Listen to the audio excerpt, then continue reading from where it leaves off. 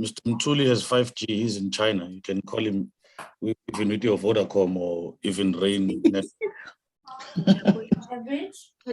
I suggest that we just stay quiet until we start, because people might join while we're busy talking. Mugs there and bottles, you can check if you want anything. Okay. And then this, I don't know if you want this. And this. Okay. So, but I'll put it there and then you can decide.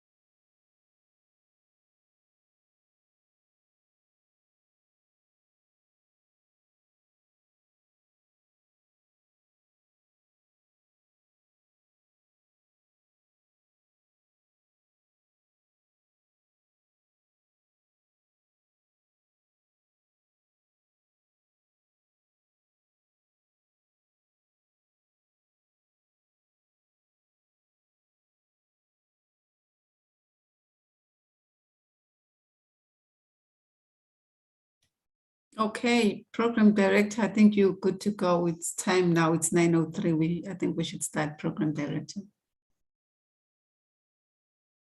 Thank you very much, Dr. Makubu.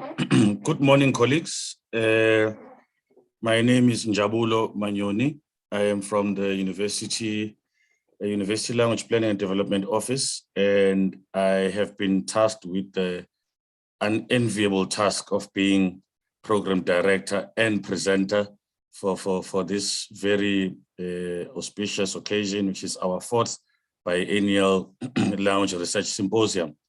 Maybe before I get through all the formalities, may I just first start by wishing all our Hindi colleagues across the world, and particularly here in South Africa and UKZN in particular, a happy Diwali, which is the Festival of Lights, and may they have a happy and blessed one. And also wishing all of us, as we are commencing this symposium, a successful and wonderful symposium, and all the best in your presentations.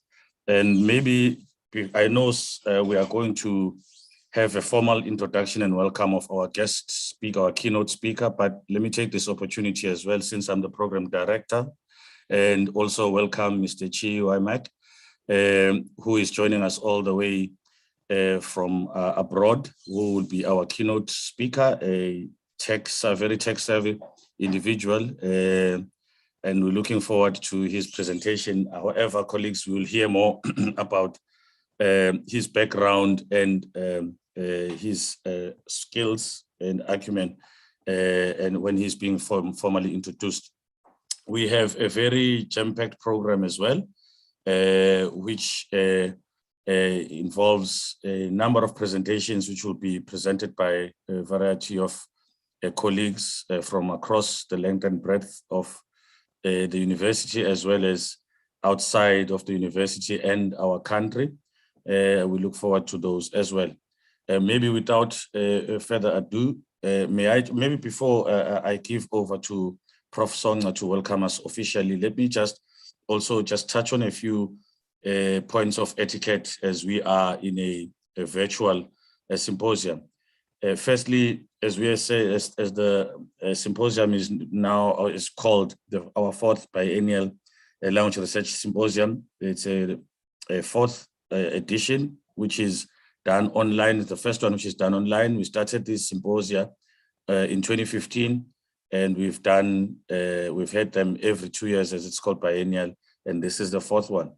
And it's the first one being done online due to COVID-19. However, we are very pleased because our team is also centered around technology in the language space. also talking on maybe etiquette and maybe house rules, given that online platforms can be problematic. May we please make sure that our microphones are off at all times unless we are going to speak. And secondly, may we also make sure that if we want to ask questions during question answer sessions, we use the hand raising mechanism or the chat as well, put our questions on the chat. Sorry about that, I forgot to turn on my video. I was about to talk about videos as well. Can you make sure that we keep our videos off if you are not speaking, so that we do not also burden those who are using data with extra data charges if all videos are on, and our keynote address speaker will attest to that.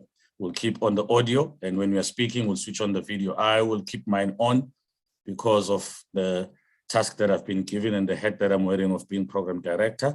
However, if I'm not speaking or not involved in any of the activities, I will switch it off.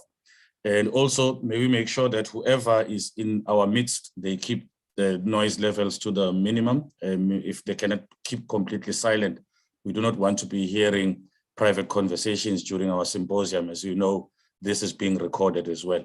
With those few words, let me welcome you, colleagues, and hopefully looking forward to a bumper edition, 4th edition of our Language Research Symposium. And as I've welcomed you, my welcome is really a minor one. May I then call on our father in the University Teaching and Learning unit to officially welcome us. Thank you. Over to you, Prof. Sonja. Thank you very much, Program Director.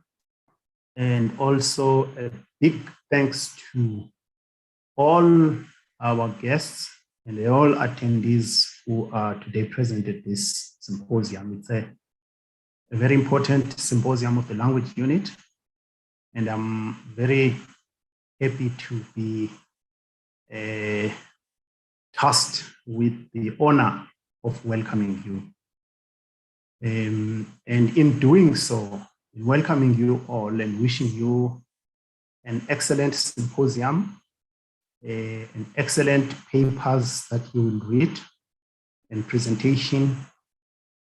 I thought I would share from a little bit of what I would have shared at the COPAL Symposium on African languages, which was hosted by the University of Stellenbosch. Because this is very important to me, it's quite a passion of mine. I have observed, colleagues, that in the space of language promotion for indigenous languages, almost virtually across the world, an agenda is set by and large by the established means on the platform of established languages, fundamentally Eurocentric languages. And that agenda is seen to permeate the activities of authorities and institutions that are already established by means of these established Eurocentric languages. So it could be argued then that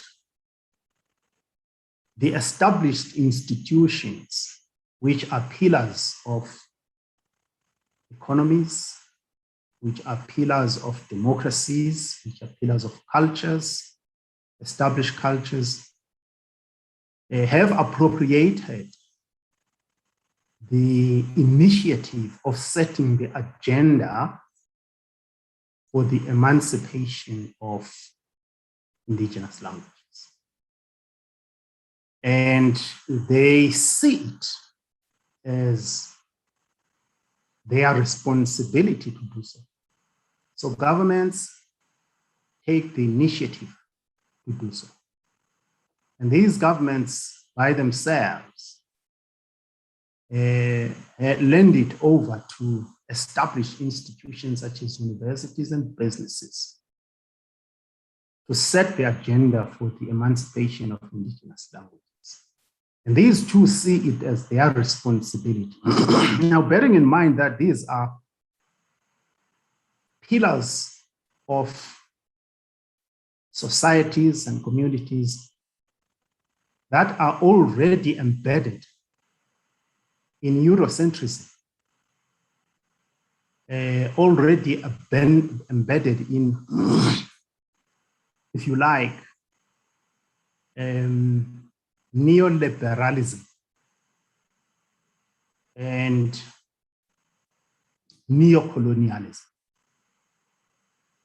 Governments which by and large utilize in conducting their business Eurocentric languages to a greater extent, and institutions which utilize in conducting their own business Eurocentric languages which are established.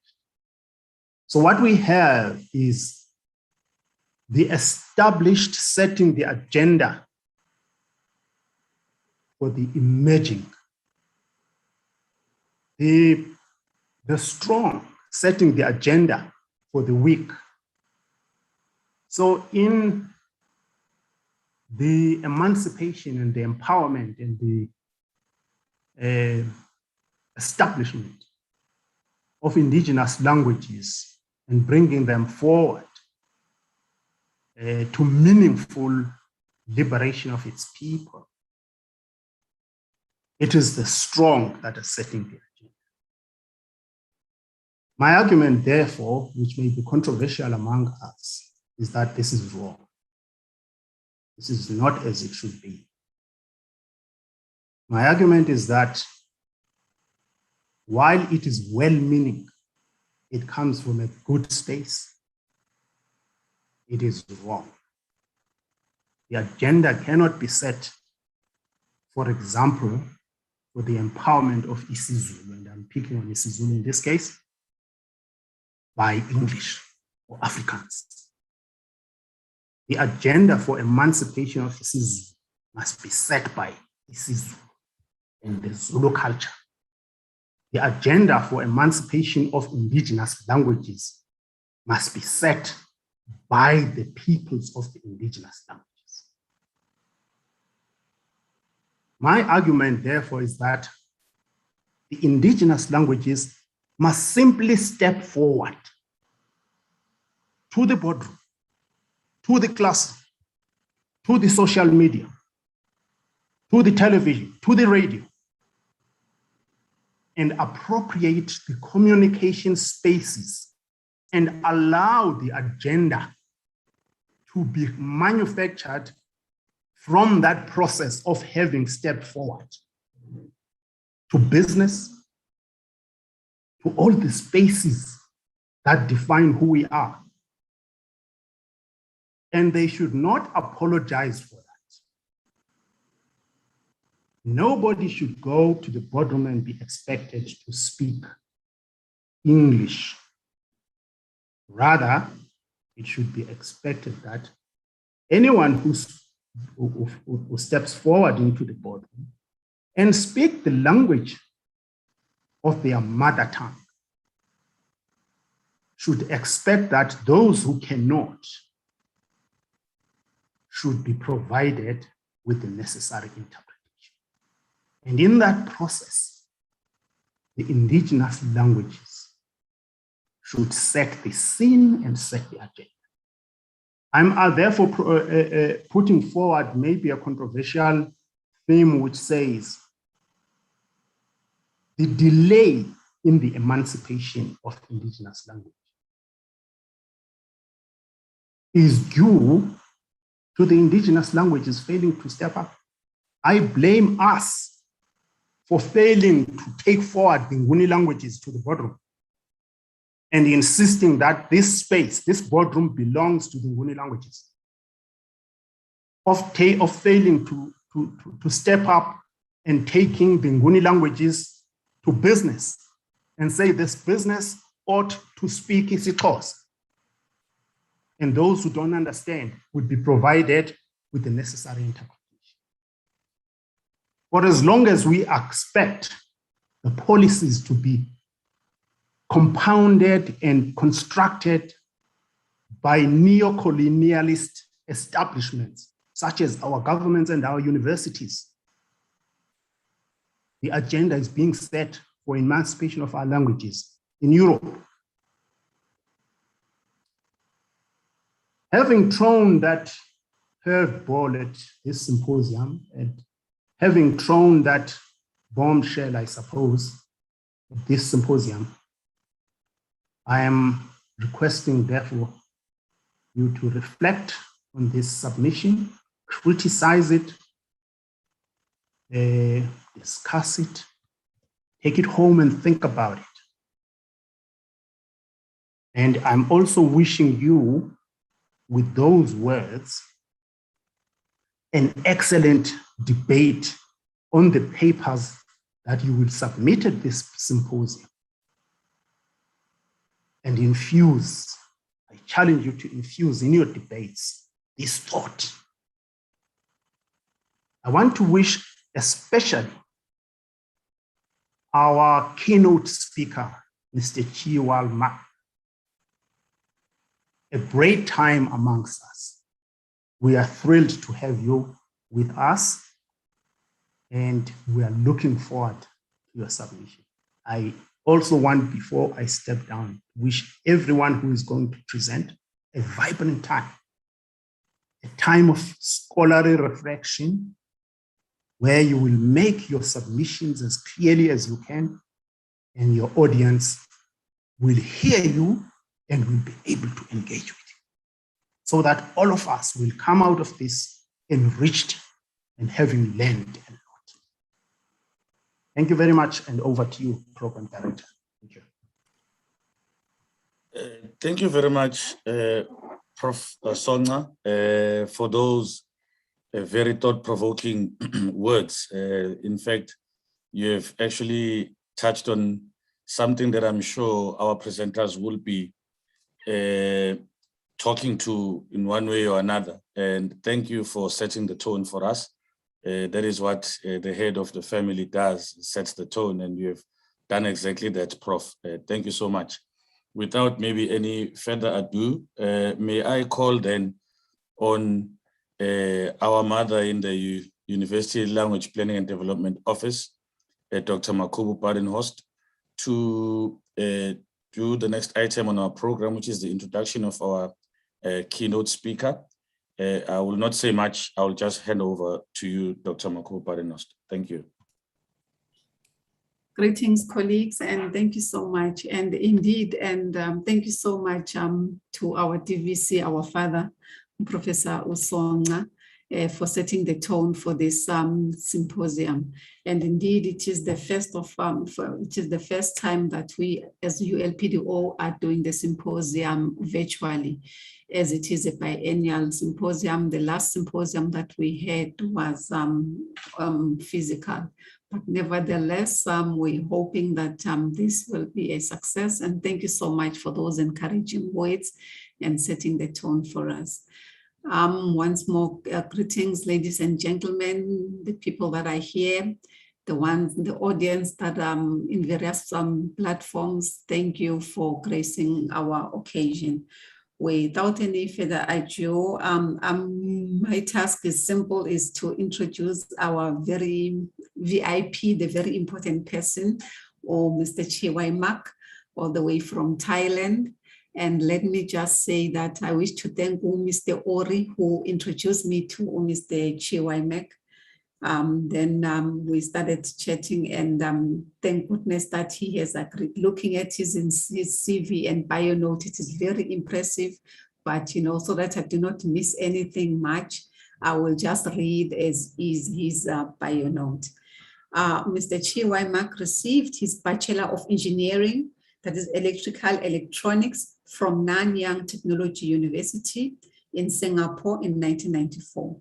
In 1994, he joined Western Digital, that is in Singapore, and has since held positions in different functions under the product engineering. In 2000, he joined Western Digital, that is in Malaysia, when Western Digital moved its Asia operations to Malaysia, closing the Singapore facility. In 2002, he joined IBM in Singapore as Manufacturing Program Manager for Enterprise Drive Products. In 2004, he rejoined Western Digital as Product Engineering Manager in Western Digital's Thailand facility, where he is currently based. As a Director of Asia Failure Analysis from 2009 to 2013, his interest was in enhancing the customer experience and developing solutions for current HDD problems. He obtained his Master's Science degree from Asian Institute of Technology in Thailand in the field of embedded electronics in 2013. He specializes in applying machine learning in product failure analysis and product quality predictions. In 2013, he accepted a job rotator opportunity as the director, HR business partner. Today, as a senior director in Thailand HR deliver, his primary interest is in organizational development, leadership development, talent management, and succession planning and coaching, while maintaining a keen interest in machine learning and augmented intelligence. He is currently a PhD candidate with Human Resources and Organization Developer in National Institute of Development Administration, that is NIDA in Thailand. And ladies and gentlemen, it gives me a great pleasure then to hand over to you, to Mr. Chiwaimek, and who will be talking to us, and then he'll give the title of his presentation now. And he is the best person, the appropriate person to talk about the 4IR during this time of the year. I thank you. Over to you, Mr. Chiwaimek. Thank you, Dr. Maku. Honorable Professor, Chair of the University Language Board, Dr. Maku, Acting Director of the Language Planning and Development Office, Mr. Njabulu, Program Director, distinguished guests, and all fellow presenters. Right, I'm very honored to be able to be speaking to you today from Thailand, and about the topic of 4IR, that's the fourth industrial revolution in relation to language from an application perspective. When Dr. Maku contacted me, we were discussing what would be a relevant topic that links the fourth industrial revolution to language. And I said, why don't we talk about application? And there we actually basically decided that the topic for today is 4IR in relation to language from an application perspective. So without further ado, I will speak to the topic itself. Now, before I go into the agenda proper itself, let me just highlight a few things that we have been doing that relates to 4IR. Now, first and foremost, for those who are in the 4IR itself, one of the privilege and honor is to be part of the Global Lighthouse Network that is actually formed by the World Economic Forum. And very lucky for us, Western Digital, this year on the 27th of September, have been welcomed into that Global Lighthouse Network because of the work we do from a 4IR perspective, right? So good news for the company, and we intend to share some of these work with the world, right? So that we can help everybody along the journey to the 4IR. But for today, I'm going to speak about 4IR in relation to language from an application perspective. And my agenda will cover four main subjects. First one, of course, we can't run away, the four industrial revolutions, and particularly the fourth industrial revolution, which we're in today. I want to also talk a little bit about language and thought and how that actually influences what comes next, which is, 4IR itself and the language being used in the organization, right? And then the last part, which I'm going to be heavily focused on, it's 4IR and language in the applied sense within the context of 4IR and manufacturing and everywhere you want to use it. So to the professor's words and opening remarks, it is very important that we recognize that all languages, indigenous languages included, have a big role to play, especially in the organization language, and especially when it's applied, right, in the global sense of 4IR. So I do appreciate the opening remarks of the professor very much. And it's also a passion to drive some of those languages, right, so that it doesn't get lost, right, in the meaning of 4IR itself. So we'll come to that and talk a little bit about that. All right. So moving on, industrial revolutions. Today we are at industrial revolution number 4. We kind of jumped into industrial revolution number 4 without even talking about the 1s, the 2s, the 3s. So very little is known about the various industrial revolutions, unless you ask people about it or you ask people in the industrial revolution themselves. But short, brief introduction. Industrial revolution number 1 was around the 1800s, where steam engine, the the power of water, started the mechanization of manufacturing. Right, so all the automation started at that point in time with the steam engine itself.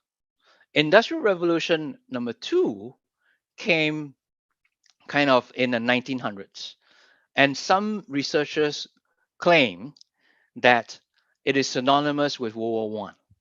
Now, World War One saw a lot of the application of industrial revolution too, which is basically a mass production assembly lines using electrical power. And then it took a long time, right? 1970s was industrial revolution number 3, which is the automated production lines using programmable logic controllers, IT systems, and the building of robots. Not the same as what we have today, but at that point in time, automating manufacturing stations, if you will. Today, right, industrial revolution number 4, we're talking about autonomous decision making. We're talking about machine learning. We're talking about augmented intelligence. We're talking about artificial intelligence. We're talking about connected systems, right? In the 4th industrial revolution, it's all about the collection and use of data, making sense out of that data, right? Which again relates to thoughts, relates to language, right? Making sense, and to establish the trends and decision making out of those data. So that's the present day scenario of Industrial Revolution 4.0. But I want to also take a moment to recognize what's important and the significance of the first Industrial Revolution. Now, the hallmark of first Industrial Revolution, even though it started in the mid 1700s, it was the Great Exhibition in Great Britain on the 1st May of 1851 that actually signify the Industrial Revolution. Now, with that exhibition, it wasn't just a show and tell for all countries to come together to talk about their inventions, their innovations, but it was a show of power to the world, of how great Great Britain at that time and how advanced, right, the United Kingdom is of technology and of inventions. So more than half of the exhibits came from Great Britain itself. Now, it was, again, not just to showcase innovation, but it was a way, right, for Great Britain to tell the world that they are there to rule at that time. So that's the significance of an industrial revolution, right? So with the term knowledge is power, it is true power if you can govern within an industrial revolution with whatever currency that is related to that industrial revolution. So language can also be one of those currencies in the current industrial revolution. And we'll come to that as I go into details of the application. All right. And of course, when we talk about time, we see the spread of the first industrial revolution throughout Europe and then reaching the United States. And of course, the second revolution being driven by the United States. What's left out is very much Asia, but also left out is the Africa continent that was also impacted by the first and second industrial revolution. But because we were not the powers at that time, very much the activities was ignored and very much left behind from the perspective of them. But work did not stop. So again, the emphasis of local languages, local thinking, local technologies is very important in driving towards a global picture in the current revolution, right? Again, what we see today, right, the political factors, economic factors, social factors, technological factors didn't just arrive today. Right from the beginning of the first revolution, we already saw signs of it. And a lot of it, like, for example, the Factory Act of the 1802s, the 10-Hour Act of the 1847 are now fundamentals of a lot of labor laws in various countries. So again, it's not just driving for technology, it's also the basis for a lot of laws, a lot of policies, right, that governs the state of the land from arising from the Industrial Revolution. So keep that in mind when you think about the fourth Industrial Revolution. All right, moving on to touch on a little bit, you can't talk about language without talking about how we think about things, right? So I took a page out of Dewey, John Dewey, right, who wrote this in 1909. Page 72, if you have the book, How We Think. That's the thought process comprises of about 5 steps, but I kind of summarized it into 4. The first step is sense making or defining, right? And then once you sense something, you will want to find a possible explanation for that something, right? And trying to find that explanation, you will arrive at reasoning for that explanation. And finally, you would have taken action. At least you would have decided on what to do. Now, whether to do something or not, that itself is a decision. So these are 4 steps in a thought process. And very similarly, if we are looking at the fourth industrial revolution, whereby we're looking at connected systems and where we're looking at systems making decisions on our behalf, the cognitive process will have to replicate these 4 things. Okay. Related to language, word meaning. A word has to have meaning. Otherwise, it's just sound, right? So when we equate word to meaning, we're looking at a phenomena of speech. At the same time, each word itself exhibits a generalization or a concept, right? And that's a phenomenon of our thought, right? So again, from Vygotsky, we can't really just disentangle thought from language, right? And when we talk about speech, that's verbal thought. When we talk about thought, it's actually meaningful speech. So they are all connected together, right? Of course, researchers will come back and say, right, and we've argued about it for a longest time. Can I take a separate thought and language? Yes and no. So I include this table so that we're all aware of what can and cannot in the context of thought and language. Okay, I'm not going to dwell too much on it because the focus is really on the application. Now, as far as the language and organization is concerned, I draw from this professor, Below Levesque. He said, language can be defined as a system of communication and reasoning, which makes use of representations, metaphors, and grammar. I want to draw your attention to the three words in the definition: representations, be it visual or be it conceptual, metaphors, and grammar. And these things are important in particular light of languages, especially indigenous languages, if you think about it, right? What it really means to the land, what it really means to the folks of the people, right? It's not something that other people can understand. It is also a culture, it is also a way of living. And that is important when we show the world what and how to interpret what we are and who we are, right? And that's important. And that's the code that we should be using. Okay. As far as language is concerned for organizations, we look at it from a mathematical, analytical, operational, and statistical perspective. Okay. And this is for organizations that are in a closed system. While we have open systems, now it gets more complicated, right? There are factual languages, there are ambiguous synthetic languages, right? That only some people will understand. To communicate socially between groups, you have the figurative language, you also have the diplomatic language. And of course, within the operation itself, you have the operational language, you have the statistical language. And then as far as control is concerned, you have the mathematical language and the analytical language. So it's all about languages.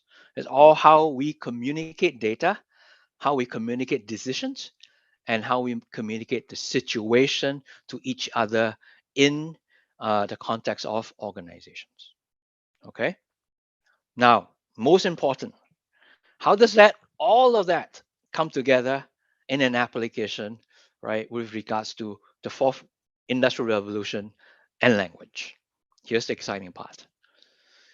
Throughout automation, throughout production, what has become of the modern workforce is the division of labor. So everything we do, we have divided it up into specialized groups, optimized groups to actually maximize the outcome that we want. Now, what the fourth industrial revolution strive to do is to connect and augment and automate this process, right? Which means to say, what we did in the last 50 years or so was dividing labor up into smaller pieces. That means the work into smaller pieces.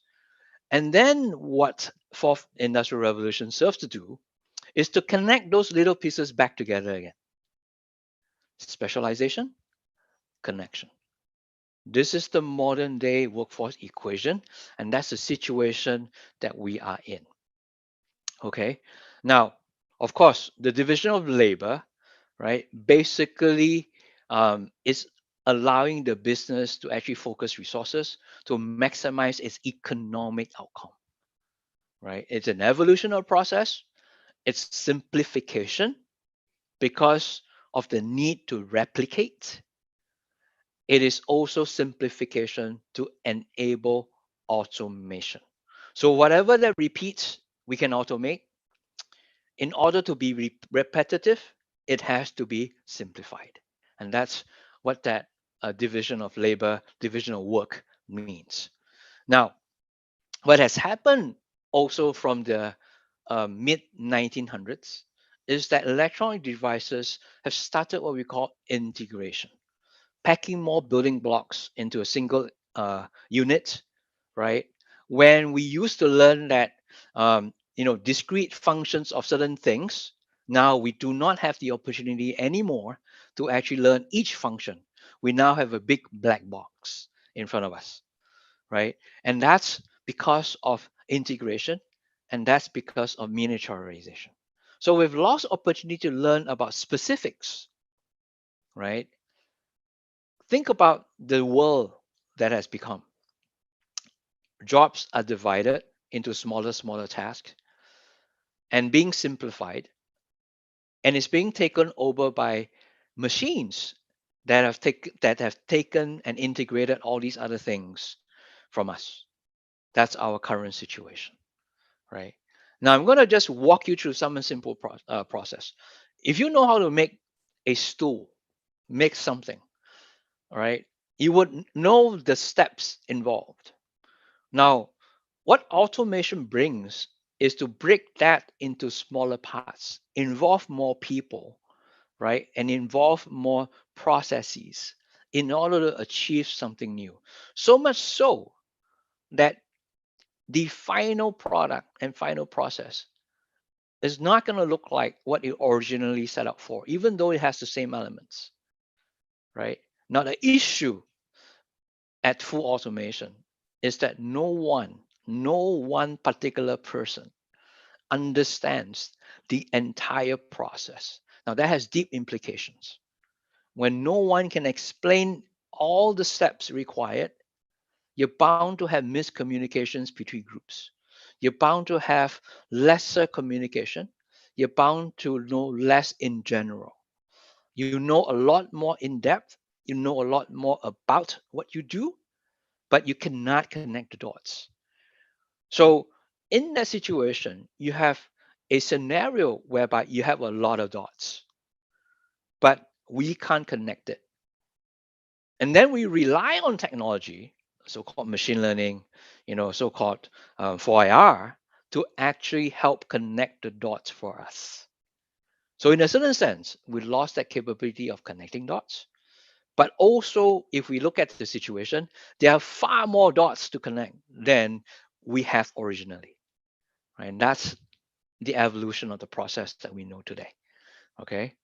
Um, when we talk about work, even though people introduce the Industrial 4.0 as the 9 pillars, they talk about augmented reality, they talk about big data. We talk about autonomous robots making decisions on our behalf. We talk about simulation. We talk about system integration, cloud computing, all that stuff. We can't walk away from fundamentals. And the fundamentals being the physics of things, be it mechanical science, be it psychology, be it philosophy, be it social science. We can't walk away from it. We cannot also walk away from mathematics, right? The theoretical and the applied mathematics, the philosophy of mathematics, right? Which is also multidisciplinary in nature, and all coming together to form that algorithm that will give us that solution. So it is necessary right now to develop multidisciplinary skills. It is also necessary, right, in order for machines to help us figure out what that picture looks like. Now, I want to leave you with something to think about. Is technology changing the way and language that we think? Is technology changing how we collaborate? Is technology making it easier or harder for us to innovate? Right? To kind of give you a glimpse, let's talk a little bit about mathematical and analytical language. You see before you two pictures. The first picture on the top, right, figure 2, is what I call a 3x2 representation. The feature at the bottom, figure 1, right, is a 2x3 representation. Right? When you ask, is 3 times 2 the same as 2 times 3? A lot of people will say, yes, it's the same. But from a representation perspective, it is not the same. The mathematical outcome may be the same, but the philosophy and the thinking behind it is not the same. 2 times 3 is not the same as 3 times 2. They are equivalent in the outcome, but they're not the same. And this is important to distinguish when you talk about features, representation, meaning of the situation. Okay. Now, another thing to think about is uniqueness. And this is where, again, has to do with the local sense of things. All right. Now, as far as machine learning is concerned, we need to address mathematics from a standpoint of uniqueness. We can't have a situation whereby it can be described by too many scenarios. What you are talking about and what I am talking about has to be the one and same. It cannot be you talking about one thing and I'm talking about one thing, but it looks the same. It cannot be, right? So this is the communication piece as it applies to mathematics, right? The system's uniqueness is system's uniqueness of that situation itself, okay? And when it comes to speech and text, this is where I really appreciate the opening remarks of the professor, because in the sentences that we try to figure out, in the thinking, in the sentences and the words we use when we try to figure it out, right? Using machine learning, using algorithms, using automated processes is where things would start to fail. When we try to group words together and not make sense of the structure and not make sense of, local metaphors, local idioms and local proverbs, we lose the entity itself. We just have a bag of words. We no longer have that sense, right, or meaning. And when you look at it from a semantic and from a sentimental perspective, you lose touch of the actual situation. So while we talk about syntactic, all right, semantic and sentimental analysis of things, of words and speeches, we need to really, really impress on the rest of the world that structure, that grammar, that metaphors, that representations is the utmost importance when we try to implement something like this in 4IR itself. Paradigm-wise, right? Little do we think that paradigm makes a difference in 4IR, but it does, right? The frequencies view versus the Bayesian view. What I'm talking about is when we say the word probability, how a frequentist look at probability is very different than how a Bayesian guy will look at probability. Now, one speaks about what has happened before. The other one, the Bayesian, looks at the possibility and the likelihood of something happening based on what was observed previously. It is not a decision made because of what has happened. It is a likelihood of something going to happen based on what has happened. Therein lies that little subtlety. And therein lies that paradigm itself for people who adopt the fourth industrial revolution. Now, this is a clash of paradigm. This is a clash of the way we think. Okay. And this is of very important in the context of 4IR simply because it is also a clash of research methodology, right? And that's what it means. Now, last slide that I have, when we try to replicate machine learning, machine vision, we're looking at all these things. And each of those scenarios, we talk about color. What do we actually mean? This is where the unique translation of mathematics comes in. A color can only be represented by a single set of codes, not different codes that can represent the same color. That is my scenario of 3 times 2 versus 2 times 3 coming together. It must be unique, right? The outcome is that, but it must be described uniquely. Lighting itself is also a language. Lighting itself, how do you describe lighting, right? Color described in 24 bits, color described in 16 bits are very different, right? And when we say feature extraction, what do we actually mean? What are features unique to that picture that we need to actually extract so that we can make decisions? Okay. And when we talk about machine learning, there's so many things that we can talk about. Each is associated with a unique use case, right? And we cannot just mix and match, right? It depends on the data that we're using. And of course, the go, no go decisions. How do we make that decision? That's something for machines to learn, right? And 2 questions remain. How do we know that the answer is still correct, right? And how do we know that we're still asking that same question? These 2 questions have yet to be answered from an algorithm standpoint, and that's the crown jewel of automation, right? And connecting all that together, that's process, and that's 4IR itself from my perspective. And with that, I thank you for your kind attention. Back to you, Dr. Baku. Thank you so much. Thank you so much. We have the program. Oh, Jabu. No, thank you so much. Thank you to our keynote speaker.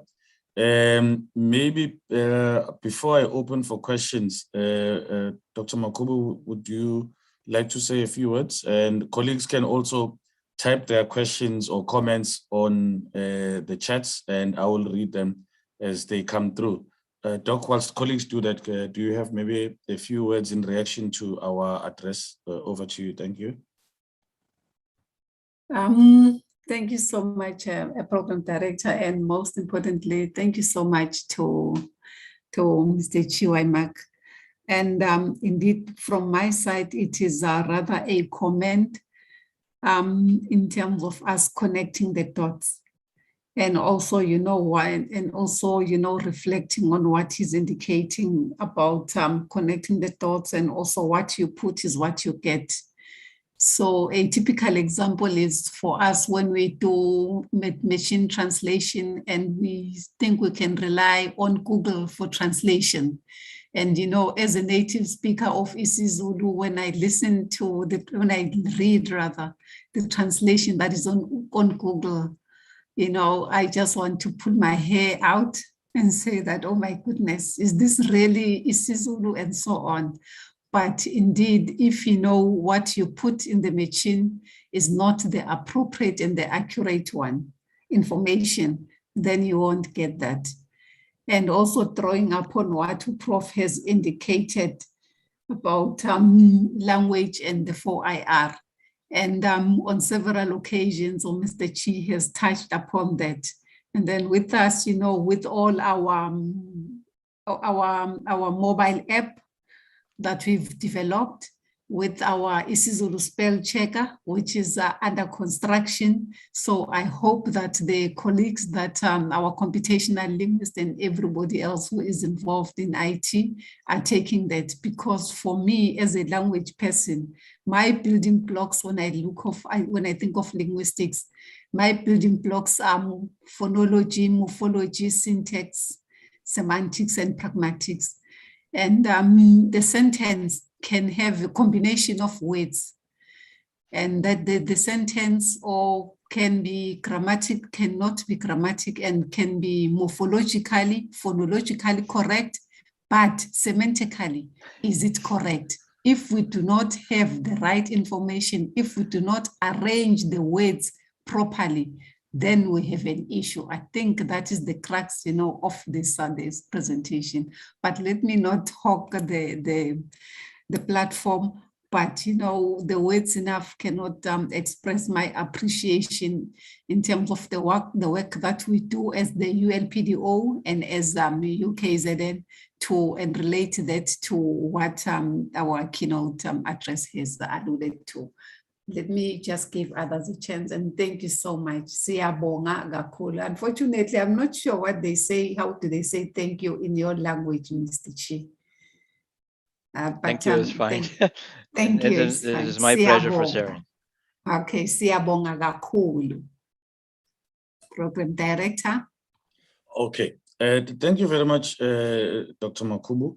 I do also want to reflect, because if you look at Mr. Chi, the Industrial Revolution from the beginning and how it actually came to the fourth Industrial Revolution, and I'm looking at that the picture that you shared, and looking at what was also driving these, because it was not meant for our countries, it was not meant for Asia, it was not meant for, certainly not meant for Africa.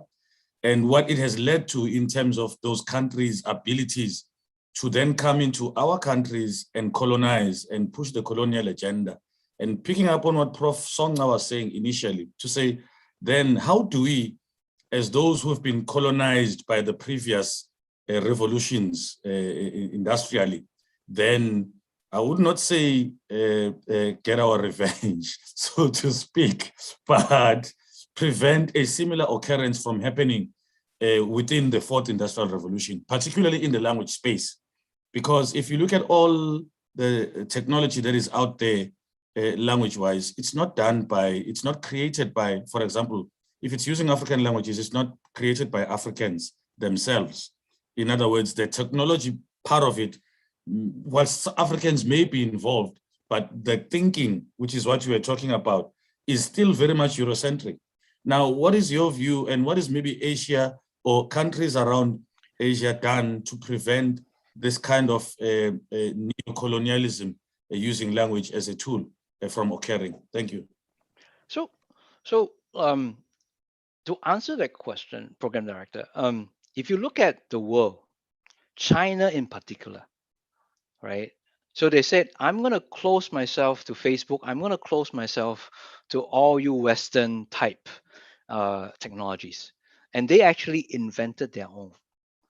So by closing themselves off, they did two things. One, protect themselves from the outside. Two, they have no choice but to invent that system themselves.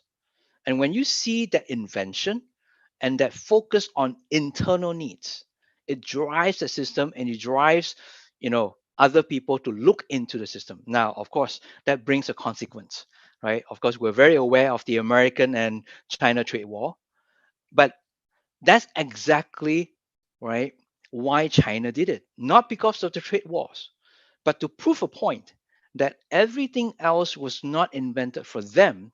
They now push back to say, here's who we are and here's what we are. Singapore has also closed itself up from a cyberspace perspective in order to become the cyber hub of Asia, right? So the story there is this. 4 or 5 years ago, the Singapore government said, I'm going to do internet for everybody. So much so that the government is going to pay for internet and it's going to be open. So you step into Singapore, everywhere you go is Wi-Fi free. Okay, that's the goal. 3 years from that roadmap, when everything was implemented, they closed the internet. So all government agencies do not have internet access except through their own VPN. So that is also a way of protecting what they have built, which is a cyber space hub, and to be able to concentrate that technology so that nobody else can come in and influence and sell something that is not them. So very importantly, for areas like us, the other developing areas, like even Thailand itself, is to capitalize and to recognize what is the currency for transactions in this revolution itself, and use that to create a currency, and the currency itself will drive the system. So this is where we establish our internal systems, not by buying something from the outside, by actually building something because it makes sense for us, because it is us. And that's the way we kind of fight back with that. But as long as you go to Google, like what Dr. Makubu said, you go to Google, you're looking at things that people put in there that's not us. And we often laughed at it. But then think again, have we done anything at all to actually correct it? That's where we should start, which is, you see a translation that's wrong in Google, fix it. That's my suggestion. And by doing that, people will start looking at us and start knowing us, right? And that's my suggestion. Back to you, Program Director. Thank you. Thank you so much. Thank you so much for those insights, Mr. Chi. Colleagues, if there are any other questions, please indicate on the chat, or if there are comments as well, we would like to take them now.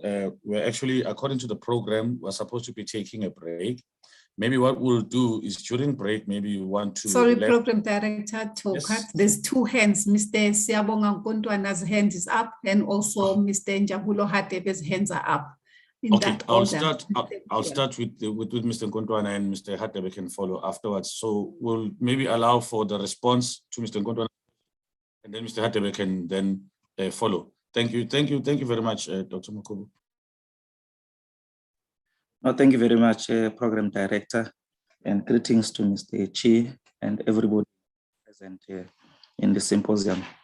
Mr. Chi, I just wanted to ask you two questions based on your presentation. One, don't you think that it's not fair and correct to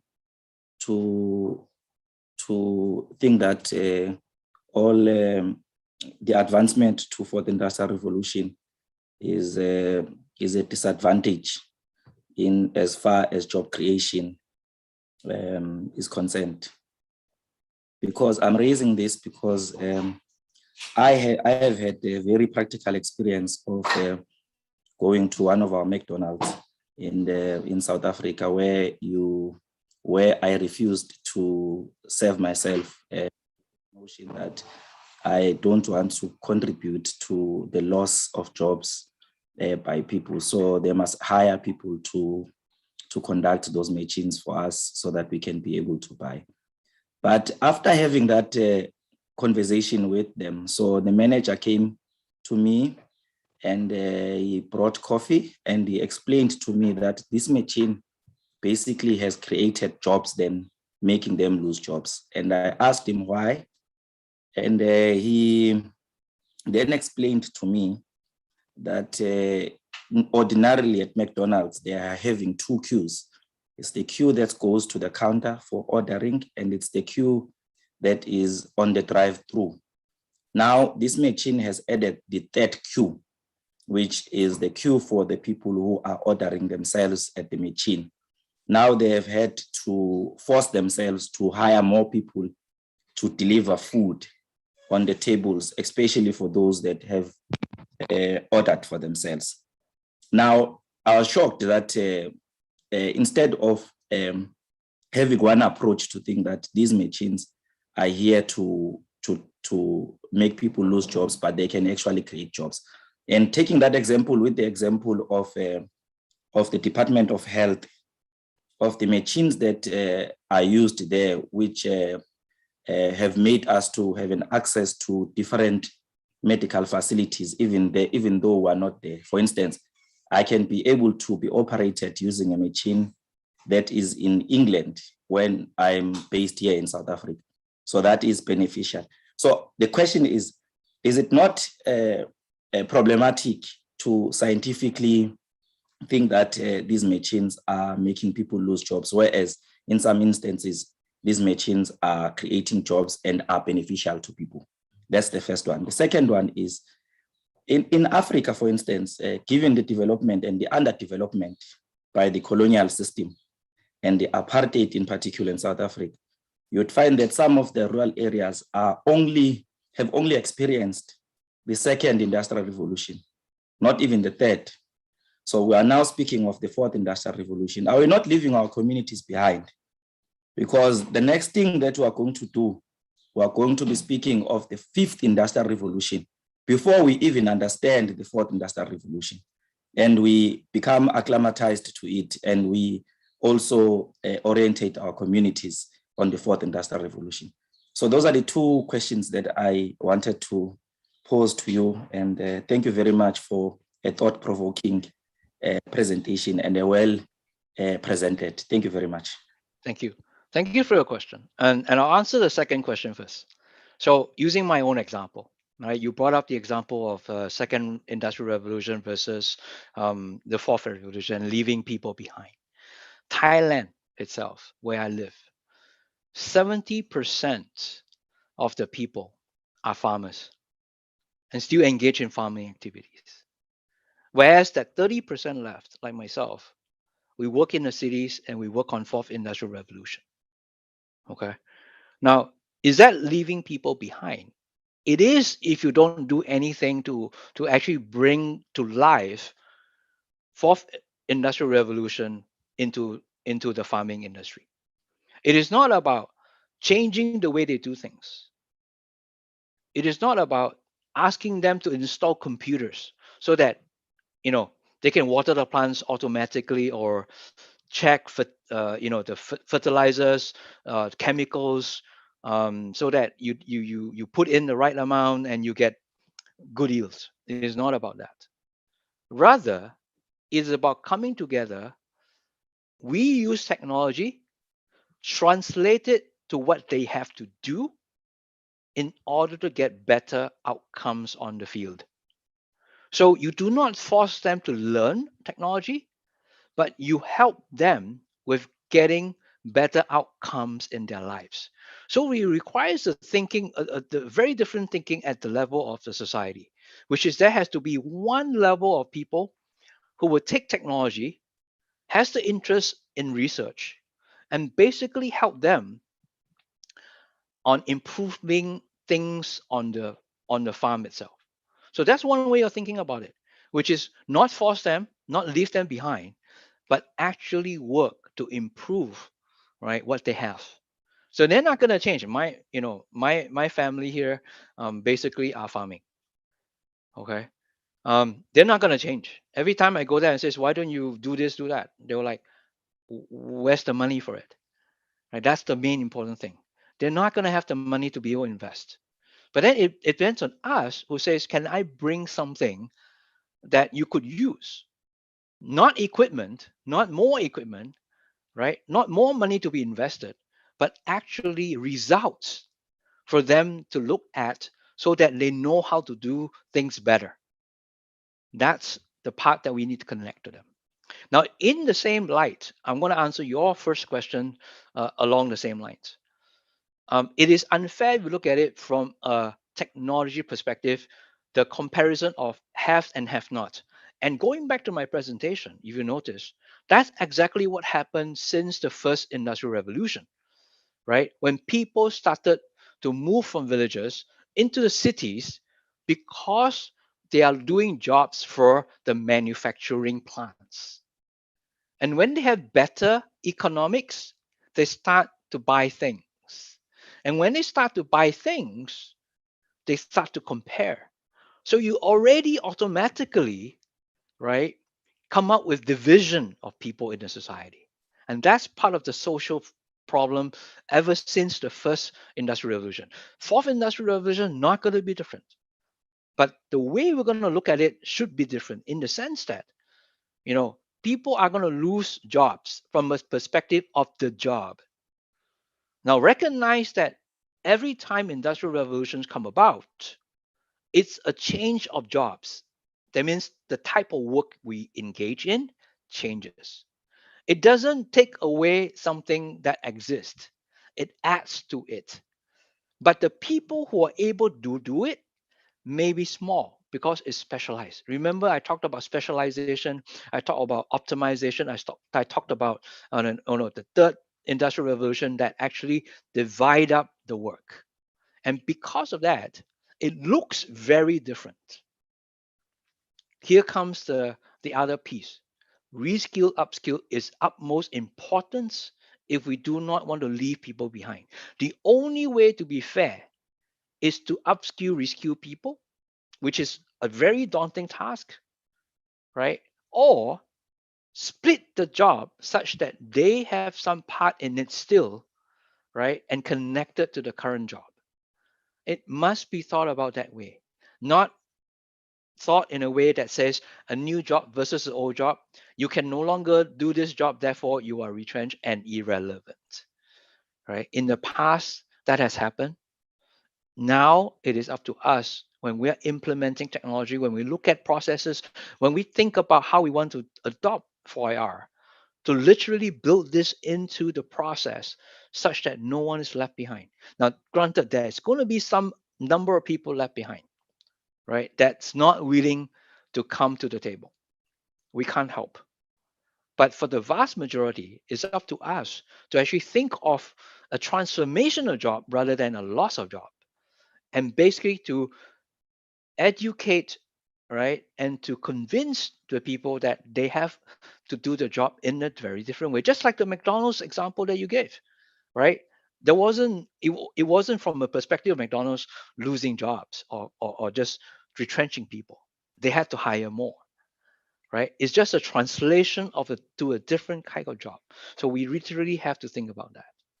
And that's the most difficult part in any of the 4IR. In our factories, that is actually the major job, and that's 90% of my time. How do I transform jobs so that people don't lose their jobs? And that's me from a HR perspective, right? And I hope that, as people look at the 4IR, they will be able to see this connection and not just think about it from a, this and that perspective. I hope I've answered your question. Okay. Thank you very much, Mr. Chi, and thank you, Mr. Nkondwana, for that question. in the interest of time, because we are supposed to be on our comfort break as we speak, we actually are eating into our comfort break. Can I propose that all other questions be put on the chat and Mr. Chi can respond to them as the program unfolds, and maybe we can even get a chance towards the latter part of our program and we can engage more, because I see that the subject has raised a lot of questions. There will be questions in the chat, but at this point, I would like us to take a break for, I would say, I'm not sure if we'll need more than 5 minutes just to stretch our legs and come back at 10:15. And then I will hand over the session to Mr. Sibonelo Dlamini, who will be the session chair, and we will then commence with our individual presentations that are forming part of the program. Thank you very much, colleagues. Can we then break for 5 minutes and be back sharp at 10:15? Then we can start the next session. Thank you, Mr. Chi, and thank you, everybody. We'll see you at 10:15. Thank you. Thank you, Program Director. Thank you. Thank you.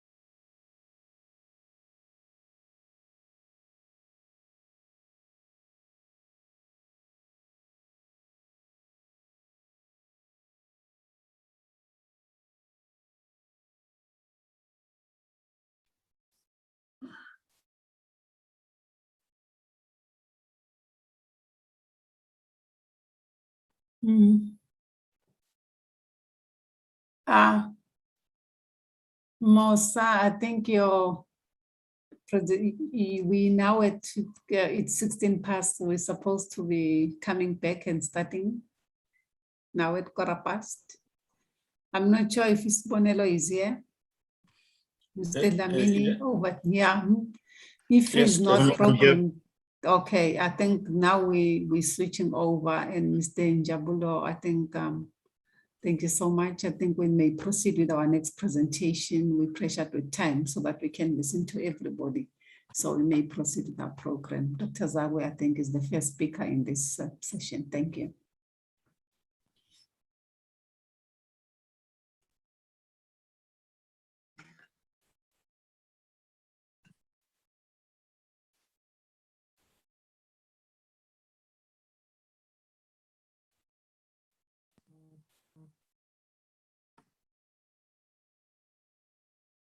Greetings, Chair.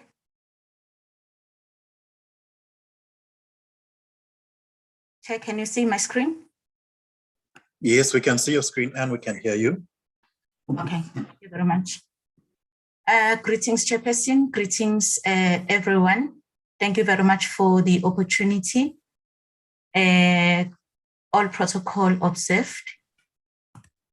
I'm going to present to you my abstract on promoting the intellectualization of isiZulu as an African language in the institutions of higher education. Apologies, colleagues, for not showing my face due to the network that is instability in my case.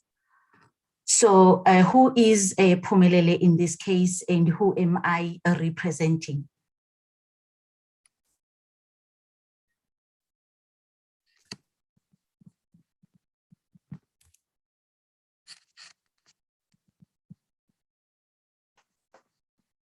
I will request the IT guys to assist me because they have my presentation. I'm Phumelele Zagwe, and I'm representing the professional services, the professional support services at the UKZN. These are the role players for implementing the language policy in the university as a whole.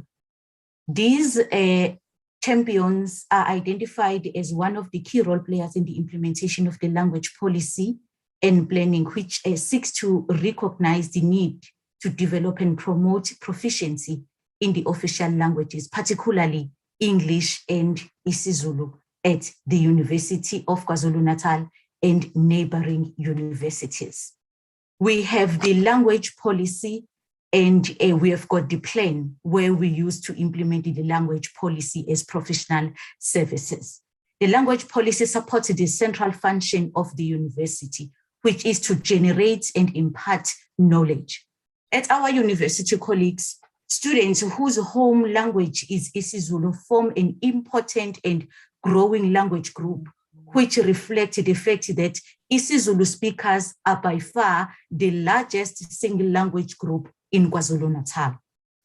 The university, therefore, has a duty to provide a linguistic and cultural ethos favorable to all students.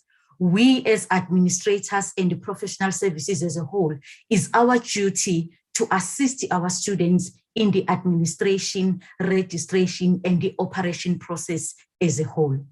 Today, I'm giving you the outline of my presentation. I will look at the introduction, which I've done, the objectives and critical research questions of my study, the methodology, the research design and analysis, the preliminary findings, as well as the conclusion.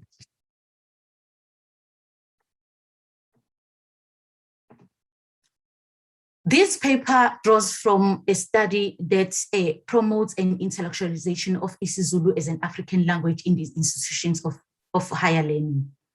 The study further develops an awareness of isiZulu in all operations and will provide facilities to enable the use of isiZulu as language of administration. A phenomenological research design will be employed, and it has got critical research questions. I'm sorry. and objectives. So the objectives of this study are to promote the intellectualization of isiZulu as an African language in the institutions of higher learning, as I've mentioned, to analyze the factors that affect the use of isiZulu, to identify strategies that will be used for developing awareness of isiZulu, and lastly, to determine how will institutions of higher education provide facilities to enable the use of isiZulu as a language of administration.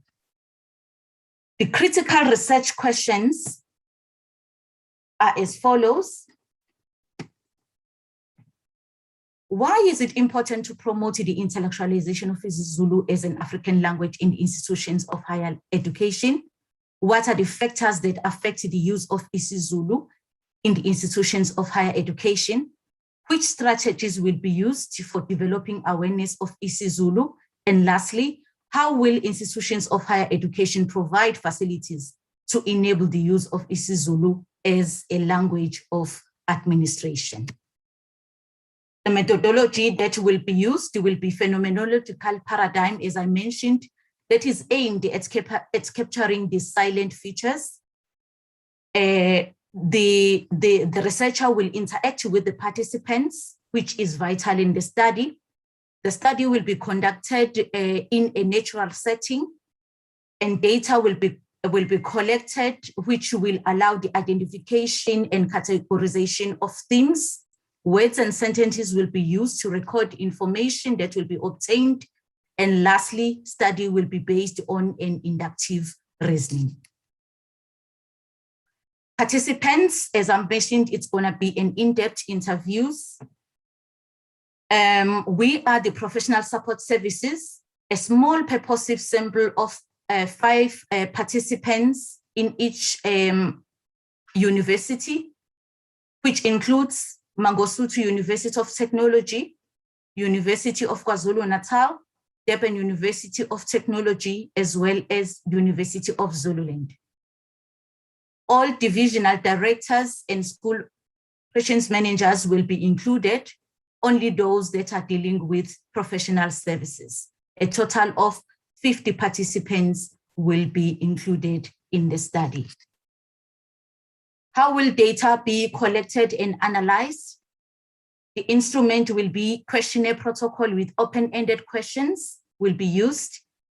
Words and thematic analysis of qualitative data will be used to identify themes, and also in vivo software packages will be used to generate keywords frequencies. With regard to ethical considerations, code names will be used in ethical considerations. The data will be kept in a locked, secure place, as well as unique identifiers, and for participants will be used to make sure that participants are aware of the nature and details of the research being conducted. We are not going to expose their identity to make sure that we are ethical considerate. The work that has been done this far, I have met with all professional services at the University of KwaZulu-Natal, especially the divisional directors and the operations managers. We have conducted a language symposium where we discussed the objectives of the language policy. We have planned the implementation of the language policy. We have looked at the reporting system. We have drafted the tool that we are going to use when we report on the implementation of the policy. And the latter objectives that we focused on are the activities that we are going to report on, where we look into the written communication, the notices that we are sending out in both English and in isiZulu. The minutes that we are writing, we are now writing them in both languages. The reports that we are sending out are in bilingual. Telephone communication also, when you get the enquiries, they are both in two languages, in English and isiZulu. When we attend to internal and public meetings, they are also done in 2 languages. The work that is in progress are websites. We are starting with university websites, college, and then in schools. Those are work in progress. On the other hand, we focus on training the language champions. At the beginning of my presentation, I said our focus is more on professional services staff. In those divisions that we have nominated the champions who will also be the role players in implementing the language policy. Then after we realized that there are those who does not understand their duties and responsibilities, then we conducted a training on what is it exactly they are required to do. Then this training is ongoing so that we make sure that we are on the same path with regards to the implementation of the language policy. The Professional Services Language Symposium that we conducted focused on the contribution that we also received from the teaching and learning as department as well as the School of Arts, which also leading on the implementation of the language policy. We also received support and contribution from the ULPDO office, as well as their thought on how they operate and how we can liaise with them as the professional services. The preliminary findings of my study. We believe that the successful implementation of the language policy will depend on the injection over a period of time of substantial financial resources as undertaken in the language policy of higher education. And lastly, to enhance the knowledge of existing administrative staff, the study recommends that universities should provide language courses for staff who do not have English or isiZulu as communication skills. I thank you. I will stop sharing and take questions if there are any. Yes, thank you so much for your presentation, Dr. Zagwe. If anybody has a question, I'm not seeing any hands that are being raised. But if you've got a question, you can unmute yourself and just ask your question.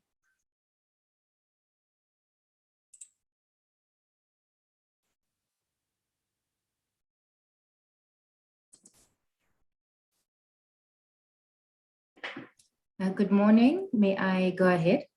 Yes, you may go ahead. Thank you so much to the presenter. Thank you, Chairperson. I see that to the presenter that it seems like UKZN has made a decision to be a bilingual university.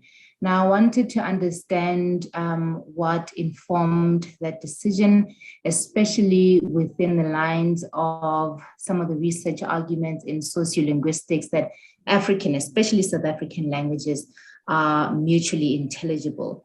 So beyond the technical component of actually putting together the bilingual, or especially isiZulu, is there a reason why?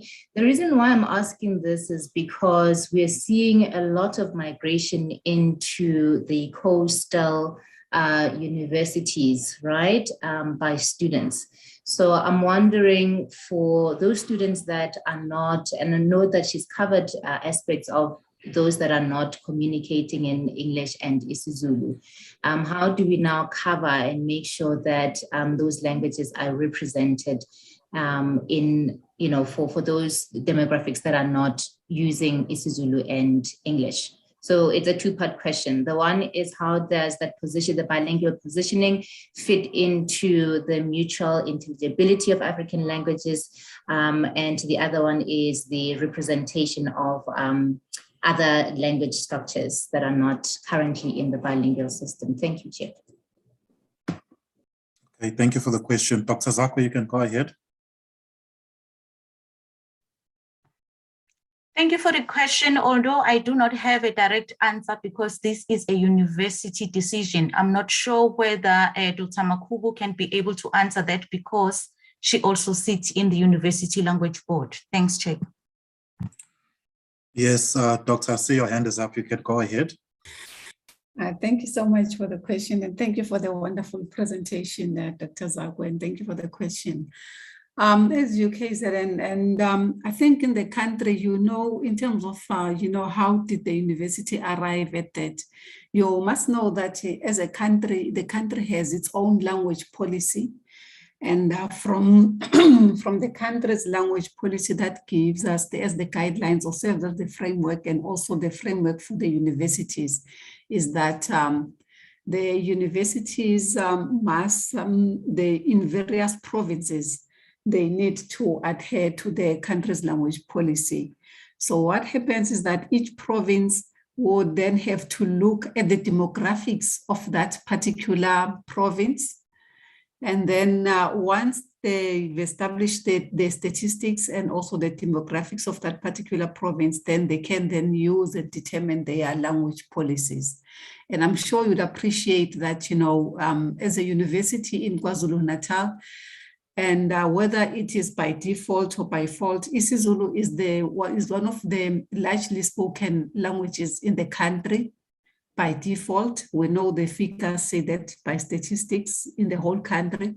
And over and above that is that because we are in KwaZulu-Natal, the statistics in KwaZulu-Natal in terms of the language speakers are isiZulu is leading with 63 or 60 plus 60% plus of our speakers of that of the language isiZulu.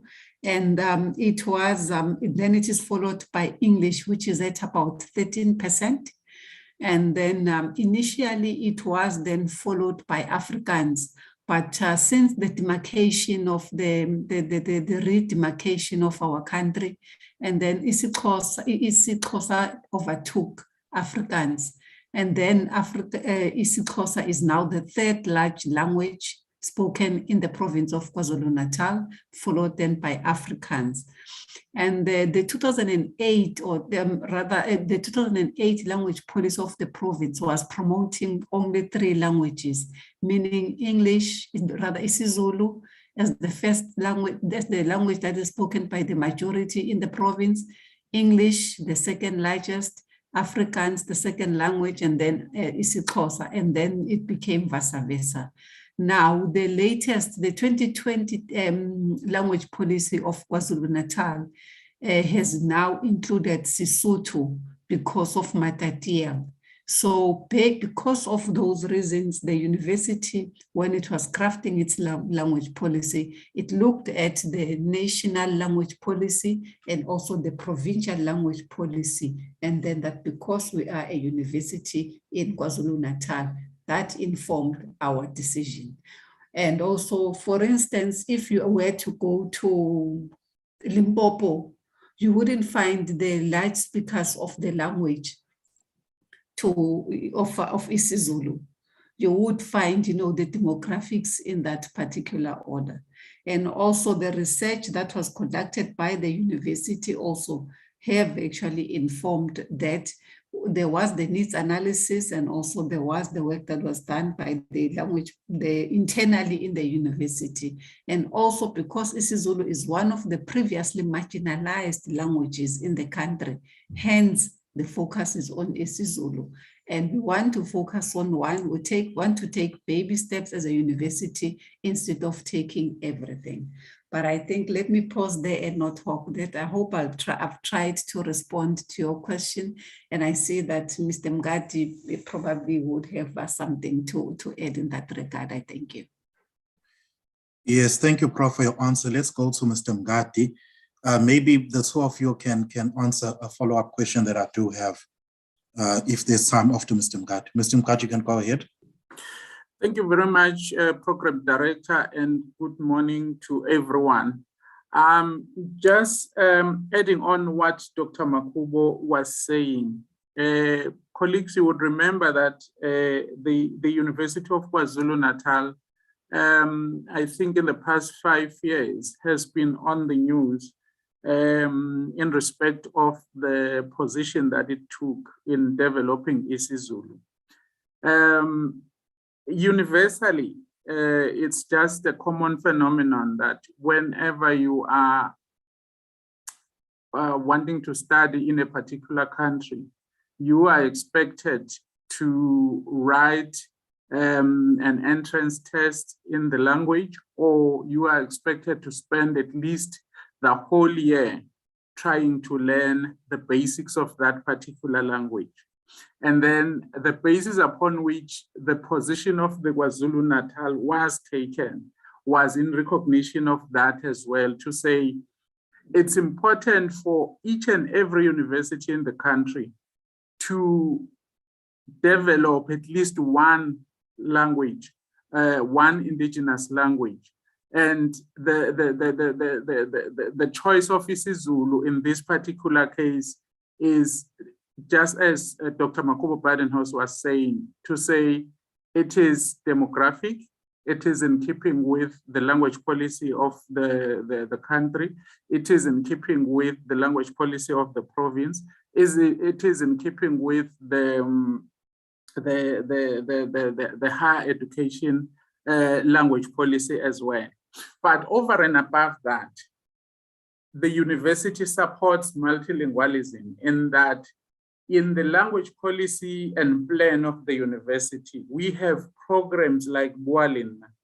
That particular paper is going to be read by Mr. Nkondwana. Perhaps you would get more information in respect of that. But what it does is we identified isiSotho as the language that has to be taught to the students at the residencies. We are working with Dr. Zagwe in respect of such programs wherein we are saying, let us not only do isiZulu as in isiZulu alone, but let us make sure that we are in keeping with the language policy of our education, in that the other languages, the other indigenous languages do find space and do find articulation in our implementation. And therefore, in that regard, we've got a Bualina program that is designed to teach the non-Sotho speaking isiSotho. Then in that program, we make it a point that we invite everyone, students and staff as well, if they do have the opportunity. But the details are going to be in the presentation that Mr. Nkondwana is going to make. Over and above that, the disability unit that is going to be presenting here, we have a partnership with them in promoting sign language. As you would know, that is one of the underdeveloped languages in the country. But in response to the prescripts of the language policy of the university, as well as of higher education and the country, we are trying by all means to develop these languages at various stages of our implementation. Perhaps in the near future, you will see a fully fledged multilingual type of development expressing itself at the university. So there are quite a number of programs that are to do with other languages as well that we are doing. Thank you, Chair. Thank you so much, Mr. Mgadi. I think that you did actually answer the question that I wanted to pose, which basically was a reiteration of, I think, a part of Shilela's question, which is, as much as universities will adopt the dominant language in the province, you know, they ought to be mitigating or other programs to make sure that the smaller languages are not marginalized, so that we can have a diverse set of students coming to our universities, and that students that are coming from minority languages don't feel excluded, because it won't just be a linguistic exclusion, it will also be a cultural exclusion. So I think that you did speak to the question that Shilela asked you. And if there are no other questions, before I go on and I introduce, or I call on Siyabonga, I'd actually like to introduce myself because I didn't get an opportunity to introduce myself. My name is Monelo Dlamini. I'm from UKZN, the School of Computer Science. And yeah, I actually do research in natural language processing, focusing specifically on isiZulu. So I'm very grateful that I've been asked to chair this session and to even be part of this symposium. Are there any other questions? Does anybody have another question for Dr. Zagwe? Or following on Mr. Mngadi and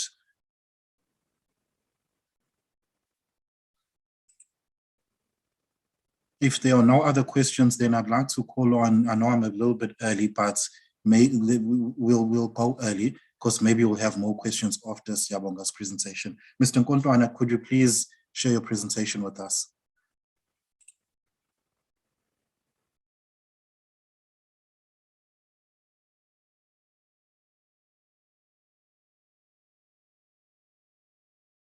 I'm sharing it.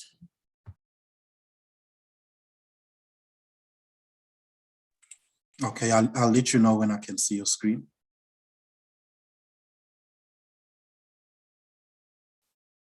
Okay, yes, we can see your screen now.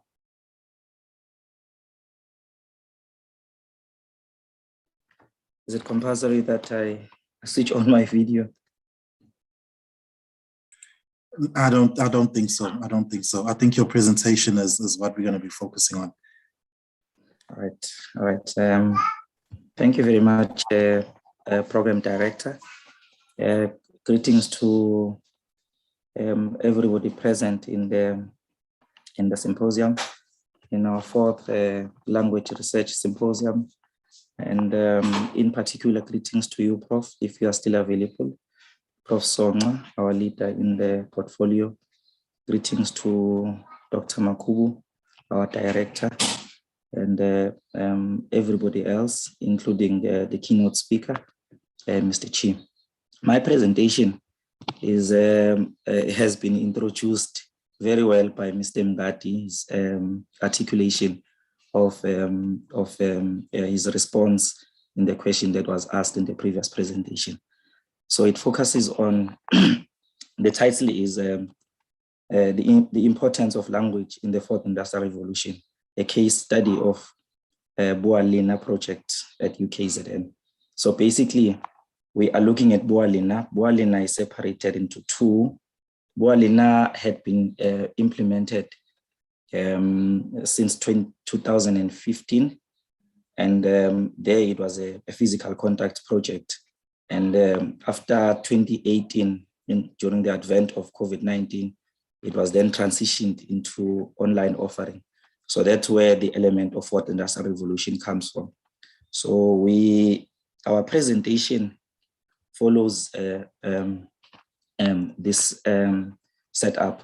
It's an introduction and background, 2019 implementation of Boalina, 2020 implementation of Boalina, plans for 2021, which have been which are going to be presented, and the conclusion as well as the addendum. But I think it's also important to mention that in the introduction, we will cover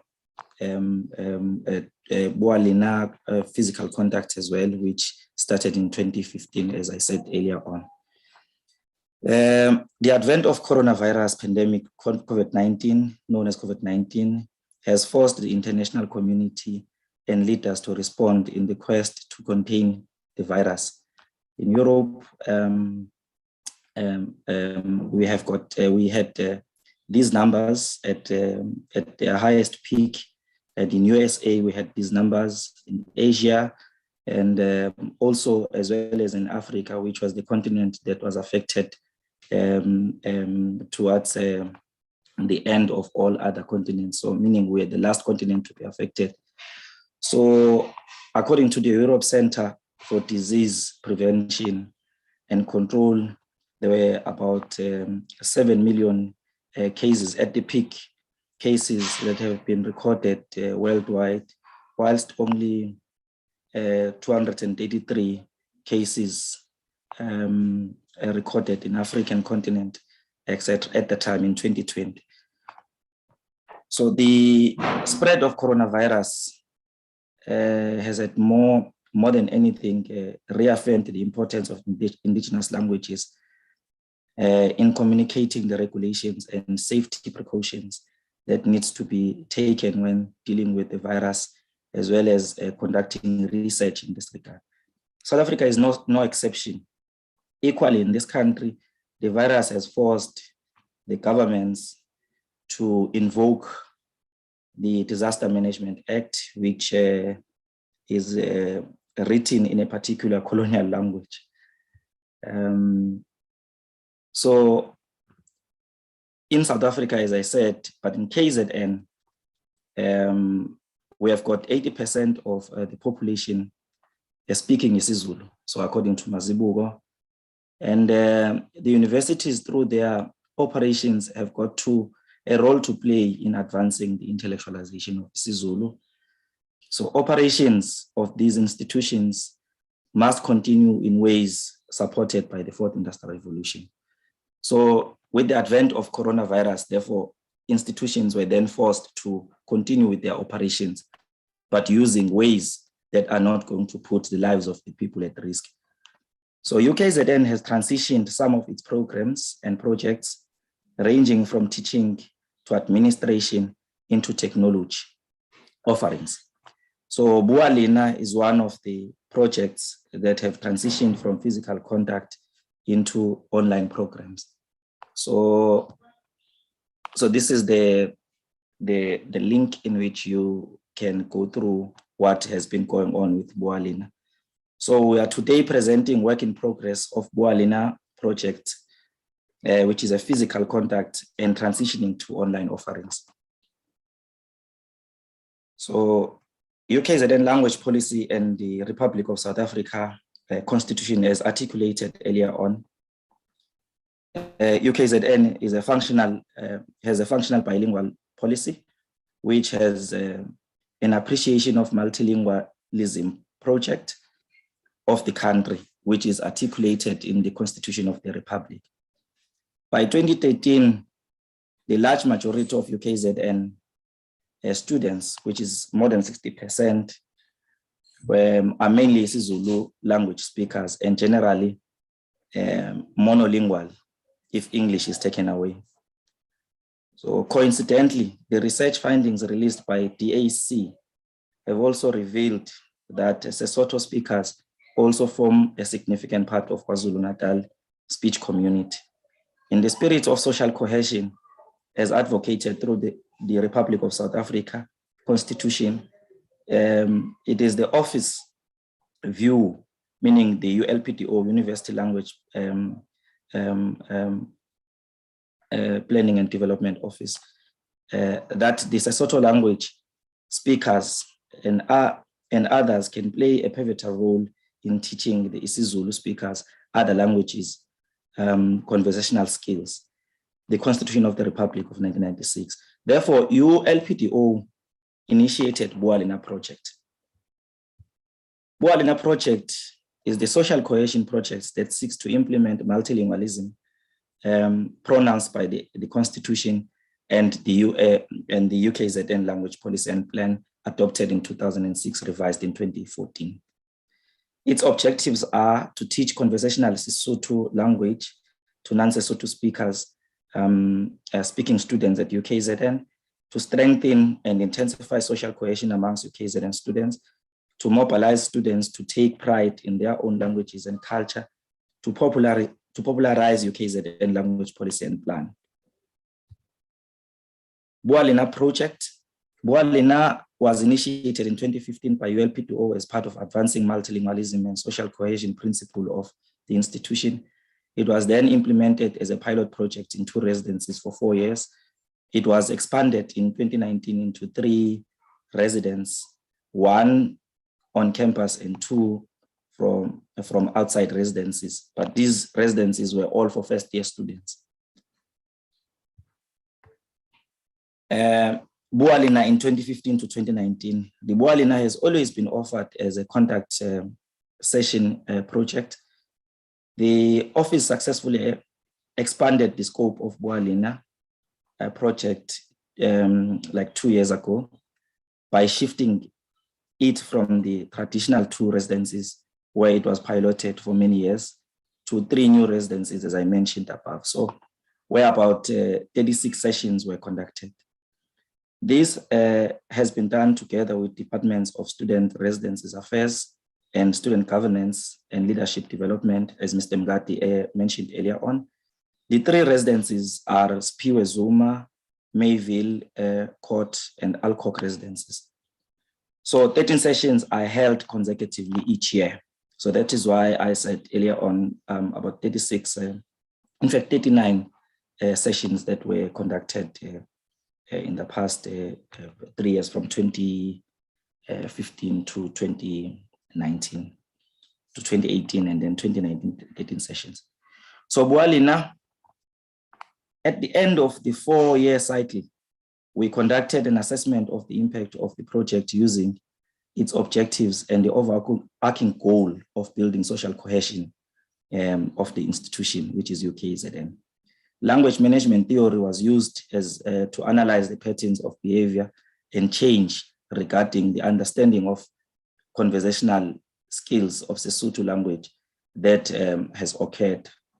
62 respondents participated in our study, which included only students who participated throughout the project. We used mixed method, which is qualitative and quantitative, where structured, closed, and open-ended questions were developed and distributed to all participants in the last session of the project. So the questions were related to administrative, which were separated from the content and quality questions of the project, and they were allocated accordingly to the mixed method, meaning to quantitative and to qualitative methods. Over and above this, we used observations to gauge the level of change in this regard, since this period was implemented physically. So the methodology, as I explained earlier on, so on quantitative methods, there were closed questions which administrative related, actually meant to gauge the administrative and organization skills of the office in relation to this project. So the responses in this regard were presented through graphs from questions A to question E of the questions that we had developed at the time. So the quantitative methods, they were open-ended questions which dealt with both content of the workshop and quality, and the presentation and quality of the presentation facilitators which were facilitating the workshop. So the responses in this regard were organized thematically. Earlier on, the responses were done using graphs to analyze the administrative part of the project. And this one, since we're quantitative in their nature, they were then done thematically. So I did capture the critical questions which were asked, which were relating to the administrative and the organization of the project, and which are also relating to the quality of the content and facilitation that was offered, e.g. students' views on what they found interesting during the sessions, and student views on what they found least interesting during the sessions, as well as the questions related to the perceptions of social cohesion. So I did put in a few graphs which were then done to paint a picture of what the responses were in this regard. So these 4 graphs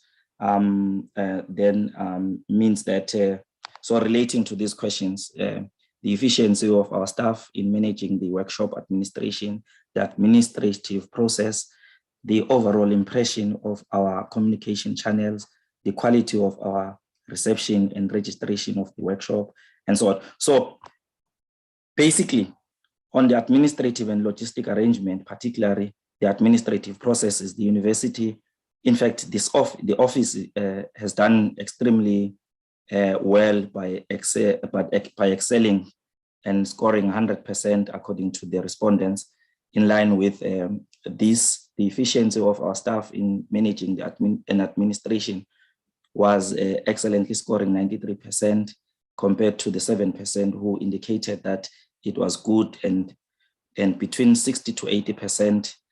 The respondents indicated that the overall impression of our communication channels was excellent, scoring 74%, whilst the small proportion, 24%, felt it was just good.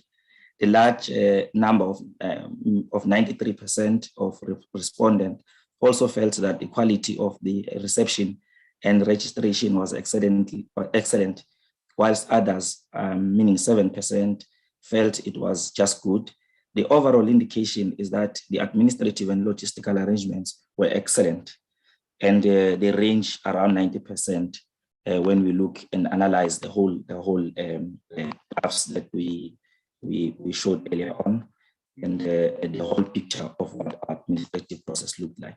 So with quantitative, so I then took these two graphs as examples of how we had organized our work thematically, and we are analyzing our work thematically, which relates to the content of Sesotho that was delivered by our own facilitators, and the workshop proceedings on how well they were organized, were they starting on time, the time allocated to them was sufficient, and so on. So the responses that we got from all participants on the respondents indicated that the material was quality, and also that the project had good facilitators.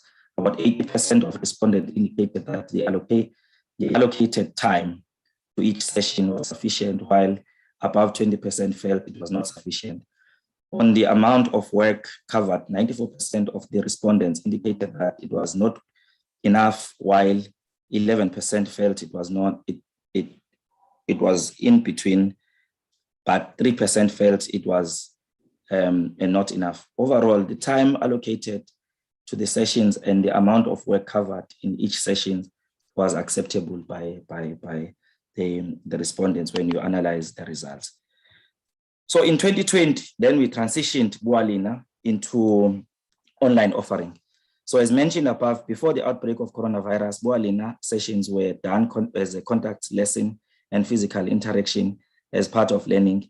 Its objectives were, in this regard, transitioning objectives did not change, so they are still the same, which read like I read before. The lockdown regulations dictated that Bualina, amongst other programs, be implemented online, since students, champions, and all stakeholders are away from the institution. During the pandemic, these sessions are now transitioned into online lessons for two reasons, namely to maintain social distancing while continuing with our operations, and to promote multilingualism, and thereby complying with the Constitution of the Republic of South Africa and the language policy and plan. So the impact of the online sessions. Our analysis of the project is work in progress, as I said earlier on, again guided by the language management theory. So far, we have seen behavioral change in language acquisition in the past 2 years. Using the mixed method, we continue to assess the impact using our evaluation questionnaire, which are generally displaying positive patterns in Sesotho language acquisition and social cohesion.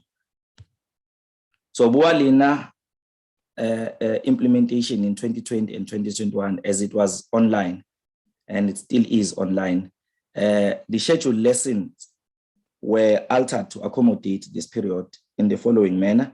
The sessions were conducted online through WhatsApp, voice recorded and audio.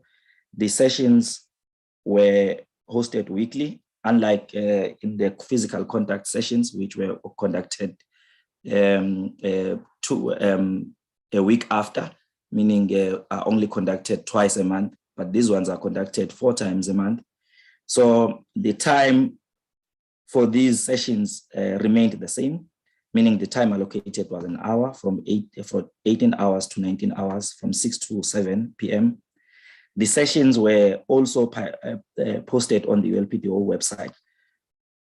Now, we have had to develop the SOPs in this regard, which related to project plan, which were session plan, lesson roster, online register, weekly preparation meeting, and subsequent minutes.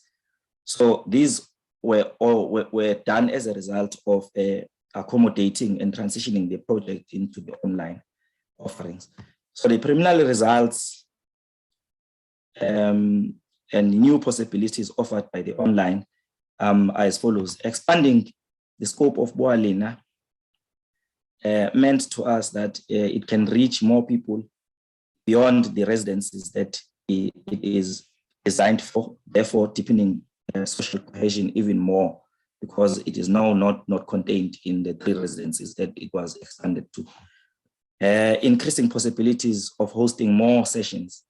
We can host more sessions now because we're not having a cumbersome process of organizing for a physical contact, but we can just log in from wherever we are to listen to what our facilitators are saying. Possibilities of reaching external people through the ULPDO website and our stakeholders website. So if we expand, our expanding meant and transitioning into online meant that some people who are coming from outside the institution could benefit from this, because they would log into our website and see what we are doing, as well as log into the website of our stakeholders as well, such as other institutions that we have relationships with, as well as government departments like DAC. New possibilities in relation to the participation is encapsulated into 3 type of ways of participation, which were for us groundbreaking because they offer different teaching methods for Boalena, which were not necessarily present in the physical contact.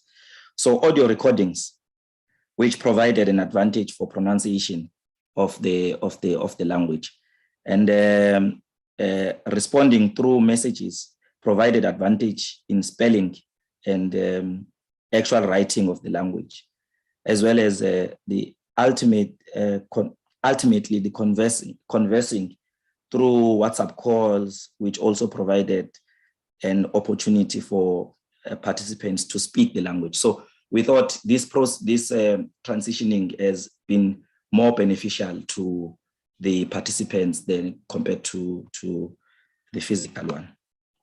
So our conclusion, therefore, maybe before that, we, as mentioned before, we are still using our analysis guided by the theory of language management theory, and as well as we are still using the mixed method, because in the end, we want to be able to compare and perhaps transition into publishing a paper on how to offer the multilingual social cohesion project in the institution of this nature, and then be able to guide those who would be wishing to do the same. So our conclusion is that despite the challenges of COVID-19, this project can achieve its intended objective and beyond. We're saying can because it's still work in progress, so we're still going to analyze what the online sessions mean to us after we have reached a similar period as the physical contact period. Or if we go back to the physical contact, we'll then close and then analyze properly what our online sessions means to us, and then be able to move beyond presentations and develop papers. So working together in this project, again, has indeed been mutually beneficial to our departments and strengthened the resolve of the institution, which is the university, on the principle of social cohesion. The world is now changing rapidly because of the pandemic. So it forces us to think deep about how to continue with our operations without risking the lives of people. This project has also, has so far proven that there is only one available option, and that is to acclimatize ourselves with technology, as well as the question of how best it could be utilized to substitute human contact whilst not compromising the quality of our programs. For monitoring and evaluation of this project,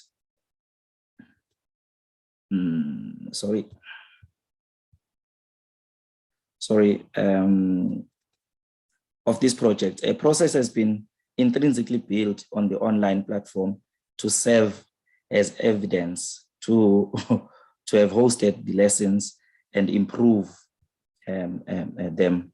So we recommend that for social cohesion to be pragmatic and a reality beyond Bualina, the university must look into transitioning all its projects into technological methods, especially those that are related to social cohesion. The patterns that we are beginning to see is that the online reaches far more audience compared to the physical one, and that the online sessions have more benefits compared to the physical content, e.g. pronunciation, speaking the language, writing the language, and reading the language.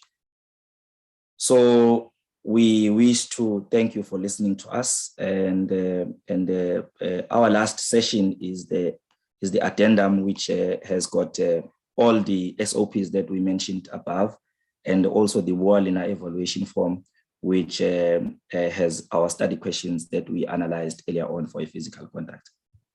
Thank you very much, Chairperson, for your time. Yes, thank you very much, Mr. Nkontwana, for your presentation. And Mr. Chairperson, the evaluation with questions are translated into isiZulu, so they are bilingual. So thank you. Yes. Yes, thank you very much. Thank you. Practicing what you preach. So thank you. While people are thinking of questions to ask, I have a question that I'd like to ask you, Mr. Nkontwana. In terms of when I look at a project like this, maybe you have information, or Mr. Mgadi will have information. Is there any sort of national coordination in terms of projects like this? Because when I look at the work that you're doing, maybe you would have benefited from, let's say, Wits University adopts isiSotho, and therefore they invest a lot of resources into making sure that they have high quality teaching and learning to teach people how to speak isiSotho. Then for you who are implementing it here as a minority language, you would be able to leverage the resources that Wits would have had.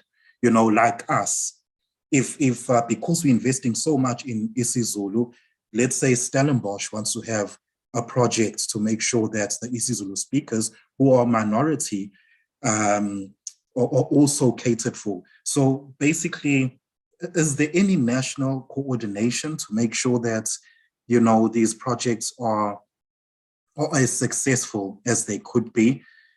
Because I'm thinking if you have replication, then you're basically going to be wasting resources. Whereas if there's some sort of coordination and centralization, resources can be focused on increasing the quality of these programs.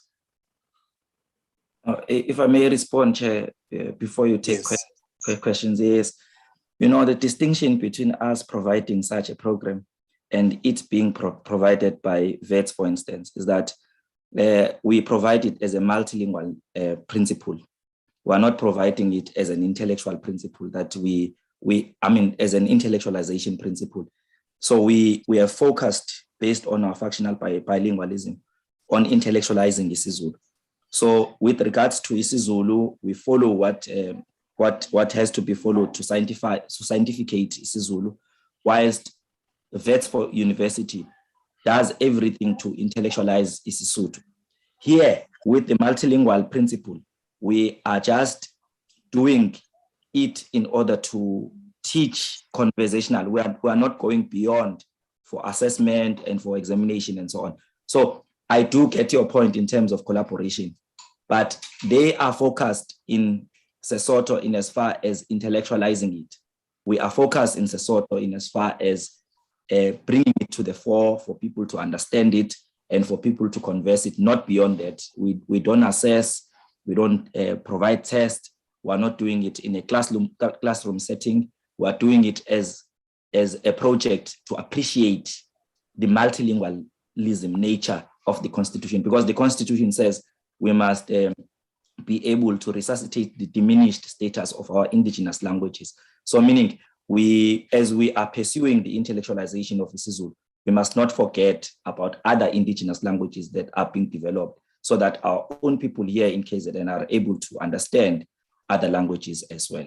But I do understand that we should be at a level where we coordinate our efforts and we are able to work together in ensuring that that multilingualism principle is being implemented everywhere. UKZN, for instance, is leading in the isiZulu intellectualization, but it does not leave behind other institutions. So we draw together, we call DUT to work with us in isiZulu intellectualization. We call UniZulu to work with us in isiZulu intellectualization. We call Mangosuthu, and we've gone beyond. We call eThekwini municipality. We call KZN legislature. We call Department of Arts and Culture in KZN and nationally to work with us in order to ensure the intellectualization of isiZulu. I think there should be a way of coordination in order to ensure that this work is taken forward from both a multilingualism perspective and an intellectualization perspective of specific languages in institutions. So thank you very much. I hope I'm clear to you. Yes, thank you. Thank you so much, Mr. Nkontwana. Shirela, I see your hand. You may ask your question. Thank you, Chairperson, and thank you to the presenter. I would also just like to take a step back and congratulate UKZN on the language projects. They are quite intensive, and they are quite interesting. So I come from Umalusi, and we are Quality Council for General and Further Education and Training, meaning that our work of quality assurance spans between the Department of Basic Education as well as the Department of Higher Education and Training. So while we might not reach the levels of university, we do work with TVET colleges. So the language debate across both ministries is quite interesting because we have this concept called articulation, which basically speaks to how do the regulations, your policies, and those types of decisions, language being one of those, how does it move from basic education into further education and training? And then we're also interested as well about its utility into higher education at the level of a university. Now, of course, we have committees of council that advise us, and those committees of councils are actually made up of academics, and we have these rife debates every now and then. Language is such a complex phenomenon for us, just globally, but for us, given the history of South Africa, it is such a complex debate for us to be dealing with. So to Mr. Nkontwana, I wanted to understand now what you meant by multilingualism, because my interpretation of it is that you are meaning multiple monolingualisms, even within the African language classification, if you may. There is a lot of isolation of isiZulu and the standardization of isiZulu and the intellectual project of isiZulu, and then the communicable component, I beg your pardon, of isiSotho. And so I wanted to understand now the broader vision of, what position is UKZN taking as far as multilingualism? And I understand I'm asking a very complex question because we're talking about standardizing a language such as isiZulu and then trying to make sure that we're accommodating, representing, and being transformative as far as allowing the institution, an African institution, to be representative, to be transformative, and to also comply to our national identity of, these 11 official languages. So I want to understand, at what layers do you make that distinction? Because I hear, and sometimes they come in as though they are contradicting one another. So I want to understand if you are using a differentiated model for some components of the language project or what is going on. It is not as a form of criticism, it's a form of learning for us to understand that when we now review some of the language curricula in our mandate, what things do we need to consider that they're going to end up in a classroom, right? And of a university such as UKZN, what do we expect that the language utility would actually provide for institutions that are not within our mandate? So that is the broader context of why I'm asking this question. Thank you. Thank you so much, Shirela. And just to Mr. Nkontwane, before you respond, please be brief in your response because now we are going into Ashley's time. Perhaps you can give a brief response and then over the chat, you can direct your response to everybody. No, thanks. No, thank you very much. The true sense of multilingualism, you would find it at UNISA, where all languages are intended to be developed intellectually. But at UKZN and other institutions who are deliberate in our approach, we want to develop languages one by one based on the majority of people who are speaking those languages. So us implementing isiSotho is an appreciation of a multilingualism nature of one, the Republic of South Africa, and two, of our language policy, which pronounces that we must support the multilingualism. Yes, we are functional bilingualism, but we must support multilingualism as a principle that at some point be able to implement. So it is for that reason that we are saying we are implementing this project solely for social cohesion, because multilingualism is also related to social cohesion. So we are doing it in this way. Thank you very much, Chair. Thank you so much, Mr. Nkontwane. At this point, I'd like to call on Dr. Ashley Subaya. Please don't forget to stop sharing your screen, Mr. Nkontwane. We're still sharing.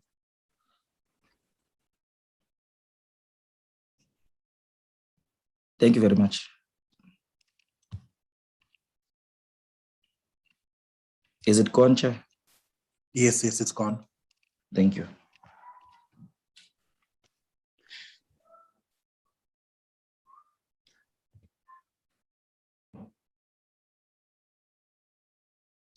Thank you, Chair. Will Musa be sharing the presentation for me? Okay, Musa, please share the presentation. I will do in a second.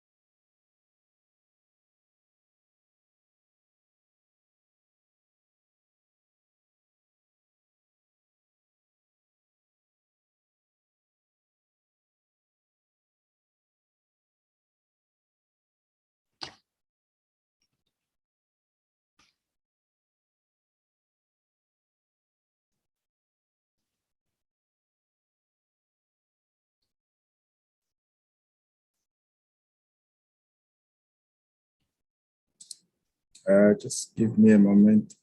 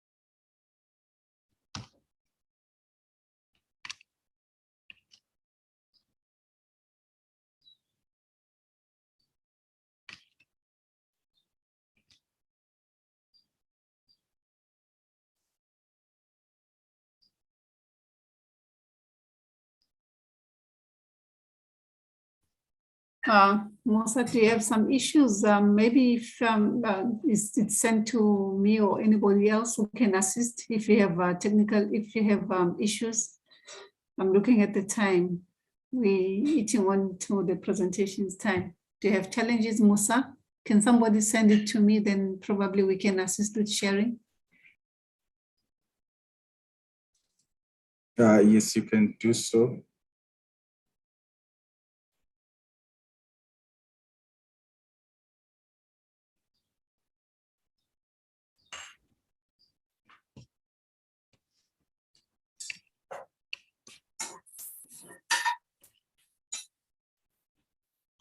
Musa, can you send it to me? Then I can share if you have challenges or something, or Ashley, if you can forward it to me, or Nomkulego, then we can assist.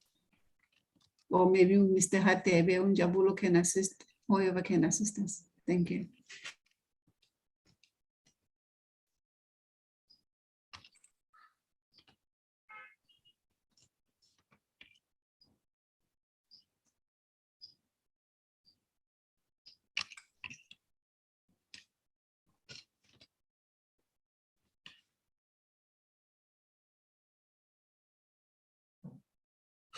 Or maybe, Doc, we can ask Unobile Mazibugo if she's ready to present, and then we can just swap them around. That's fine, Chair. Okay, Nobile, or are you with us?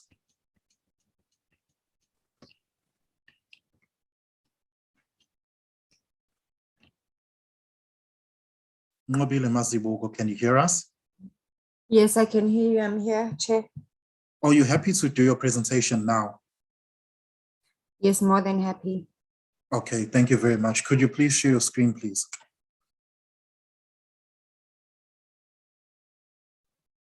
Okay.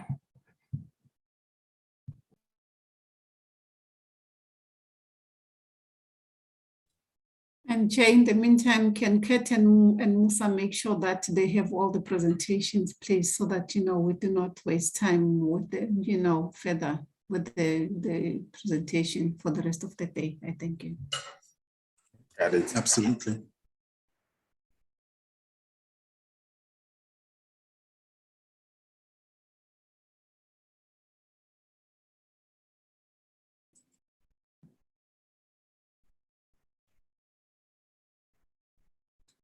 I have it handy to share.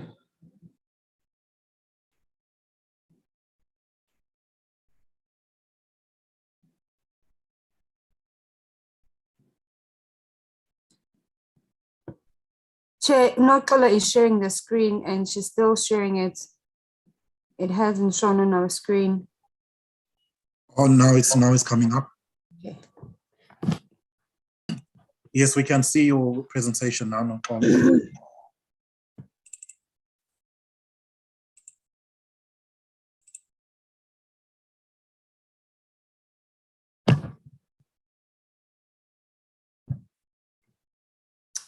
Okay, thank you, Nokolo. Greetings to everyone. My name is Mobile Mazbugo. I'll be sharing with you today our presentation, Identifying Translation Procedures Applied in the Translation of UKZN Ndaba Online by Nokolo Mteto, Nkokelo Dlamini, and myself. This is an ongoing study, so some information won't be revealed.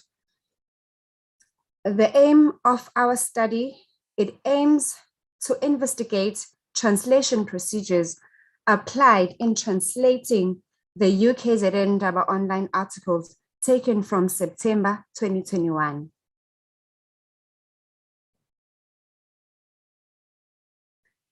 And then we have our background of the study. The UKZN Ndaba Online is an electronic paper for the UKZN community. UKZN Ndaba Online started publishing their first article on September 2013. Articles are written by different people from different departments. Our UKZN ULPDO translators receive articles from the Department of Corporate Relations, then they translate them. The motivation of the study came from the work done by our office, which is the ULPDO office. I'll then share our objectives and research questions. We have 2 of each, starting with the objective. Our first objective is to identify translation procedures employed by the translators. Secondly, to analyze how the employed translation procedures contributed toward equivalence. Then our questions is what translation procedures were employed by the translators? And second, how are the employed translation procedures contribute towards equivalence? We'll then have my colleague Noxolo Mthethwa to present the second part of the study.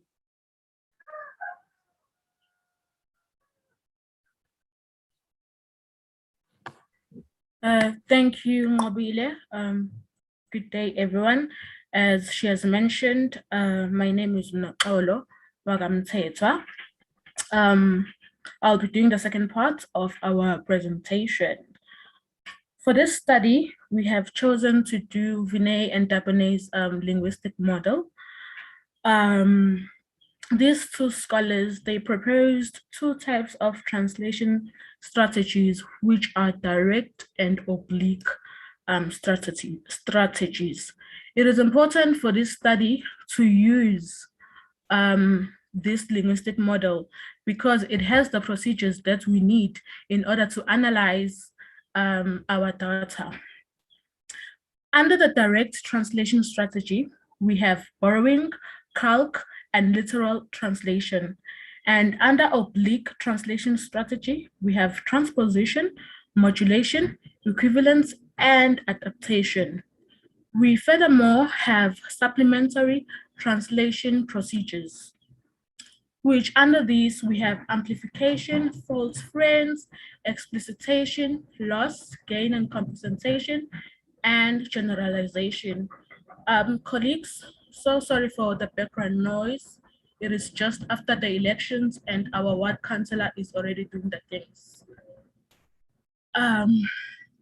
As I was saying, these procedures are the ones that we use in order to analyze the data that we have selected.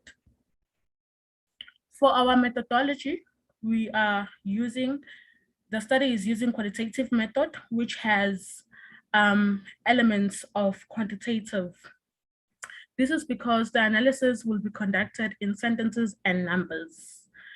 The study will calculate the frequency of the translation procedures used. This is important to calculate the frequency, which will determine the naturality or the accuracy of the target text from the source text. And for our sampling, the study have chosen to use the 2 articles in each week in the month of September. Also September, because the very first publication of Ndaba Online was in September, as Umobile has mentioned. For our data collection method, the study will use the Ndaba Online articles, which can be accessed via the UKZN student or staff emails. So if you're a UKZN member, you can also have access to these articles. Also, this also helps us as the researchers to use data that is available. So that is to minimize problems such as gatekeepers and so forth.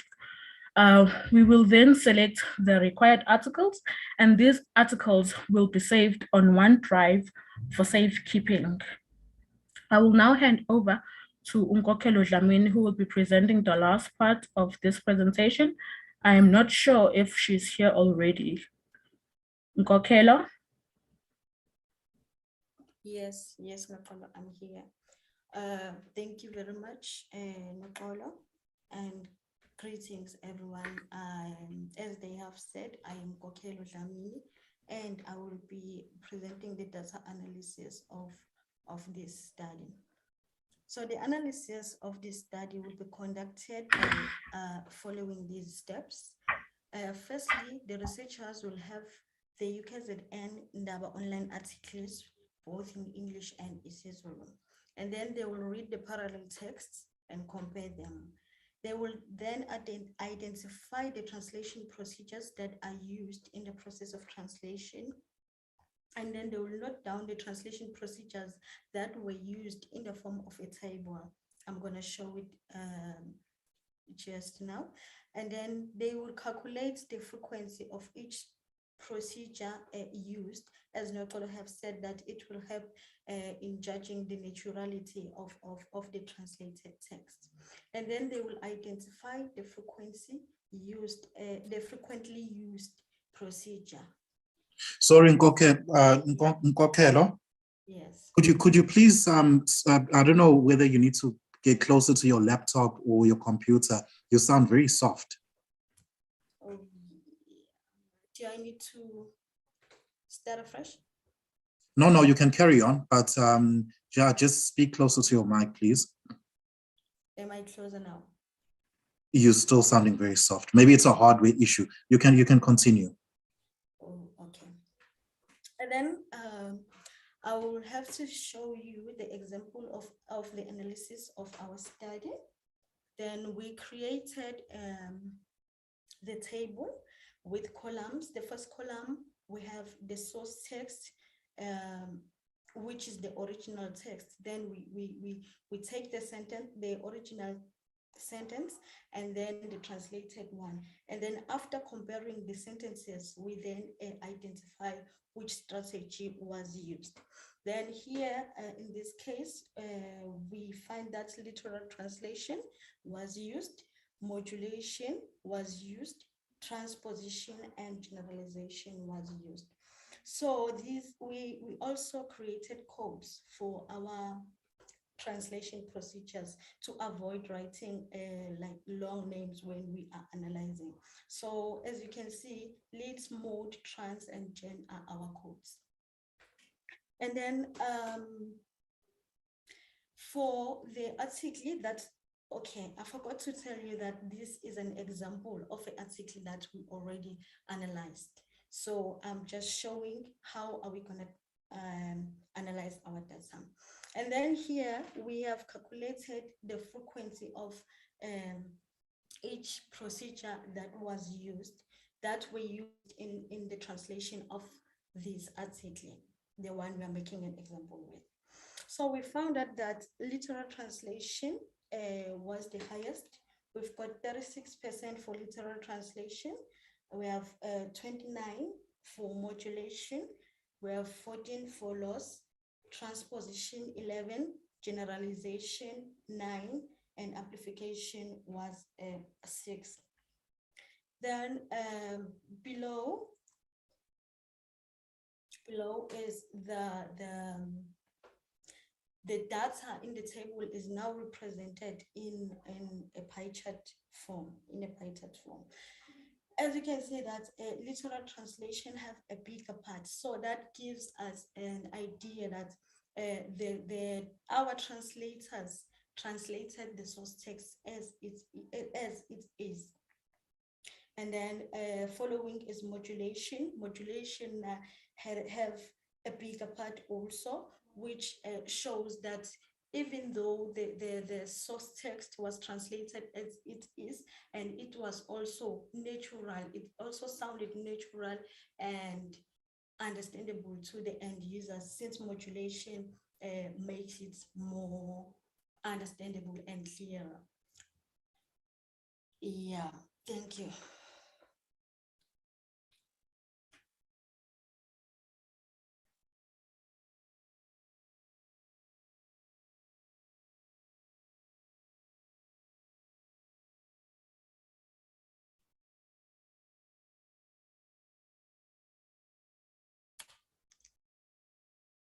Hello. Yes. Oh, send it. Yes. Okay, siyabonga. If anybody has a questions, you can just raise your hand and I'll give you an opportunity to ask.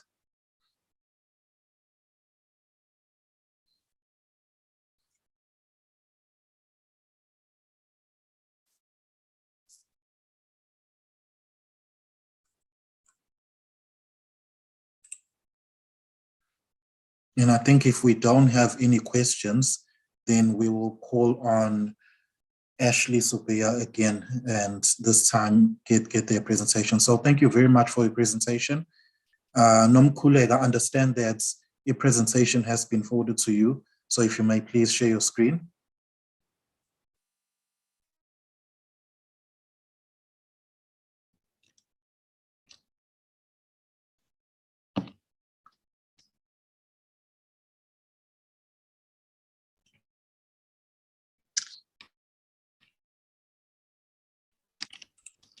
Thank you. You can go. Yes. Yeah.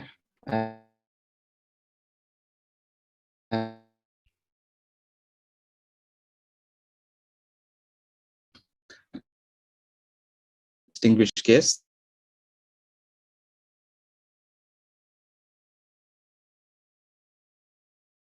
The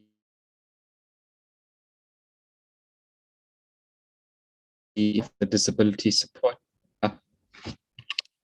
Thanks, Chair. As I said, my name is Ashley Subia. I'm the Information Access Officer for the Disability Support Unit. And in that role, I serve as the coordinator and manager for the reformatting service component of that unit. Can we move to slide 2? The reformatting service of the Disability Support Unit aims to promote the academic inclusion of students with disabilities through the equitable provision of material in accessible formats. The South African Sign Language Service was incorporated into this service in 2020 and constitutes 6 professional South African Sign Language interpreters, rendering services, academic support services to deaf students at UKZN to equalize their access to information.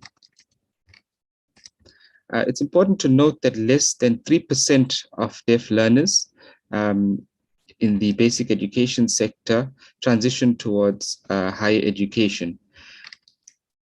In 2016, UKZN saw the first deaf learner access higher education at our institute, and this was via the College of Humanities Access Program. It was only in 2018 that the South African Sign Language was recognized as an official home language by the Department of Basic Education, and saw students sit for the National Senior Certificate examination in South African Sign Language in the 2018 matric examinations. This was significant development as it saw many deaf learners afforded the opportunity to apply for entry into institutes of higher learning, whereby SASL was awarded a points allocation. In 2020, the institute saw deaf learners access mainstream programs rather than go via the access program.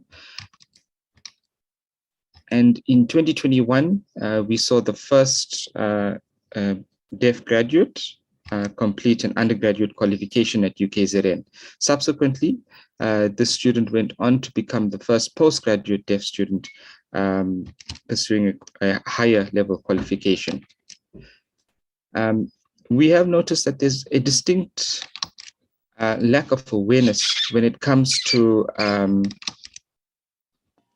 understanding the linguistic barriers that deaf learners have to traverse in the higher education space, and particularly with many of them not having the phonetic context for the spoken language. And often there's been inconsistent delivery of South African Sign Language services to these students. Can we move to slide 3? Before you play the video, I just want to give you a brief overview.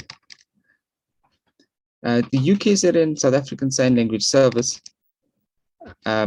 presented a video at the recent 3rd annual South African Sign Language Interpreters Seminar, which outlined its operations.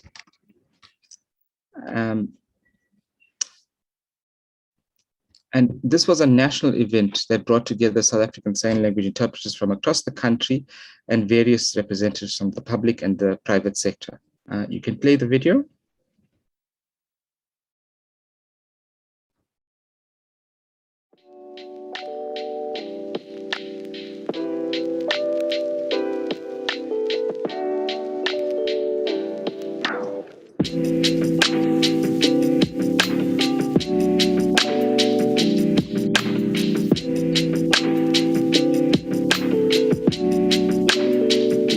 The Disability Support Unit at the University of KwaZulu-Natal support students with diverse disabilities at the institution. These students benefit from specialized services that are aimed at equalizing access to higher education. Deaf students who use South African Sign Language, SASL, to communicate also form part of the cohort of students who benefit from these specialized services. Currently, there are 6 South African Sign Language interpreters employed in UKZN. 3 are based on the Howard College campus, 1 on the Pietermaritzburg campus, and 2 are based on the Aged campus.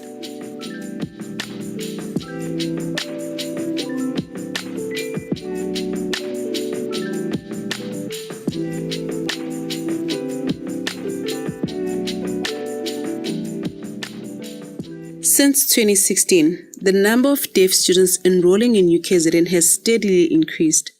Currently, there are 11 deaf students registered for academic programs across the 3 campuses. We have 4 students based on the Howard College campus in the College of Humanities, 4 on the Pietermaritzburg campus, with 3 in the College of Humanities and 1 in the College of Law and Management Studies. And 3 are based on the Aged campus in the College of Humanities School of Education.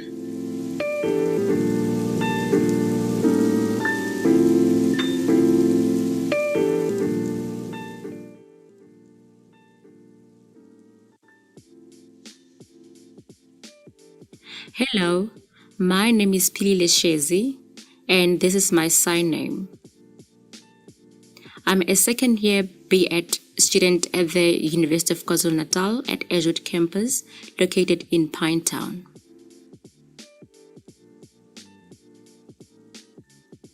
I was born deaf and started to be exposed to learning sign language at school because my family could not communicate with me using South African Sign Language. It was quite challenging to learn the language, but having supportive friends made things better.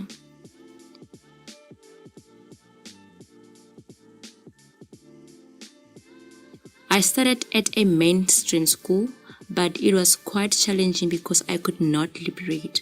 Then later on, my family took me to KwaZulu-Natal School for the Deaf, and then later moved to KwaTinto School for the Deaf.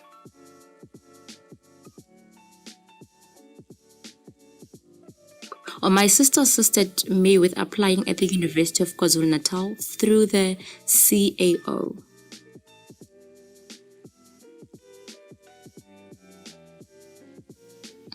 I prefer online lectures because it allows me to be flexible in terms of doing my assignments and assessments.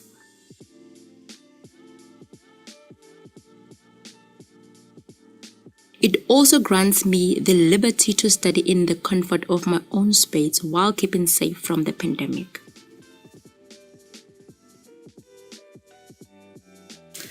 Hi, my name is Nonkazimulo Lembede. I am a second-year student currently enrolled for the Bachelor of Social Sciences at the Pietermaritzburg campus. I was born hearing and later became deaf. I then enrolled at the mainstream school and moved to a deaf school where I learned sign language. I don't recall much about my schooling experience until sign language was officialized as the language of instruction. That is when I started learning about deaf culture and other deaf-related matters. I applied to study through the CAO and encountered challenges with registration, but my sister as well as the SRC representative assisted me. Having support structure such as an interpreter, note taker, and my sister, who is also a student in the same campus, made blending in this academic environment easier.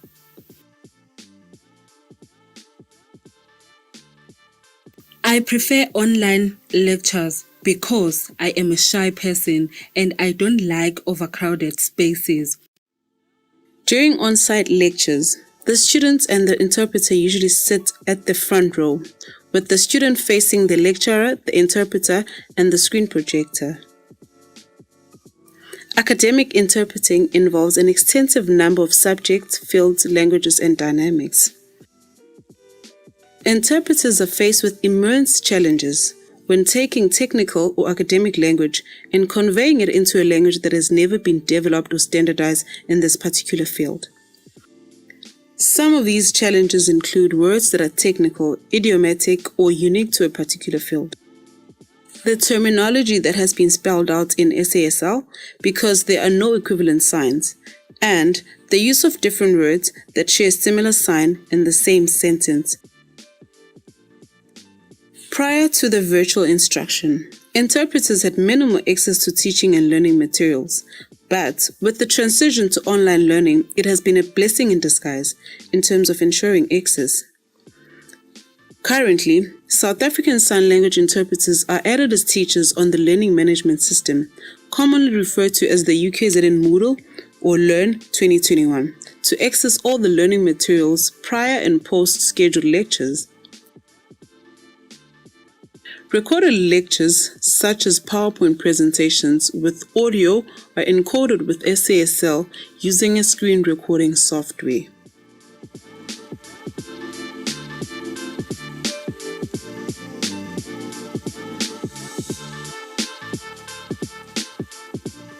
For live lectures, students access the content through Zoom by using the side-by-side view feature, which displays a split screen of shared content and the interpreter.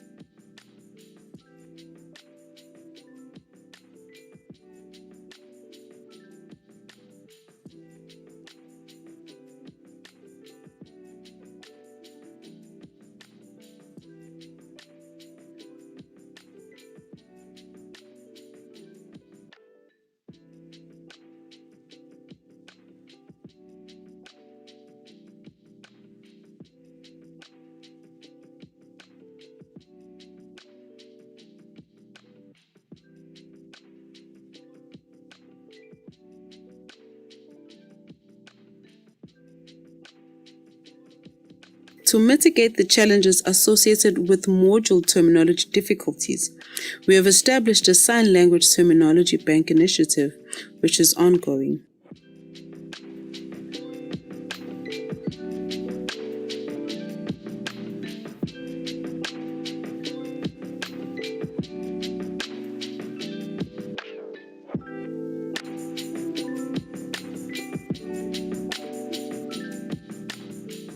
All SASL encoded content is made available in the Cultura interface, which can be accessed through the university's learning management system. A special thanks to the UTAL team for collaborating with us to ensure a smooth transition to the new mode of teaching and learning.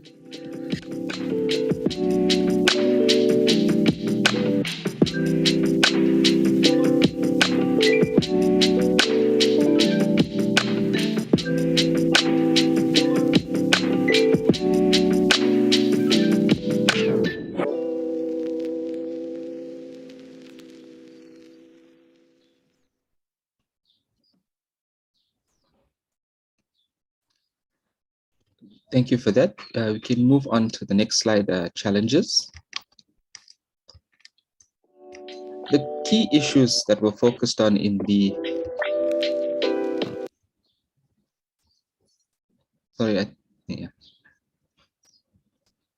Okay.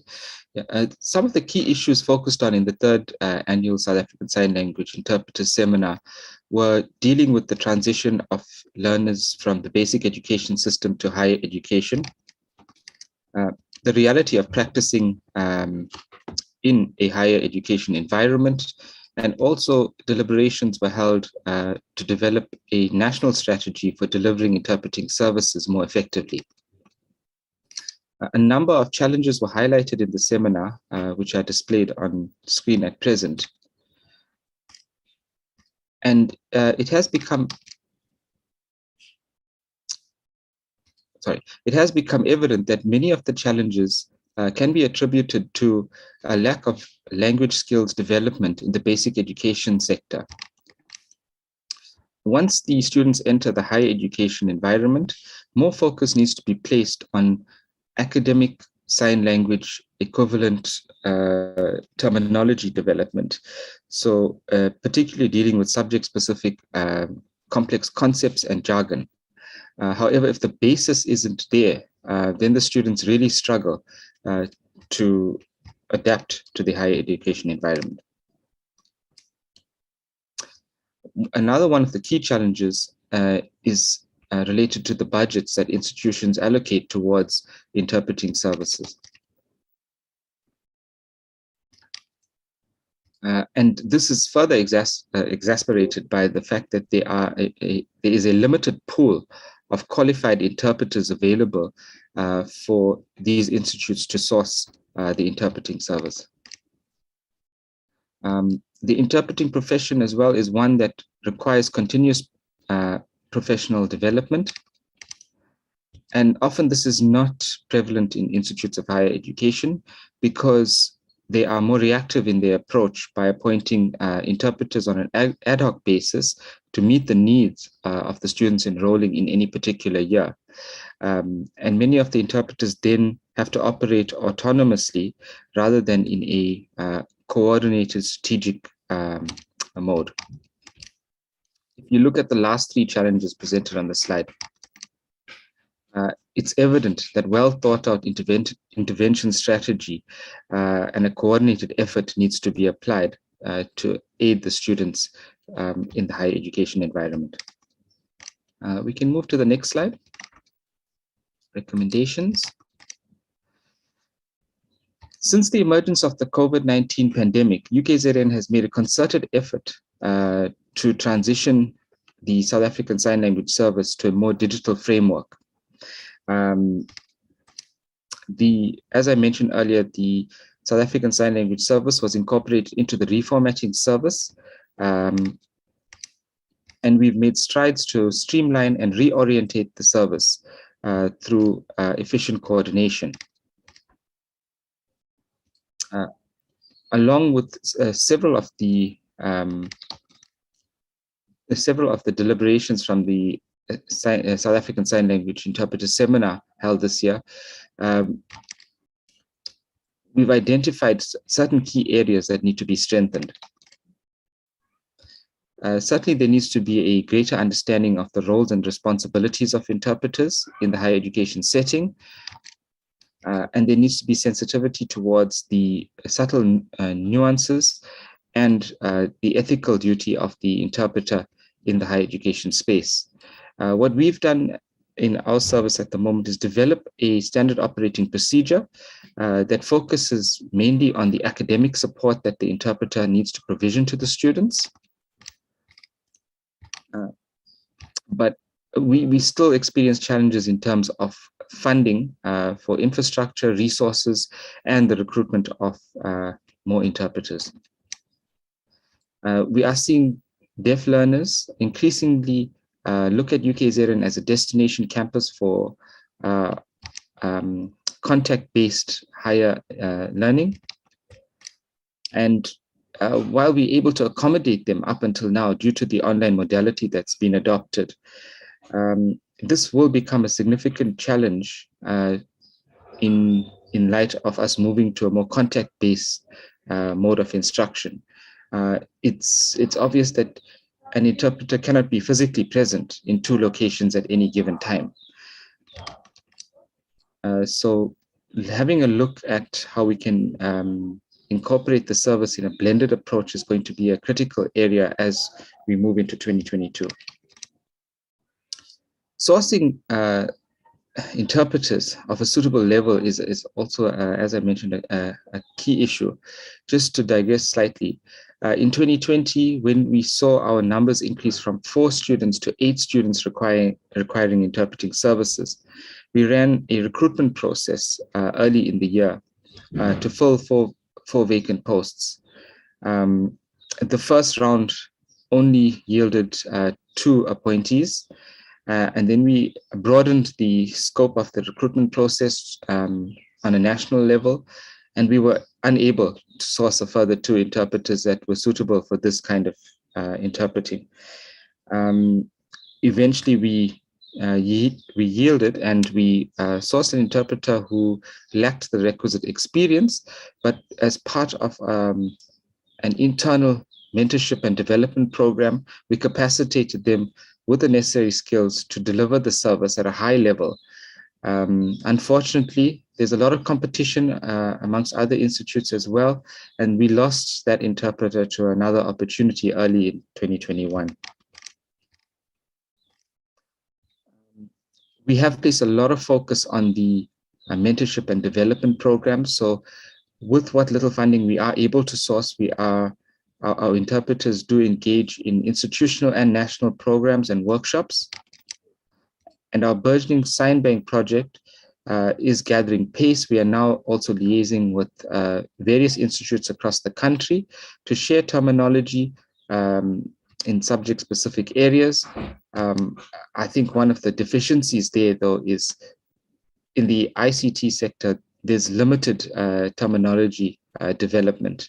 But together with collaboration with the Durban University of Technology, we're hoping to improve that area. Finally, I just want to close by saying that UKZN has embraced a transformative and inclusive approach towards dealing with many of the challenges faced by the deaf students that are entering the university. And we consciously promoting the transition of the service to a digital framework in light of the 4th Industrial Revolution. And I think what works in our benefit is that we possess an advanced cohort of professionals and practitioners who are not locked into deficit models of delivering interpreting services. I'll leave it at that and take any comments or queries, Chair. Thank you.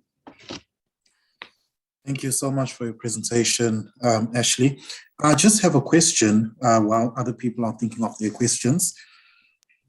In terms of, when I look at your problem, in terms of doing a sign language interpretation for a lecture video, etc., I think you can absolutely train a machine learning model that will, for example, listen to the text, listen to the speech that somebody's saying, and then produce maybe a cartoon character that is performing the interpretation. Have you seen anything like that? Maybe not at UKZN, but you said you attended a seminar. Do you know of anybody that's using machine learning in order to try to solve this problem? Because as you said, it's going to be very resource intensive to hire another interpreter for as the number of deaf students that come into the university increases. Have you looked at creating something like that? Or are there some other technological innovations that you're looking at perhaps using in order to improve, the sign language interpretation? Thank you for the question. A very valid question. I have seen some preliminary work that's been done outside of the country, I think mainly in Canada and in the United States, where they're developing machine-based technologies, as you've mentioned. The biggest challenge there is the library of terminology. So because the language itself is so underdeveloped, like a lot of the subject-specific terminology that we've banked this year, it's been done for the first time. And often we'd have to, we share that with other institutes because they are now getting students enrolling in similar sort of modules. Like, for example, we have a student that was registered for an LLB. Now, we had none of the terminology to reference from, so we actually had to consult with a master's student at UCT who had developed all of his own science for that specific terminology. And so that's the challenge. If you've got a bank of terminology, then that sort of technology will improve. So we could see that in the future. Another technology that is very popular, particularly as students transition towards postgraduate studies or later on in their degree programs, is the use of voice-to-text recognition software. So that does work whereby you're having captioning, live captioning for the student to interact with. It promotes as well autonomous learning, which the deaf students are really trying to adopt. I think a challenge there is that autonomous learning seems to have fallen away a little bit in the basic education sector. So we are looking at also engaging with the basic education sector to try and help that transition from that sector into higher education and develop more autonomy for the learner. Because once, as you rightly mentioned, because of the challenges in trying to source the interpreter, if the students are more autonomous in their mode of operations, we will see less dependence on the interpreter. And what I can say from working with the team in this year in the online modality is that we are seeing students wanting to become more autonomous and taking the initiative to actually train on the use of voice-to-text technology. Okay, no, that's great. That's great. Yes, Dr. Makubo Badenhorst, you can go ahead. Thank you so much, Program Director. And thank you so much, Dr. Subia, for the wonderful presentation. And I think from my side, it's more of like a comment and to indicate that in addition to what you're considering to do, probably what you need to rope in also the role of PenSouth, the Pan-South African Language Board in terms of, the standardization and making sure that there is enough words and terminology or vocabulary to be used in the various domains. And that is one. And in terms of the other comment is that when you were talking about, the speech to text, yes, I can attest to that particular one. Maybe in terms of taking the process forward, the TDG, the Teaching Development Grant that, universities and DHET, offer, maybe we can tap into that grant and then see how we can be assisted in maybe developing, that software so that, the speech recognition or the text to speech or vice versa, because it helped us a lot. I can just relate maybe an example, but it was for the oral language rather, where we were in China and everything was conducted in Mandarin. And we couldn't, we wouldn't have coped, but because of machine translation and the text, everything, whatever the speakers were saying in Mandarin, it was, written in another language. So the speech recognition, we can do that. And I think, we can then try and, tap into various funds in the country in terms of taking the process forward. But nevertheless, I wish to commend your department for taking the initiative. And I know that, in the province that, your division and your unit is leading in this regard. And I just wish to commend you in that regard. I thank you. Thank you so much, Dr. Makubu. Yes, do we have any more questions for Dr. Subia?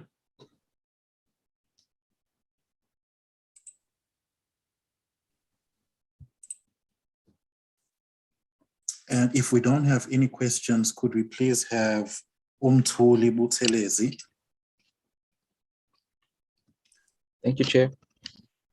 Thank you. Thank you. Yebo sibalikhulu ngikhona.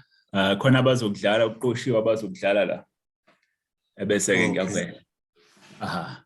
Okay, nakusekuvela. Siyabonga. Siyabonga sebalikhulu.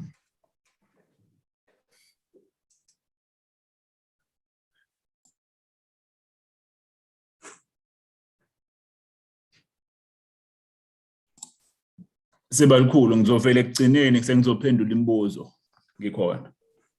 Okay, no, okay. Siyabonga.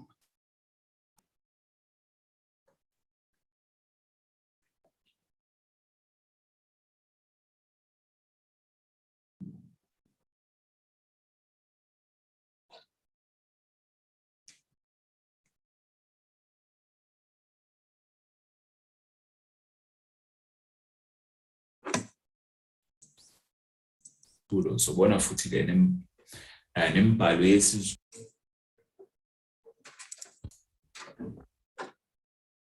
Sanibonani emakhaya. Bandlale kaMntwana kaNdaba. Ngathemba ukuthi nonke niyaphila. Lapha nikhona emakhaya. Igama lami ngingumthulu kaButhelezi. Ngivela eNyuvesi yaKwaZulu-Natal. Namhlanje sizokhuluma ngohlelo lo-Python. Ngizolichaza nje njengamanje kabanzi. Sobheka uhlelo lwe-Python sibuka ukuthi singasebenzisa kanjani ukuhlaziya noma ukuthuthukisa ulimi lwesiZulu. Okusokubona ke futhi lapha kulesi sethulo sobona futhi ke nembhalo yesiZulu sibone futhi necorpus yesiZulu. Bese siyabheka ukuthi uhlelo lwe-Python noma inhlelo ezitholakala khona phakathi kwi-Python singasebenzisa kanjani ukuhlaziya ukuqagula imibhalo noma icorpus yesiZulu. Okubalekile futhi lapha ke esokubona sobona futhi ke icorpus sibuke njengomhlahlandlela esingawusebenzisa uma sihlaziya ulimi lwesiZulu. Ake sibheke ke la ngizoqala ngizovula iscreen ebese sibheke lesi sethulo kabanzi. Igama lami bese ngishilo ngumthulu wakaButhelezi.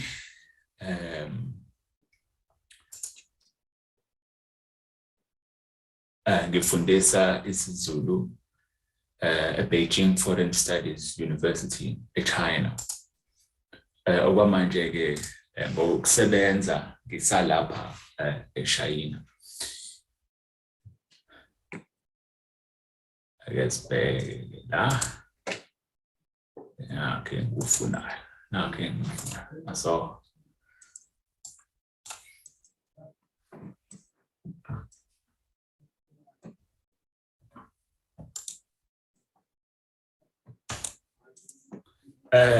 lesi ke isihloko sami salesi sethulo uhlelo lwecomputer lwePython kanye necorpus yesiZulu njengezinsiza zokuthuthukisa kanye nokuphusisa ulimi lwesiZulu.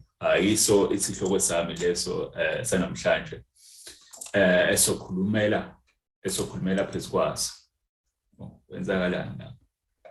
Ayimshini yabelungu engavumi ukugopha uphondo. Wenzakalani lapha? Sahamba ke nesikhathi. Umuntu esexa kwemshini.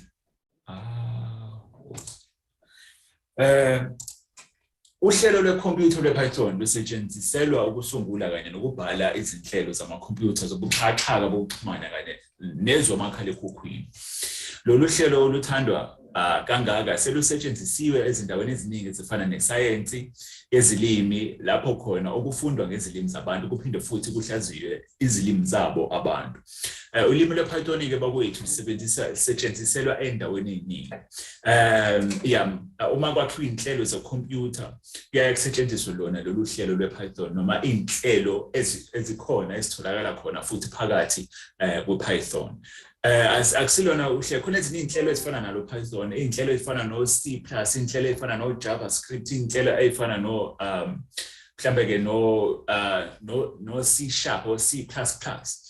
Zonke lezi zinhlelo kanjalo inhlelo ezisetshenziswayo njengamathuluzi okwakha izinhlelo ezisebenza kwikhompyutha noma izinhlelo lezi ezisetshenziswayo ukwenza ezinye izinhlelo esizisebenzisayo uma sisebenza ngamakhompyutha noma inhlelo ezisebenza komakhalekhukhwini.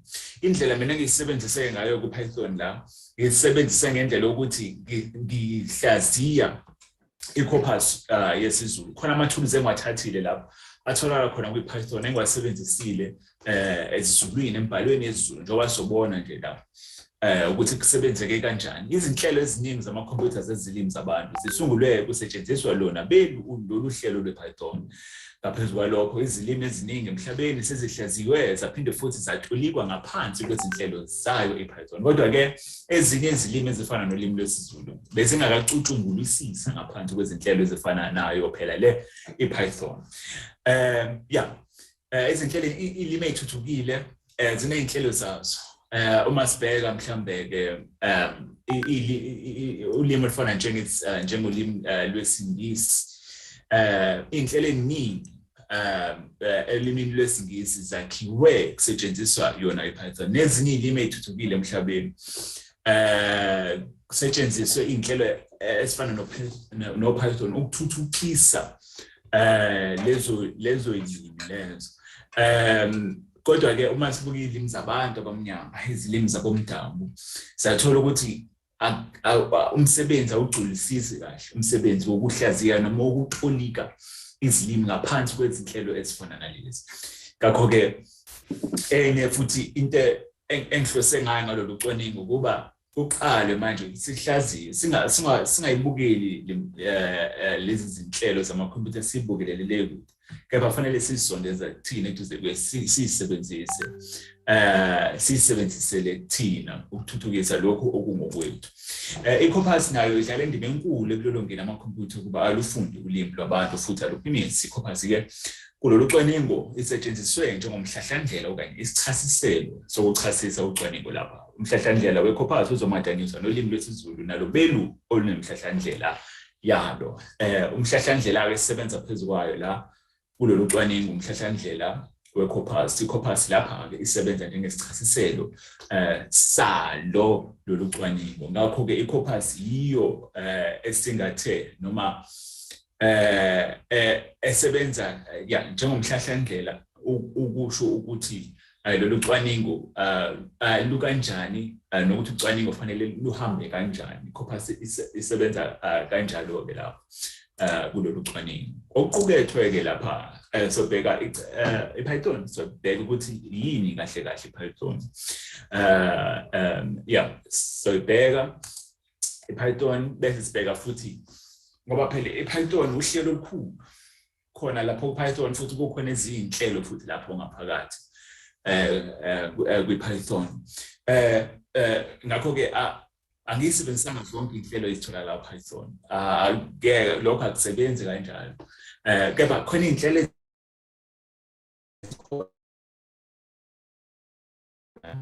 izinsiza kusebenza amathuluzi esingawathatha atholakala khona kuPython esingawathatha siwasebenzise senze lokhu esikuhlosile senze lokhu esifuna ukwenza. Ngakho ke kukhona izinsiza kusebenza engikhethileyo esitholakala khona ngoPython engikhethile ngalisebenzisa ukuhlaziya imibhalo yesiZulu. Imibhalo okanye i-corpus lapha kucwaningo sobuka ke imibhalo la ekhethiwe esetshenzisiwe kulesisethulo. I-corpus njengomhlahlandlela kwalolu cwaningo. I-corpus ke lapha isebenze njengesichasiselo kulolu cwaningo lolu njengoba bese ngichazile. Uhlelo lwePython nazi inhlelo engiyikhethile lapha ukuhlaziya imibhalo yesiZulu. Ngikhethe uhlelo lwePython olubizwa ngo-read.search. Ngakhetha olunye uhlelo lwePython olubizwa ngo-read.find. Ngakhetha olunye uhlelo olubizwa ngo-read.sub. Ngakhetha olunye uhlelo olubizwa ngo-pattern equals read.combine. Kukhona uhlelo kuthiwa regular expressions khona kwiPython. Lezi zinhlelo lezi zonke njengoba iqala ngo-re, lo re umele u-regular expressions. Regular expressions ulunye uhlelo olubalulekile kakhulu uma sizama ukufundisa amakhompyutha ulimi. Sebenzisa wona u-regular expressions ukuthi amakhompyutha akwazi ukuthi alibambe ulimi aliqonde ebese futhi ke ayaliphimisa emva kwalokho. Uhlelo lwePython nalo futhi olunye uhlelo olubalulekile. Lo hlelo ngiyalithanda kakhulu, uhlelo oluhlabahlosile lolu u-infile. So bona ke ukuthi nalo lisebenza kanjani kulesi sethulo. Egcineni ke sobe sesiphetha ke isethulo sethu. Yini Python? Python uhlelo lwekhompyutha lokwenza ezinye izinhlelo zekhompyutha. Iy'nhlelo ey'ningi iney'nhlelo ezikwamakhalekhukhwini, iy'nhlelo ezifana mhlambe no-WhatsApp no-Facebook. Lezo zinhlelo uma zibunjwe kusetshenziswa izinhlelo ezifana no-Python. O-Facebook ababesana nje babunjwe emoyeni. Kepha kusebenzise izinto ezifana, ngenzeka mhlambe kwesinye isikhathi ke kusebenzise mhlambe uJava, uhlelo othi uJava, nalo uhlelo othi uJava olunye uhlelo lo esetshenziswayo ukwenza iy'nhlelo ezisebenza ngamakhompyutha ney'nhlelo ezisebenza komakhalekhukhwini. Kanjalo C++, Python ke nalo olunye uhlelo. uPython kodwa uhlelo manje oselithanda kakhulu manje olusetshenziswa kakhulu esikhathini samanje. Yonke izinto ey'ningi ezikomakhompyutha nezinto ey'ningi ezikomakhalekhukhwini. Uma ubheka uyawuthola ukuthi zisetshenziswe noma zakhiwe kusetshenziswa uPython. Khona olunye uhlelo lwekhompyutha lolu-ke luku-online luku-internet isizulu.net. Nalo izinhlelo ezifana ngenzeka ukuthi mhlambe lolu hlelo lwakhiwa mhlambe ngo-JavaScript, kepha-ke sibone engishoyo lapha ukuthi iy'nhlelo ezifana nazo lezi iy'nhlelo ezikwi-internet, iy'nhlelo ezikwi-computer ney'nhlelo zamakhalekhukhwini zakhiwa kusetshenziswa izinhlelo ezifana no-Python. Lolu hlelo Python lona eselithandwa kakhulu njengamanje ukudlula iy'nhlelo ezifana no-JavaScript. Ilona aselisetshenziswa kakhulu ukwakha amathuluzi lapha kumakhompyutha. Uhlelo-ke lolu lwePython laqalwa inkosana lapha uGuido van Rossum wase-Netherlands. Lolu hlelo-ke ngokubhala kwakhe waluqala ngonyaka wezi-1989. Lolu hlelo luthe libe ngangami nje kanje. Laqala-ke uyiye umnumzane lo okuyena okuyena-ke ngokwazi kwethu nangokusho kwakhe uye owaqala lolu hlelo-ke lwePython. Lapha ucwaningweni lami iPython ifakwe futhi isebenza ngaphezu kohlelo lokusebenza ngekhompyutha libizwa ngokuthiwa Ubuntu. Olunye uhlelo-ke futhi-ke lo hlelo Python lisebenza ngaphezu kolunye uhlelo elibizwa ngokuthiwa Ubuntu noma Linux. Inhlelo-ke abantu abaningi basebenzisa uWindows. Khona abanye abantu mhlawumbe abanemali abasebenzisa iMac noma Apple. Khona futhi olunye uhlelo ngaphandle kwaWindows, ngaphandle kweMac, khona olunye uhlelo okuthiwa Ubuntu noma uLinux. Uhlelo oluhle lolu ikakhulukazi kubantu abafuna ukwakha inhlelo zamakhompyutha. Kuhle ukuthi usebenzise lona lolu hlelo lolu olubizwa ngokuthiwa Ubuntu ukwakha inhlelo zamakhompyutha. Mina nami ngisebenziseke lona lolu hlelo olubizwa ngobuntu njengoba bengenza lo msebenzi nje wokuhlaziya. iPython inezinsiza kusebenza ezakhelwe kuyo ezisetshenziselwa ukwenza kanye nokufezekisa imisebenzi yahlukahlukene. Yebo kunjalo impela ngoba-ke uhlelo lwePython lukhulu kakhulu ngoba khona-ke iy'nhlelo lezi ezikwi-Python noma ezikwazi ukusebenza no-Python zibizwa ngama-library. Ngolimi lwesiZulu ngingayibiza ngemitapo. Imitapo, uhlelo lwePython linemitapo eminingi esingayisebenzisa ukwenza izinhlelo zamakhompyutha ngoba-ke mswakwethu kumele ukuthi siyibambele thina singalindi ukuthi senzelwe abanye abantu. Kodwa-ke futhi kuhle engikubonayo engifisa ukubona inhlelo ze-computer hayi ukuthi zibhalwe ngesilungu kuphela kepha inhlelo ze-computer zibhalwe futhi nangolimi lwabohlanga ulimi lomdabu ulimi lwabantu ulimi lwesintu ulimi loluntu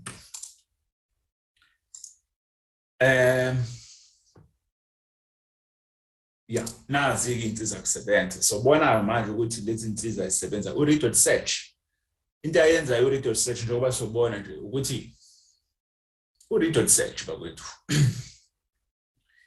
la ubheka lokho ofuna ukubheka embhalweni emshweni noma kwi-corpus ake sithi kune-corpus khona igama olibhekayo mhlawumbe igama elithi amanzi lolu hlelo lizohamba lokubhekela lelo gama libheke lelo gama malikhona lizokutshela lolu hlelo nawo nani leli gama likhona lapha kule corpus le kodwa sobona kabanzi manje ukuthi kahle kahle lolu hlelo u-read.search usebenza kanjani kube khona u-read.find all bathi abasebenze labo bobabili bathi abasebenze ngendlela ethi ayifani u-read.find all naye ke ukwazi ukuthi aqoqe ake sithi nje une-corpus yamagama mhlambe ake sithi yamagama ayinkulungwane u-read.find uzoxoxa wonke lamagama lawa akunikeze nje eseqoqekile athi nanka amagama kodwa sobona nayo ukuthi u-read.find all usebenza kanjani kube khona u-read.sub u-read.sub ke yena lolu hlelo lukwazi ukushintsha amagama noma ukushintsha izinhlamvana zamagama ezisembhalweni ake sithi mhlambe embhalweni noma kwi-corpus kunegama mhlambe kunegama elithi amanzi mhlambe ufuna ukushintsha lelo gama kwi-corpus ushintshe kube igama elithi amadambi ungakwazi ukuthi usebenzise lolu hlelo lolu ushintshe igama elithi amadambi ushintshe igama elithi amanzi kube igama elithi amadambi isibonelo nje lesi engisisebenzisayo kade akusikho kuphela amagama kuphela ongakwazi ukwashintsha lapha ngalolu hlelo ney'nhlamvana ey'ncane zamagama noma onkamisa noma ongwaqa ungakwazi ukubashintsha nabo usebenzisa lolu hlelo njengoba sobona nje ngekudala ngoba-ke kwesinye isikhathi uyayithola ukuthi i-corpus inkulu kakhulu mhlawumbe inamagama ayikhulu mhlawumbe inegama i-corpus inamagama ayinkulungwane esikhundleni sokuthi uzame ukungena kwi-corpus ubheke igama ngalinye ungasebenzisa nje lolu hlelo mhlawumbe ake sithi ufuna ukushintsha igama esikhundleni sokuthi lokhu uhamba ushintshe igama kwi-corpus igama negama uhamba ulibheke ulishintshe ungavesane nje usebenzise lokhu lonke lelo gama lelo lonke lelo gama ake sithi mhlambe igama elithi amanzi liqhamuka izikhathi ezingama-50 kwi-corpus namagama ezinkulungwane lolu hlelo lizobe selushintshe-ke noma lushintshe lelo gama amanzi kuba amadambi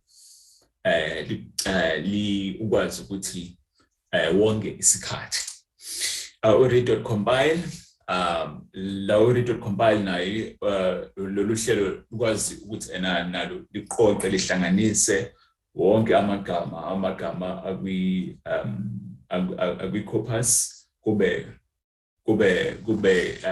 i-corpus eyodwa kuba amagama aqoqekile kuba amagama awodwa njengoba sobona-ke futhi-ke la u-read.compile naye wenza umsebenzi omkhulu kodwa sobona-ke sesibuka izibonelo zangempela sibone ukuthi lisebenza kanjani lo hlelo engikuthandayo futhi ikakhulukazi mzwakwethu ukuthi-ke lezi nhlelo iy'nhlelo eningi zamakhompyutha ziyayisebenza mhlambe makuhlaziwe sebenze kahle uthole mhlambe makuhlaziwe ulimi lwesingisi uthole ukuthi zisebenza kahle kuphela makuhlaziwe ulimi lwesilungu engikuthanda ngalezi nhlelo ukuthi-ke azikhethi limi zisebenza kahle nje ezulwini lezi zinhlelo zisebenza kahle njengoba suke zisebenza kwisingisi olimini lwesilungu engikuthandayo futhi lapha ukuthi lezi zinhlelo uyakwazi ukuthi iy'nhlamvana zamagama ukwazi ukuthi futhi-ke usebenze ngazo lezi nhlelo ayisebenzi nje ngamagama kuphela kepha ney'nhlamvana zamagama iziqu iziqalo onkamisa ongwaqa lezi zinhlelo ziyakwazi ukuthi futhi zikwazi ukuthi zingene kwi-corpus zenze lokhu wena okufunayo emagameni noma enhlamvini zamagama noma ke konkamisa ngakongwaqa. Kanti-ke kuyakhulunywa futhi lapha qaphu ngohlelo lwe-corpus olwaziwa ngokuthi NLTK. NLTK-ke lolu hlelo solubona la lisebenza kanjani, kodwa lolu hlelo lisebenza kahle kuphela uma kukhulunywa makusetshenziswa ngolimi lwesiNgisi, ngoba lolu hlelo lune-corpus enalo lufika ne-corpus yalo lolu hlelo lwe-NLTK, kodwa i-corpus etholakala ku-NLTK i-corpus yesilungu kuphela, akusiyo i-corpus i-corpus yezulu ayikho kulolu hlelo lwe-NLTK.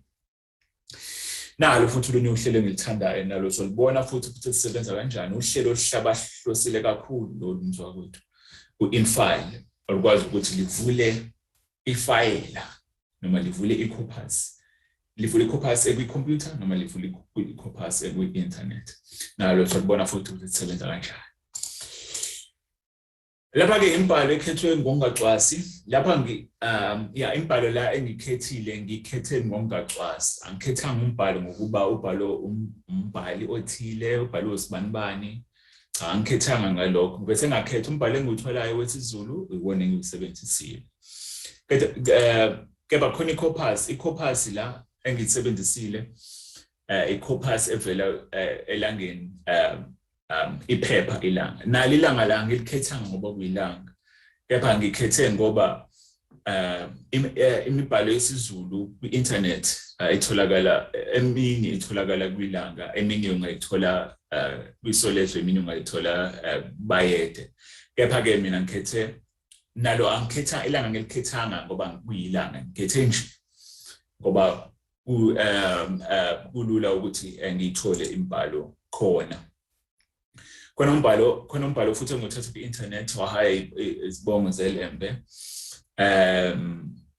Nawo umbhalo engihlangane nawo ngesikhathi ngibheka imbhalo yezulu kwi-internet ngawukhetha, so ibona. Kubalekile futhi ukuthi khona-ke imisho engibhalile la njengoba sibona imisho nemishwana, ukuze sibone kahle ukuthi lezi zinhlelo zisebenza kanjani, ngoba kwesinye isikhathi uma mhlambe amagama emaningi kuyaye kube nzima ukuthi ubona kahle kahle ukuthi kwenzakalani, ubone ukuthi uhlelo lwenzani amagama amaningi. Ngakho khona la ngibhale khona imisho nje imisho emfishanyana ukuze sibone kahle ukuthi kwenzakalani, zenzani lezi zinhlelo lezi. I-corpus ukuhlaziya imbhalo kanye nenkulumo yolimi. Kwi-corpus imbhalo yonke kanye namagama olimi kuyaye kuqoqwe konke ukuze kuqaqululwe futhi kuqagulwe ngolimi lolo. Xhakaxhaka bemshini kuyaye bulufunde kangcono ulimi labantu uma kuneqoqo eliphelele lemibhalo kanye namagama olimi olufundwayo. Manje-ke uma sifuna ukufundisa amakhompyutha ulimi lwethu, into yokuqala ngqa kumele senze ukuthi siqoqe i-corpus yolimi. Mase siyitholele i-corpus-ke ebese-ke siyifaka kumakhompyutha, kodwa nalokho akulula ngoba ulimi phela linemithetho, akusiyo amagama kuphela. Kunemithetho etholakalayo olimini.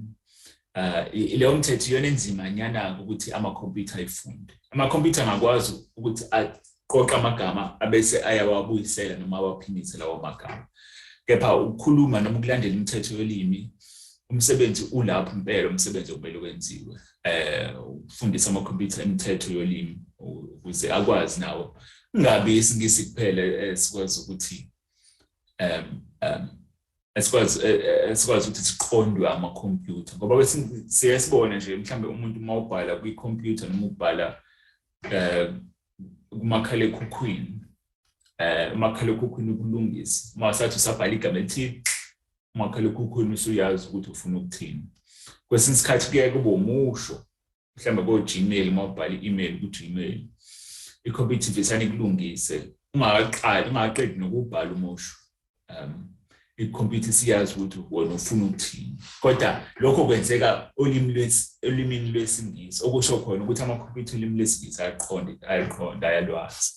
Ngakho umsebenzi kumele uqale manje ukuthi-ke nokufanayo ngolimi labomdabu nabo kumele nakho okunjalo kumele kwenzeke.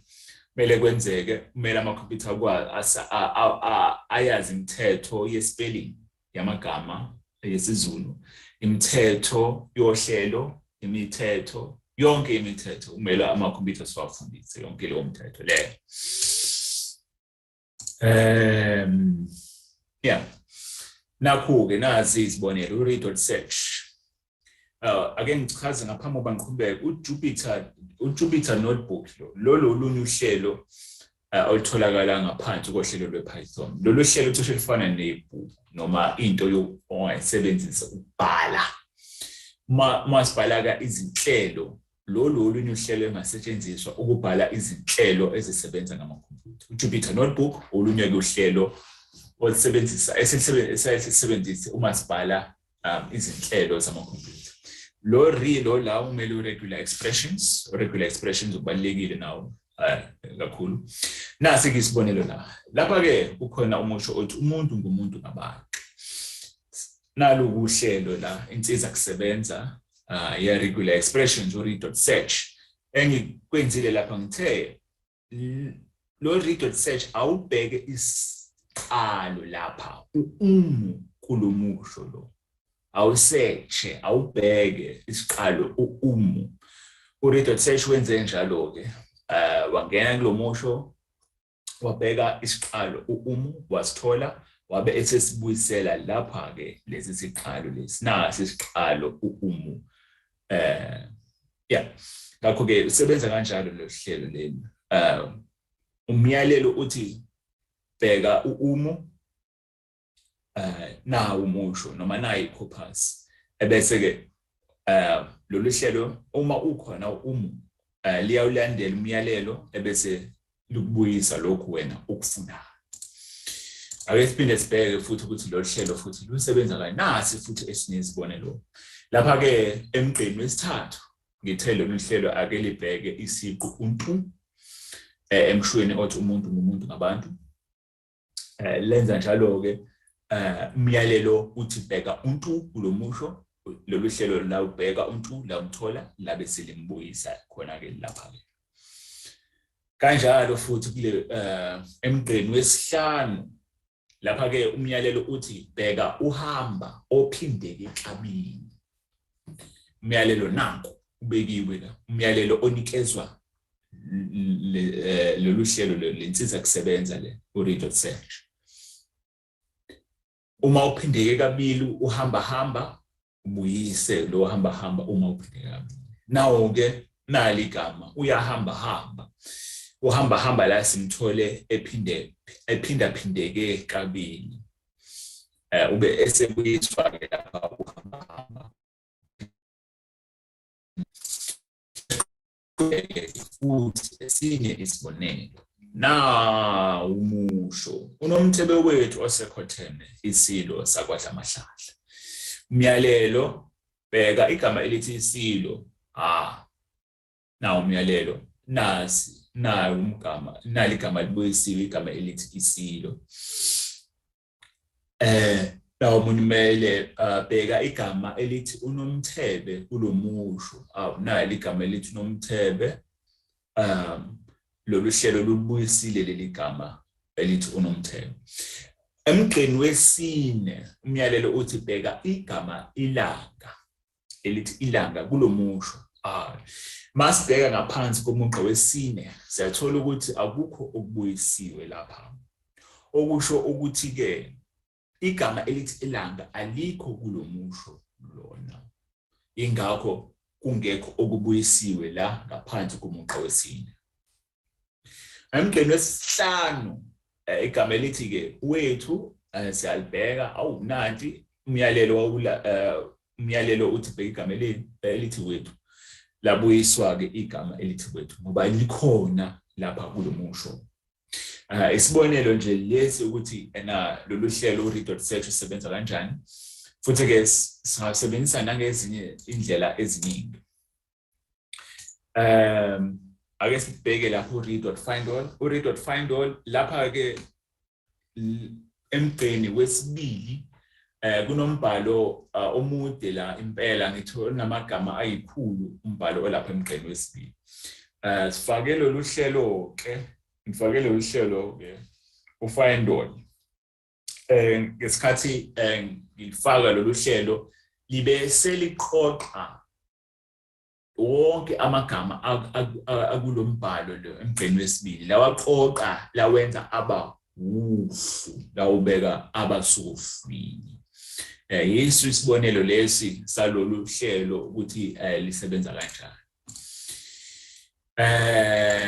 Siqhubeke futhi sibheke lapha ke siqhanakho futhi ke lapha ke u-read.find all. Lapha ke umyalelo uthi ke nansi i-corpus lapha noma nanku umbhalo. Bheka umyalelo uthi bheka igama elithi Zuma neziqalo nalokhu okuyisiqalo egameni elithi Zuma. Ngempela u-read.find ubuyisile uZuma lapha kanye neziqalo kanye nezinhlamvana lezo eziqhamuka ngaphambi kwegama elithi uZuma ezilapha kule corpus noma ezilapha kulombhalo. Emgqeni masibuka umugqa wesine sithola ukuthi akukho okubuyile la egameni elithi ANC. Okusho ukuthi ke kusho ukuthini lokhu? Masibheka ngithe akutholakala igama elithi ANC kodwa akukho okubuyile kodwa siyalibona igama elithi ANC lapha kulombhalo. Lapha ke okusho ukuthi igama elithi ANC alinaso isiqalo esizulwini. Njengoba sibona igama elithi ANC liyahlukaniswe u-dash. I-ANC liyahlukaniswe u-dash. Lo dash ke nje bukhona la okusho ukuthi ke akukho okuzobuya la. Akukho okuzobuya la okuyigama elithi ANC elinesiqalo sakhona. Kanjalo kanjalo. Esinye isibonelo ke lesi sokuba u-read.find usebenza kanjani ngoba phela amagama singawabheka amagama ngawodwana engenazo iqalo siwabheke kwi-corpus siwathola. Amagama aneqalo siyawabheka nawo siwathola amagama aneziqu kanjalo kanjalo. U-read.sub lapha ke njengoba bese ngishilo lolu hlelo lukwazi ukushintsha igama emshweni noma kwi-corpus kube yileli gama leli wena olifunayo. Nanku umusho ke lapha umusho ukuthi uShaka kasenza ngakhona bayinkosi yasemashubeni. La umyalelo uthi shintsha igama elithi uShaka kube igama elithi iLembe. Nangempela masibheka la na igama selishintshile igama elithi uShaka sekushintshe kwaba igama elithi Lembe. Kepha ke ilo izivumelwano lapha ezikhona kulomusho azihambelani naleli gama elithi Lembe. Emgqeni wesi-5 emgqeni wesi-5 sibe sesishintsha ke izivumelwano lapha ukuthi zihambelane noma zivumelane nebizo sobizo lapha iLembe.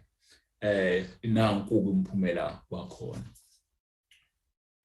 Lapha ke awusikho amagama kuphela singakwazi ukwashintsha kepha nezinhlamvana siyakwazi nazo ukuthi siyishintshe. Nezivumelwano siyakwazi ukuthi siyishintshe nazo ngaphansi kwalolu hlelo.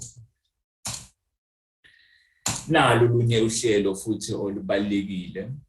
Lapha umyalelo uthi ingabe uhlamvana uLem likhona yini lapha kule corpus noma kulombhalo. Umyalelo uthi ingabe lolu hlamvana uLem lukhona na? Uma lukhona ke lizobe lolu hlelo u-read.compile uzobe usubuyisa ke uma ukuthi ukhona uLem. Nangempela nawo uLem siyawuthola la ukuthi ukhona lolu hlamvana uLem lukhona kule corpus noma lukhona kulombhalo lo. La uhlelo olubalekileko lo u-read.compile upattern read.compile ngoba uma sifuna ukwazi ukuthi sorry Mthuli, ngicela ukungena. ukulandelana Yes, Mthuli. kwamagama ngendlela ethile kuyenzeka yini Uyakwazi ukuzwa Mthuli? ngiyakuzwa Sibalikhulu ngizama ukuvela la uyangibona. No, anguzwa. No, I was just telling you ukuthi you have one minute left, and then afterwards funa ukunikeza abantu ithuba ukuthi bakubuze imibuzo. Kulungile uyangizwa? Yeah, ngiyakuzwa. Kulungile Sibalikhulu, kulungile ngikhona. Ayikho inkinga, ayikho inkinga. Lenganqamula nje mase kuphela isikhathi nqamule ngibe sengiqedelela imibuzo. Oh, okay. So badlali, I think ubani uMusa udlala ivideo? Yeah, okay, Musa, yeah. Uzoyibamba la sefanele ibambe khona uzobe seyibamba. Yeah, okay. We can give it until the end of the slide, Musa, and then we'll give people a chance to answer questions. Okay, note. Ngiyabonga. Sasebenzisa lona lolu hlelo ukubheka ukuthi lokho onkamisa abathile bayalandelana yini kulolu limi noma ongwaqa abathile bayalandelana yini kulolu limi noma ispelling esithize sivumelekile yini kulolu limi. Sebenzisa lona lolu hlelo olukanje. Uma sibona ulem la singasho ukuthi kwinhlamvana zamagama esiZulu ulem ukhona. Ngakho ke eminye imithetho yokupela amagama esiZulu ukuthi ongwaqa nonkamisa bayakwazi ukuthi balandelane ngalendlela le. Ikhompyutha kuzobe sifunda ke imithetho ukuthi lolu limi liyawuvumela lo mthetho. Ngakho kusho ukuthi umthetho olungile ovumelekile. Nakho okay, ngiyabonga Musa. Okay, so if anybody has a question for Mthuli, please may you go ahead. I think you can just unmute yourself and ask the question. And in the meantime, I'd like to encourage you. Mr. Nkontwana has put a link in the group chat for you to fill in a survey, an evaluation survey for the symposium. May you please take the time. It's a quick survey. I've already filled it in, so it's probably going to take you 1 minute.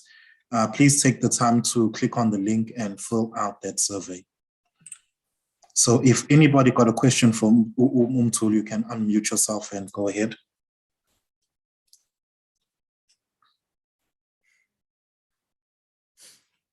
Perhaps while people are thinking, Mthuli, in terms of your undergrad, did you do a programming or computer science?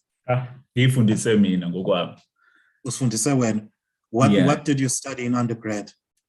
Social sciences, humanities. Okay. Before I continue, I'd like to say I very much appreciate the presentation, Yako, especially it being done in Zulu. I think you're reminding us as academics that are native speakers in isiZulu, we have to make sure that we publish work that is written in isiZulu. But I'll stick to English so that I'm accessible. I think for Q&A, so that we are accessible to everybody. You know, I'm glad we have an opportunity to talk to somebody that's interested in programming that didn't study programming in undergrad or IT in school. Actually, let me just make a quick point. It's best to stick to a programmer like me. I mean, I'm always comfortable speaking to other fellow people from social sciences about programming. I'm always not comfortable about speaking with such professionals as you from computer science, because I know you're probably going to. No. Actually, that's part of the. I think that's part of the challenge that we have as computer scientists to demystify this issue, to say that, oh no, e-programming is only for people that did maths in high school or whatever. Programming is for everybody. We want to encourage wonke umuntu to learn how to program, because obviously that is how we are going to develop applications that come from abantu abakhuluma isiZulu, from indigenous people, from native Africans, you know. So just to maybe put you on the spot a little bit, but how do you think we can do that as computer scientists? How can we encourage humanities students to learn programming so they can do research like you are doing? Yeah. I mean, that's a very big question. It's almost more like a philosophical question. Actually, one of the questions when I'm sometimes doing job interviews, one of the questions that is asked is, what is your teaching philosophy? Yeah, it sounds like a very simple question, but it's actually very complex at the same time. So basically, teaching philosophy. I always sometimes struggle to answer that question, but I've taken a stand with regards to that question. So teaching philosophy, my philosophy is, if somebody chooses to do something, we shouldn't put exams and tests as a kind of a hindrance to people who've got passion to do something. If somebody wants to do something, learn something, they should be given an opportunity rather than being bombarded with examinations and tests. So that is my teaching philosophy, that it is a decision that somebody makes in getting to something, into getting to a particular field. And so that is it's almost like a philosophical question, because I would say it is a decision. If somebody chooses to want to study, if one wants to study programming, that's a decision that they should make themselves initially or first as individuals, and then getting into programming.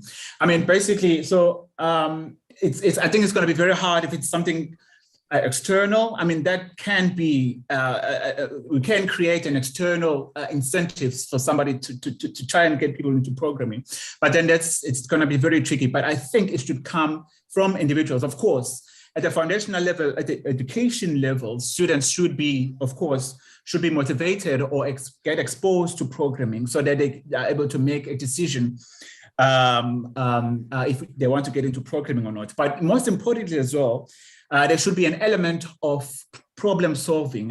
You as a computational scientist, if in a pedagogical level, if you're introducing programming, there should be something logical or something practical as to what a student how they can use this tool of programming to problem solve, or maybe as a career to make an income. There should be incentives in that sense. But it's like with mathematics. Yeah, it's learning mathematics at school is almost like very abstract because you are learning math. But there's something that I realized when I left school, that the mistake that exists in teaching such courses as mathematics is that there's no link between real world problem solving and mathematics. I realized when I left school that actually when you look at everything, maybe you look at the study in astrophysics, or if you look at the studies, look at astrology, and how people have studied stars or anything like that. There is actually mathematics at the background in those kind of studies. If there was some kind of a link to say, yes, we are learning mathematics, and then, but with this formula in mathematics, with this equation, look, you can actually do this. You can calculate maybe a distance between Earth and the moon. That kind of practical link or a practical connection between a subject and the real life problems or real world problems. So if you can get rid of abstractions in such programs as programming and mathematics and physics, maybe we can create some kind of incentives for students to be able to see these subjects as tools rather than see them as something to study and then move on to the next level, but something that they can use as a tool to problem solve real world problems, and also make a living, generate a living out of that. No, thank you very much for your response. I think what you make a very valid point. There's a fundamental difference between studying something and actually building something practical. For example, I always lament the fact that in the computer science department, we're teaching people how to program very well, But there's nothing that we do to show them the potential that they have as humans. For example, running a workshop so they can create their own apps. You know, all of our third year students are probably capable, but they've just never seen that being demonstrated, and we've never pushed them in that direction. So I completely get what you're saying. I can see that there's a hand that's up, but I don't want to eat into people's lunchtime because people are probably hungry. So what I'll say is that could you send Mthuli a message over chat and engage with him there so that I can relieve people and we can go on a lunch break. I don't know, is there something that you'd want to say? Can I just take one more question? There seems to be a very eager hand there. Just one more, and then I'll give okay, a very I'll short say answer. that those who want to go, you can drop off and come back after lunch. Let's just take for the question, let's take the question. Person, Abdullah Baki. Yeah, you can go ahead, Abdullah.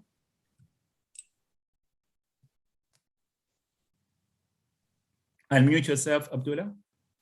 Badru, you're on the floor, please.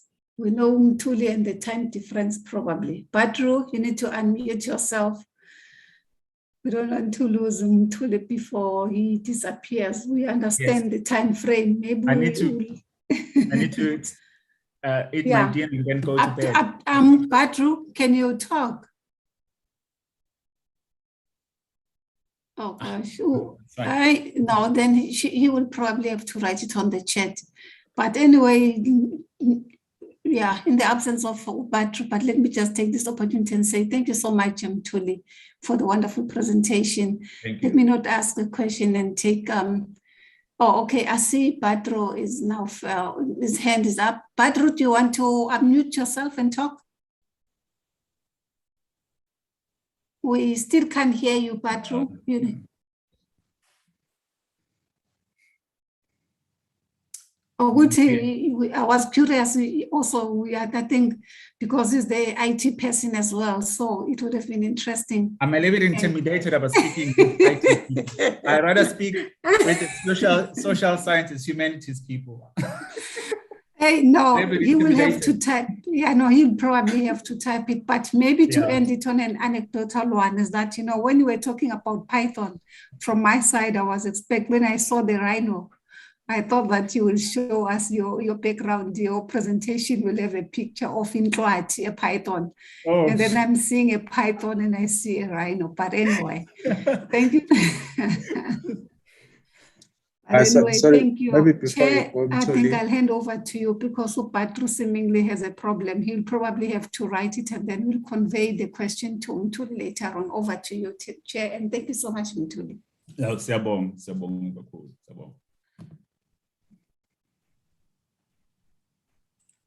No, we've gotten to the end of the program, unless the program director has something that he wants to say.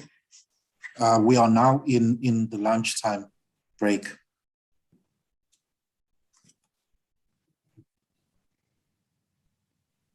Yes, what time are we coming back? Let's just remind people our lunch break. We're coming back at, we're coming back 1:30. Yes. And Badru will be the presenter. I hope that he will be audible at that time. And Mr. Njabulo Hadebe will be the first presenter. But thank you so much, our program director, for directing this session for us. We highly appreciate it. And we'll see each other at 1:30. I thank you. Thank you. Okay, thank you, Doc. Samonga.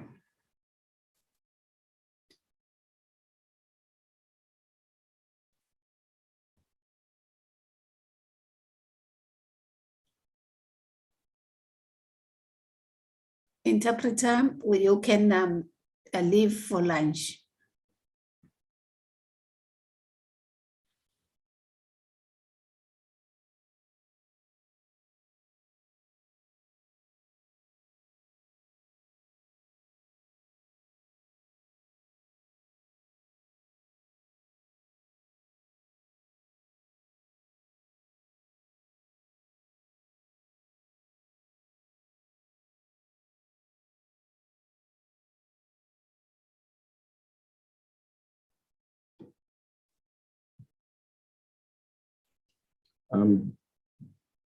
Doug, I just want to check, can you hear me?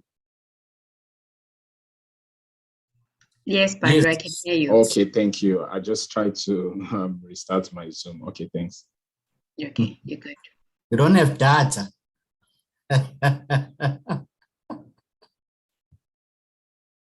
I'm in the office, so.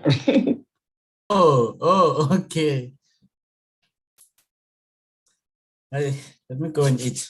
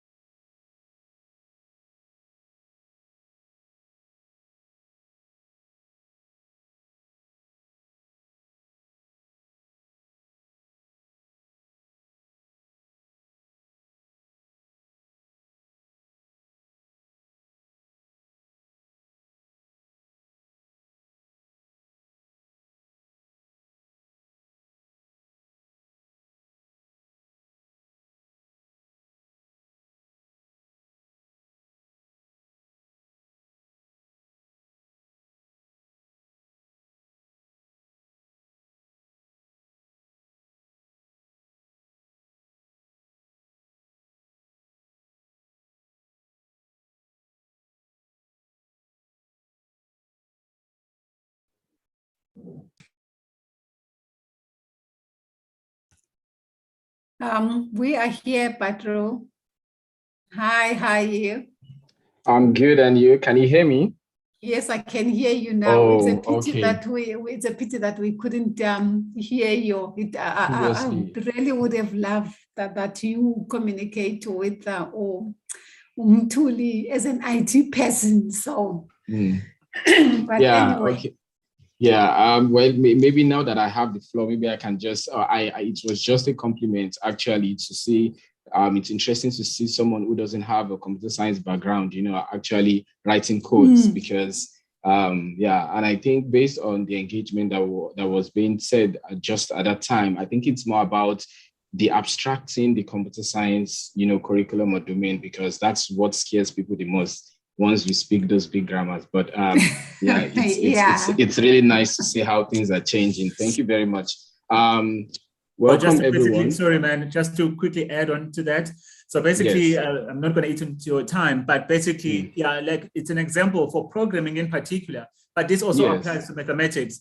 So programming, Yes. you can solve real life problems like what I'm doing. I've used programming as a tool to try and develop the language isiZulu.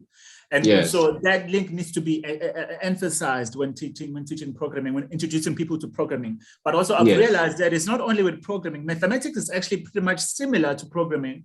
And if I knew earlier that mathematics, I can use it to solve real life problems. Maybe I would have. It's very abstract. Good Yes. maths. Yeah. So basically, yes. So linking it to real life problems is very important. Programming in particular, emphasizing what you can do to solve everyday real life problems. Thank you. Thank you so Okay, much. sure. Yeah, thank you very much. Thank you very much. So welcome everyone. Welcome back to the symposium.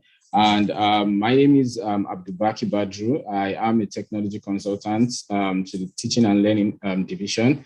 I would say that it's my pleasure to be involved in this community of practice of language practitioners who are actually using technology or who have adopted technology, to create innovative solutions and helping to take the language domain to a next step or to the next level.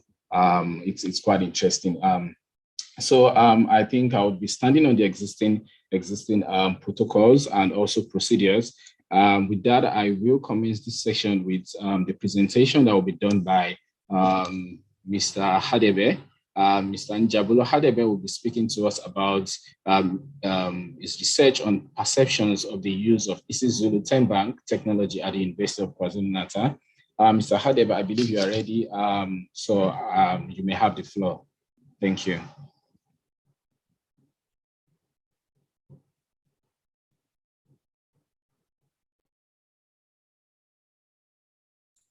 Oh, thank you, Pedro. I'm still sharing.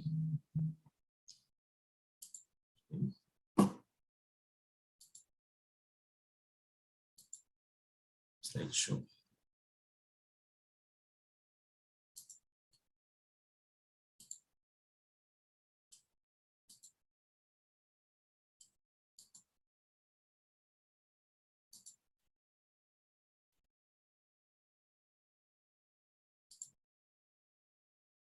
I think it is visible to everyone now.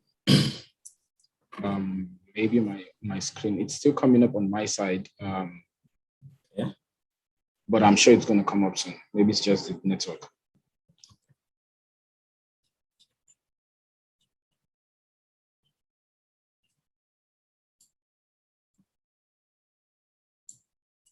Can someone else confirm if they can see his screen yet? Because on my side, it's still...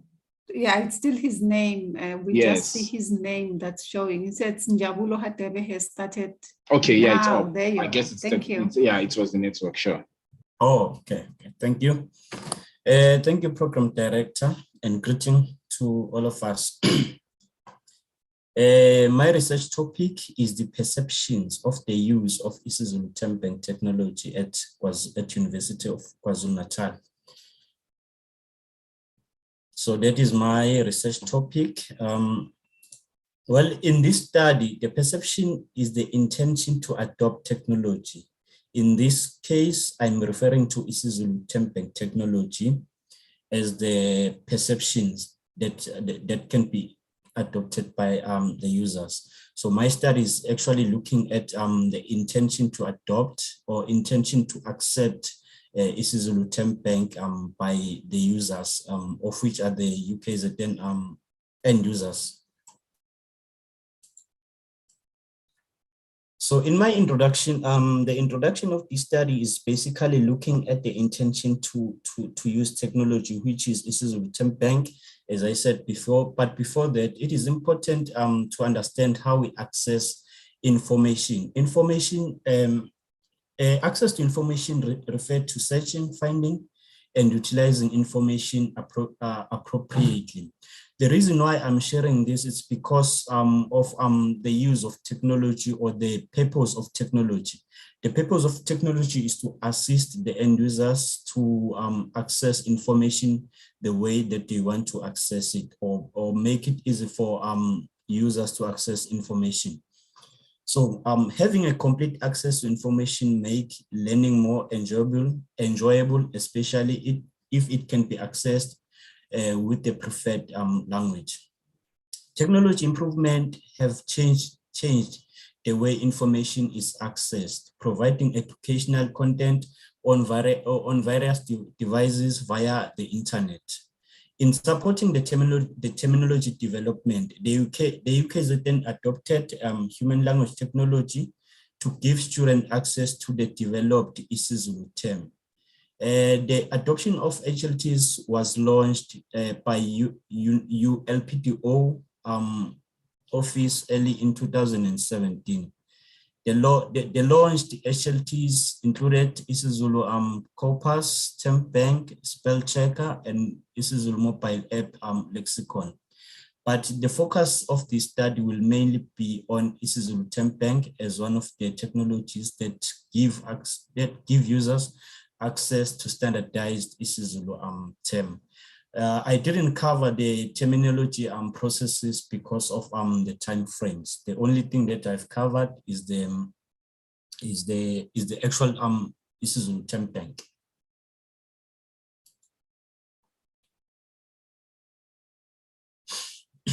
The primary purpose of the isiZulu Temp Bank is to give the end users the access to isiZulu terminology, which has been standardized for a range of disciplines such as research, mathematics, computer science, information technology, and many other disciplines that are within the institution.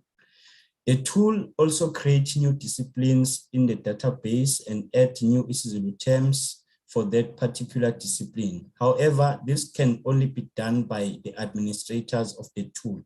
Whenever there is a new discipline that the terminology development process has taken place, that discipline can be added into the isiZulu Temp Bank, but that can only be done by the administrators. The functionality of isiZulu Temp Bank includes end users to look for words by firstly typing word in the search box, search the discipline, choose the word structure. The word structure can be prefix, suffix, or complete. And after that, the user can choose the outputting language, of which is English, isiZulu, or both languages. That's the functionality of isiZulu Temp Bank. As a public tool, isiZulu Temp Bank is freely available to all UKZN members and other isiZulu users. That was my introduction of this study, of which is isiZulu Temp Bank. So going straight to the problem statement for this study, I'm going to just read it as it is. It is argued that the use of mother tongue language is beneficial to students to better understand academic content. The implementation of multiple languages in institutions of higher learning provides students with the choice of preferred language to use to access academic content and learn with. In 2004, the University of KwaZulu-Natal adopted and implemented the Department of Education language policy. The policy was adopted to make the university a bilingual institution. The policy was adopted to assist students to access information in the isiZulu language as a second official language of the university, the first being English. In order to implement the language policy of adopting isiZulu, the isiZulu terminology development was embarked upon. A number of terms from different disciplines were developed and stored in the ITB, of which is isiZulu Term Bank. The ITB is just the database used by end users to access isiZulu terms. That's the definition or the definition that I think it is easy for us to understand what exactly is isiZulu Term Bank. There's a little to no literature on studies that investigate and identify the factors that lead to the successful adoption of isiZulu Term Bank from South African perspective. So going to my research questions and my objective, my research questions were constructed from the framework of which I'm going to cover in this presentation. But these are my research questions and my objective of this study. The first one being the performance expectancy, the second one being the effort expectancy, the third one being the social influence, the fourth one being the facilitating condition, and the fifth one are the challenges that are experienced by the end users to adopt isiZulu Term Bank. Same applies to the objective. The objective were constructed from the research questions for this study. So I've also covered the literature review to identify the other researchers, how they go about understanding the adoption of the technologies, specifically the human language technologies. But there were different types of models or frameworks used to identify the factors that drive the users to adopt technologies. We have technology acceptance model, of which is TAM. We have unified theory of acceptance, of which is UTA-UT. But there are other models that can be applied for any study. But I chose to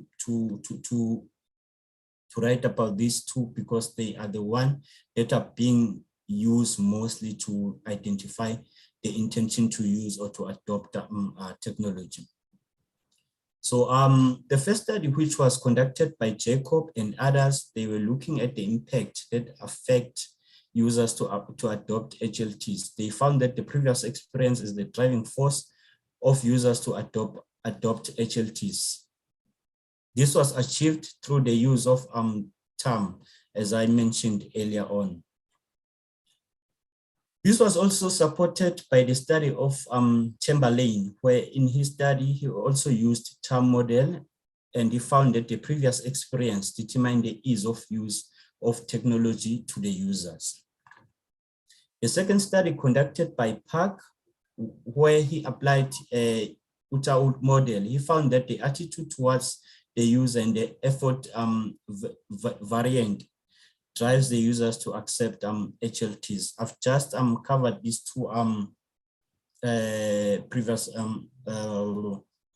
previously literatures just to present them in this presentation. However, there are many literatures that I've discovered, but these are the two that I think they are suitable for this study.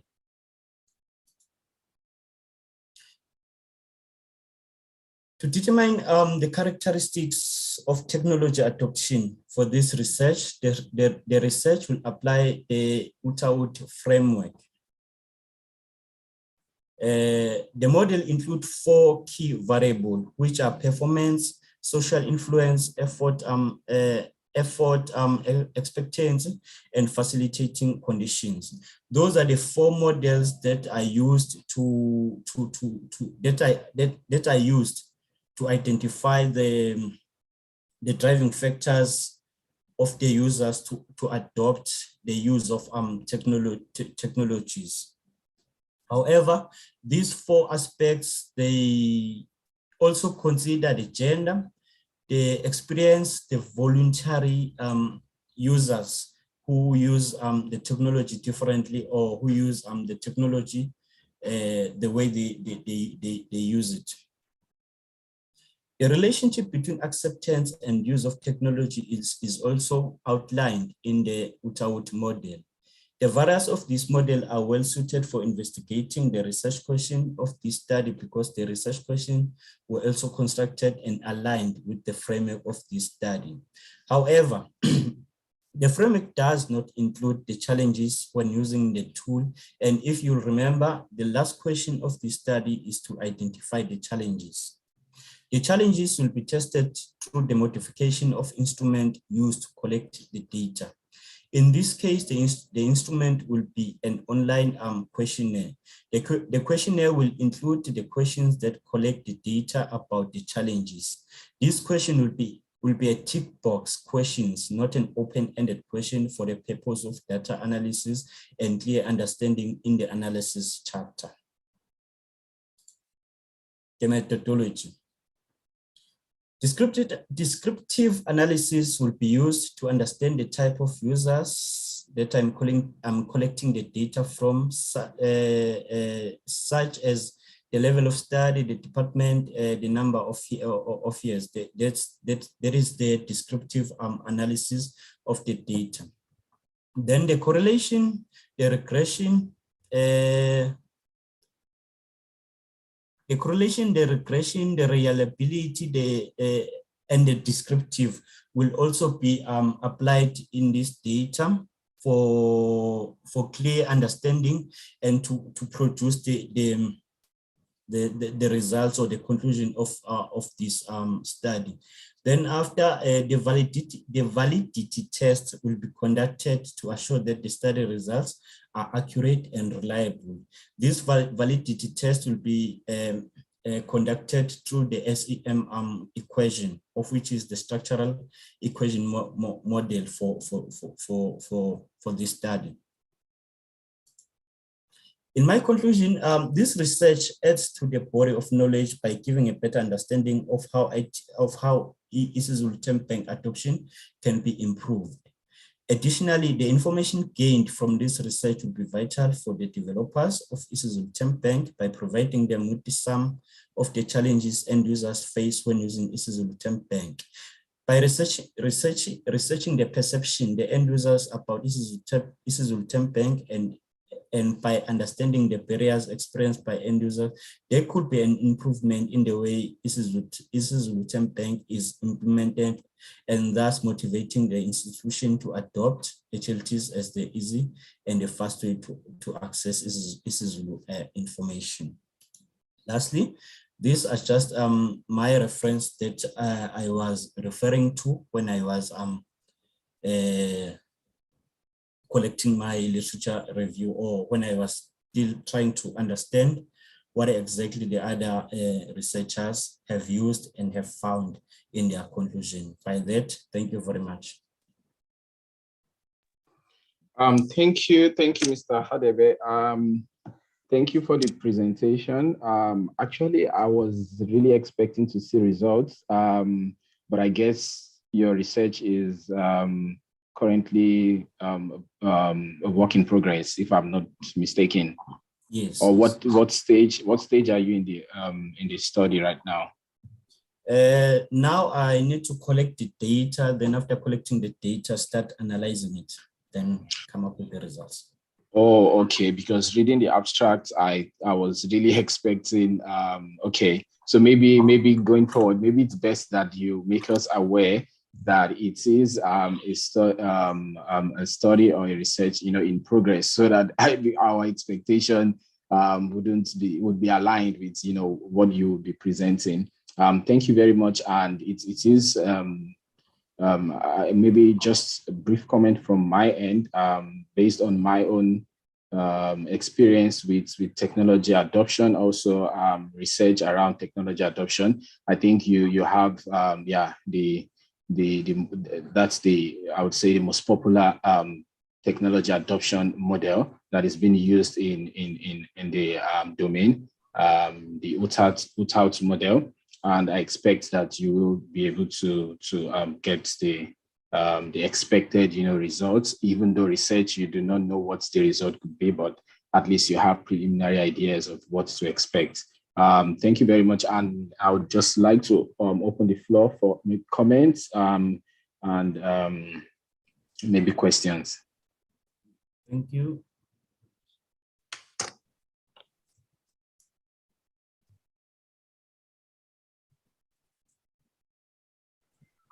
Hi, Njabulo. It's Mr. Foster here. How are you? I'm good, Mr. Foster. I'm good too. Thanks for a very interesting presentation.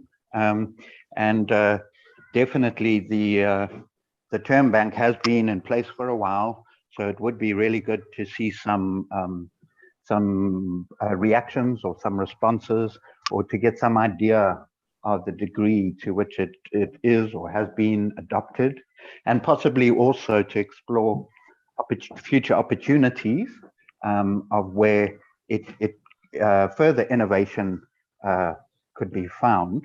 I have one comment about this user acceptance survey. I think it's a very good model to go with. It's typically a model used to assess commercial adoption. So it's used in the commercial world. It's certainly applicable to our context. My suggestion is that in your survey, you pay very particular care to the roles of the end user. So in other words, specifically the workflows that they are expected to use the term bank within. So in other words, you'll be assessing not just the term bank, but you'll be assessing the applications that make the term bank available. So for example, there's a distinction between an educator who is putting together a lesson plan or a material for the course online website, and an author, someone who has to write a textbook on the subject. And then, of course, the translation process itself, so the development office translating materials, all of these different end users interact with the term bank in different ways. So for the survey to be useful, you should pay particular care to the very specific ways in which the term bank is expected to be used. And what you will find out there is a useful feedback, measurable feedback, but it will also reveal some areas that the term bank might still find value in being applied in that have not been explored. So for example, you can't assess user acceptance for a purpose that hasn't been applied yet. But by doing a survey of all the ways in which it has been applied, we might then prove that those gaps are in fact there, and that we can exploit them and maybe innovate in those areas. Thanks again for a very, very thorough presentation, and particular attention to teaching and learning. Thank you very much, Mr. Foster. I've noted the detailed information that you've given me. Thank you for that comment. And just adding to that comment, I think it will be very useful, and I guess it is just an add-on to that same comments that we just heard, is looking at the biographic data. So it means you have to pay attention to who the users are. Is this user, whatever their perception, different perceptions, you could get different perceptions based on who the user is. So a student could have a different experience or a different perception about the technology compared to a lecturer who already has maybe experience, maybe using another term bank before. Their perception will be quite different. So I think it's quite interesting to look at their biography data, and just an addition. Okay. Okay, Mr. Badro, I've noted that. Thank you. So I can't see anyone's hand up.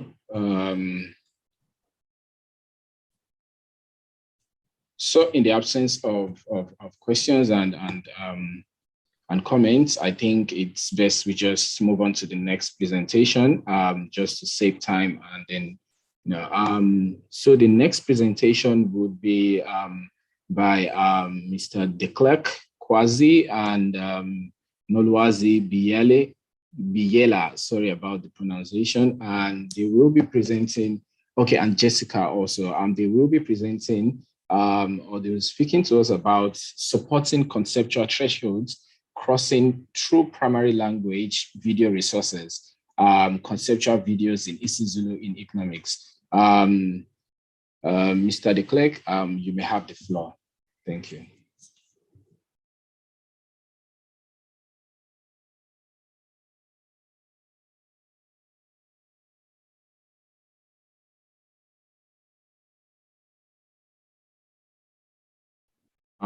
We can see your screen, but we can't hear you. Okay. Okay. Thanks so much, Chairperson. Greetings to everyone. I'm De Klerk Kwazi, as it has been indicated. I'll be presenting today with my colleague Nolwazi Biyela, and we are going to present shortly in terms of what we are doing in terms of developing isiZulu resources for economics. Okay. The structure of this presentation is we will discuss the rationale of what we are doing and the theoretical frameworks of what we are doing. And there's a discussion whereby we'll link decolonization of language and learning. And then from there on, we'll be discussing what we are doing, actually the process that we have undergone and how we have distributed the work that we've done and the responses that we have got, as well as what we are considering to be doing going forward. Okay. So basically, where we come from is that the use of home language as a medium of teaching and learning in institutions of higher learning is actually an important tool that promote cognitive and academic proficiency to students. This is because with home language, it's easier to interpret and to understand concepts that are being taught in that particular discipline or particular module. Whereas if you are using a second language, there'll always be that time spent trying to translate the language to your own language and then now understanding the concept. But with using home language instead, the time is not there. You just use your language to understand the concept and that's it.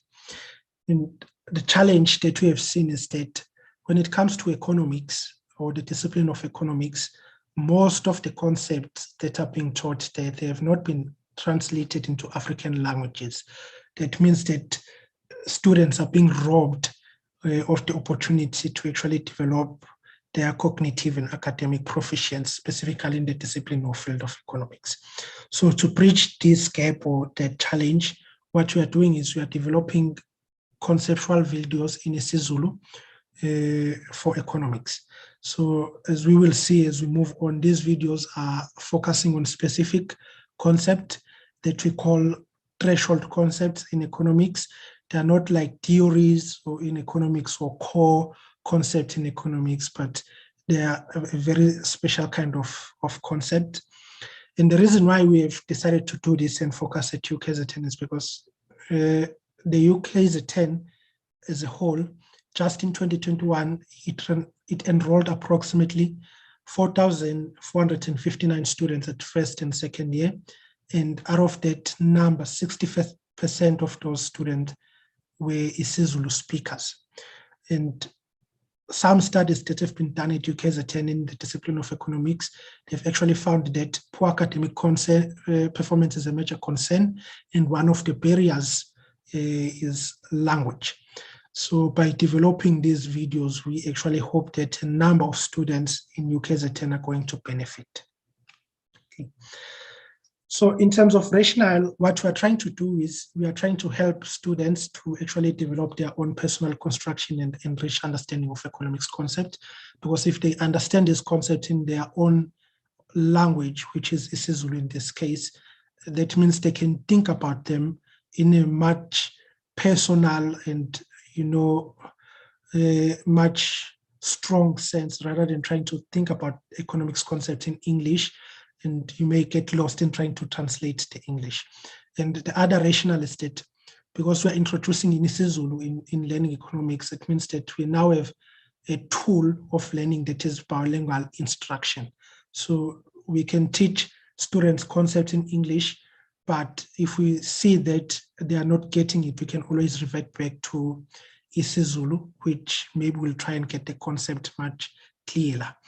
And again, it's a tool when you look at it from the student's perspective, because when students, they can code switch now between English and their primary language, which is isiZulu in this case. So maybe in the context of a test or an exam, a student will read the question and they don't understand the concept in English, but they do understand it in isiZulu. Therefore, they can switch back to isiZulu and try and understand the whole question in isiZulu. And what we are doing is we are not translating words from economics or economics concept in isiZulu, but we are trying to have a discussion in isiZulu around those specific concepts. Okay, so that we can actually, drill the concept to students in their own mother tongue. The reason why we are running away from translation is that translating can be tricky. For example, if you talk about amandla, which is power in English, obviously, when you're speaking of physics, now it doesn't mean the same thing. It doesn't mean power, it means energy, for example. So we are trying to avoid translating to avoid that challenge over there. Okay, and then as we have indicated initially, there are two theories that are motivating or that are behind our study. The first one is the threshold concept. It emerged from a study by Meyer and Land 2003. Basically, what it does is it focuses on both the context of the teacher as well as the context of the student. And what happens is the teacher or the lecturer will look at how students are struggling over time. So from first year up until third year, and look at how they are struggling, and then identify the concepts that have actually, became a challenge for those students and we're holding them down. And the teacher will also look at their own experience and say, okay, these were the most important concepts that I saw that are actually very important in the discipline. And then by combining all of that information, then you come up with a kind of a particular program that you are going to deliver to students. Okay, and actually this type of, or this threshold concept framework has been adopted by several institutions of higher learning, and it has been found that it's actually very transformative in terms of how students learn and how they view the whole discipline that they belong in. But I'm going to say more about it as we move on to other slides. The threshold concept has been defined by the authors that I've mentioned before as an akin to a portal or opening up a new, previously inaccessible way of thinking about something.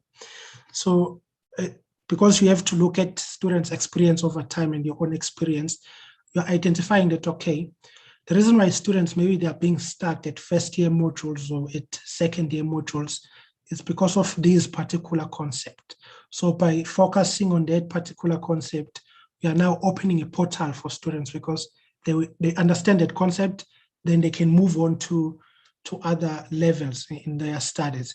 And if they find that that concept is still there, they're in a better position now to handle it and to deal with it because we have focused on it initially. And as I've said also, it's also a way of transforming your internal view of the subject matter, because you can engage with yourself with this particular concept and try and understand how they fit into the whole discipline and how you perceive the whole discipline and apprehend the whole discipline or experience the whole discipline as a whole. Okay. And again, the threshold concept in terms of characterizing it focuses on disciplinary ideas or everyday concept or abstract concept or images. Okay, the most important thing is that the threshold concepts are not the same as basic or core concept. They are more like gateway concepts. So something that if you understand it, then you can understand the whole discipline. Because core concepts will be module based most of the time. So you can understand it in that particular module, but it doesn't help you to understand the next module or the next course. But a threshold concept will say, if you understand it, then you can understand Econ 101, you can understand Econ 102, you can understand Econ 306, and so on, okay? And basically, it focuses on how people think about the discipline, and it focuses on learning as a liminal process. Like we've said, you move from one stage to another. Okay. This is just an example of threshold concepts from different fields.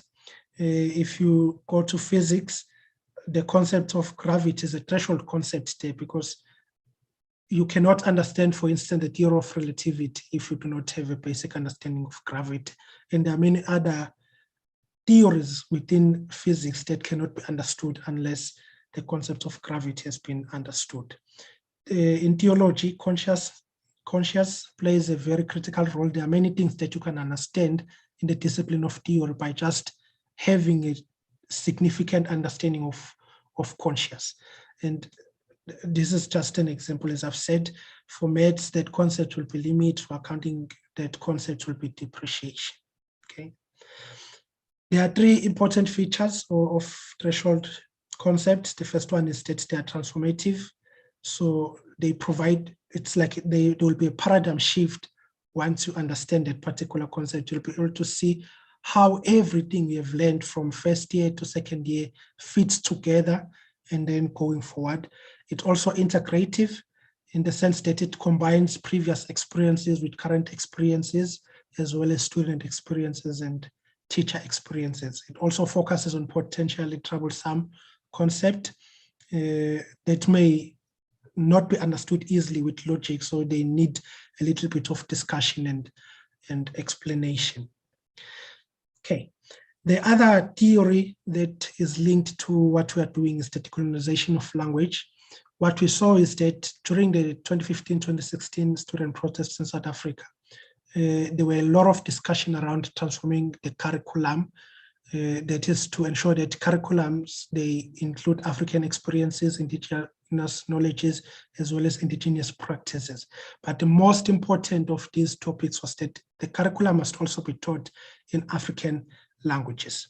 And this goes back now to the writings of Fanon in Black Skins and White Masks, where he says language provides us with one of the elements in the colored man's comprehension of the dimension of the other.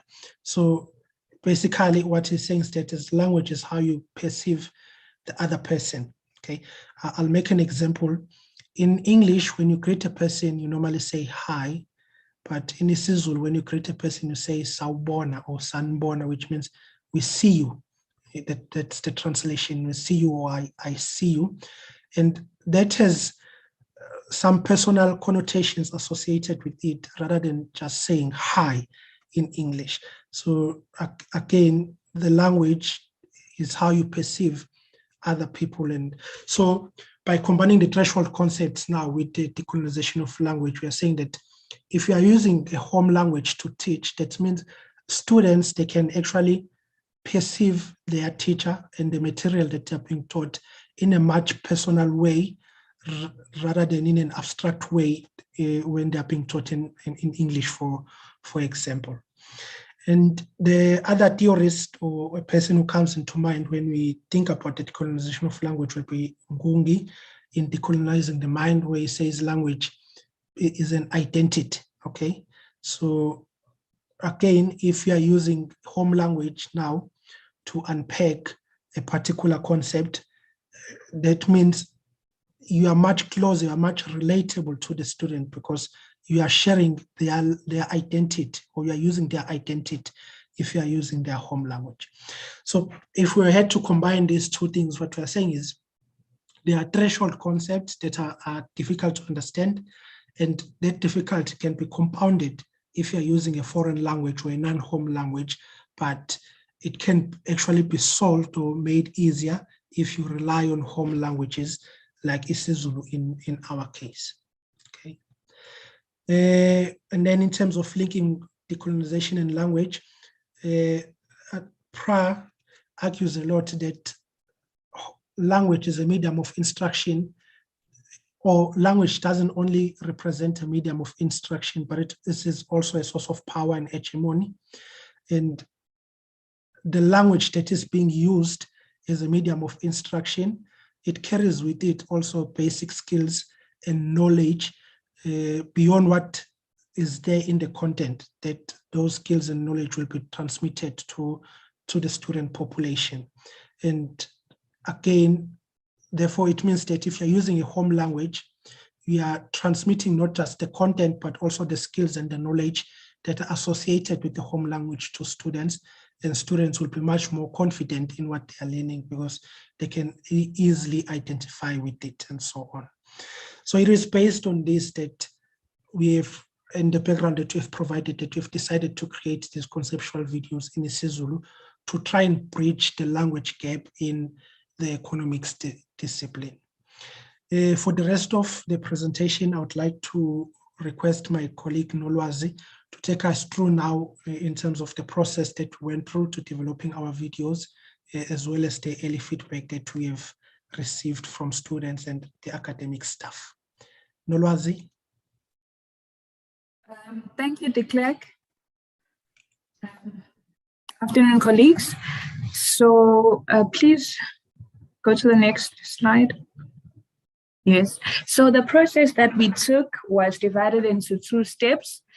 We needed to come up with a list of these threshold concepts. So we went back on theory, and we wanted to also use our teaching experience. So with regards to theory, we looked at an article by Davis and Mangan, which was done in 2007. And here they come up with the web of economic concepts, which they regard as threshold for the economics department.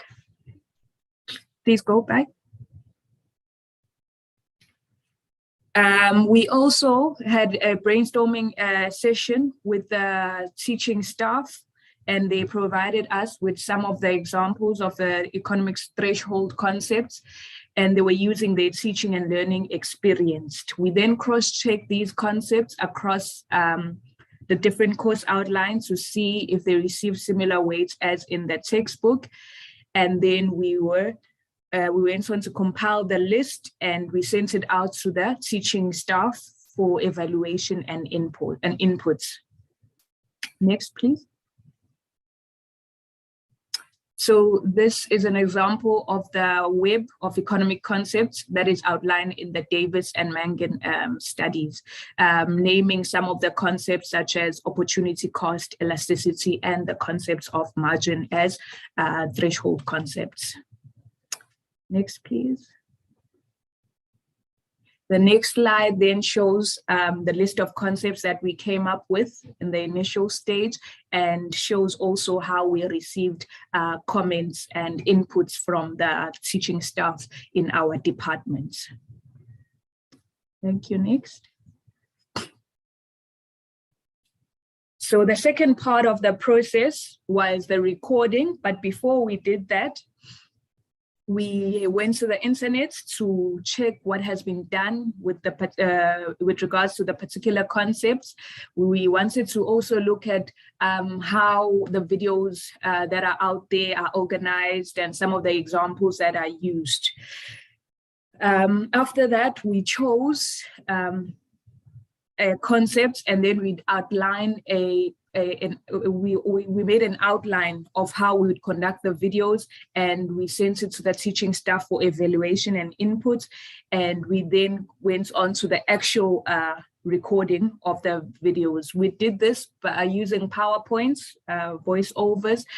We did this in an informal way, and which was largely conducted in the isiZulu language.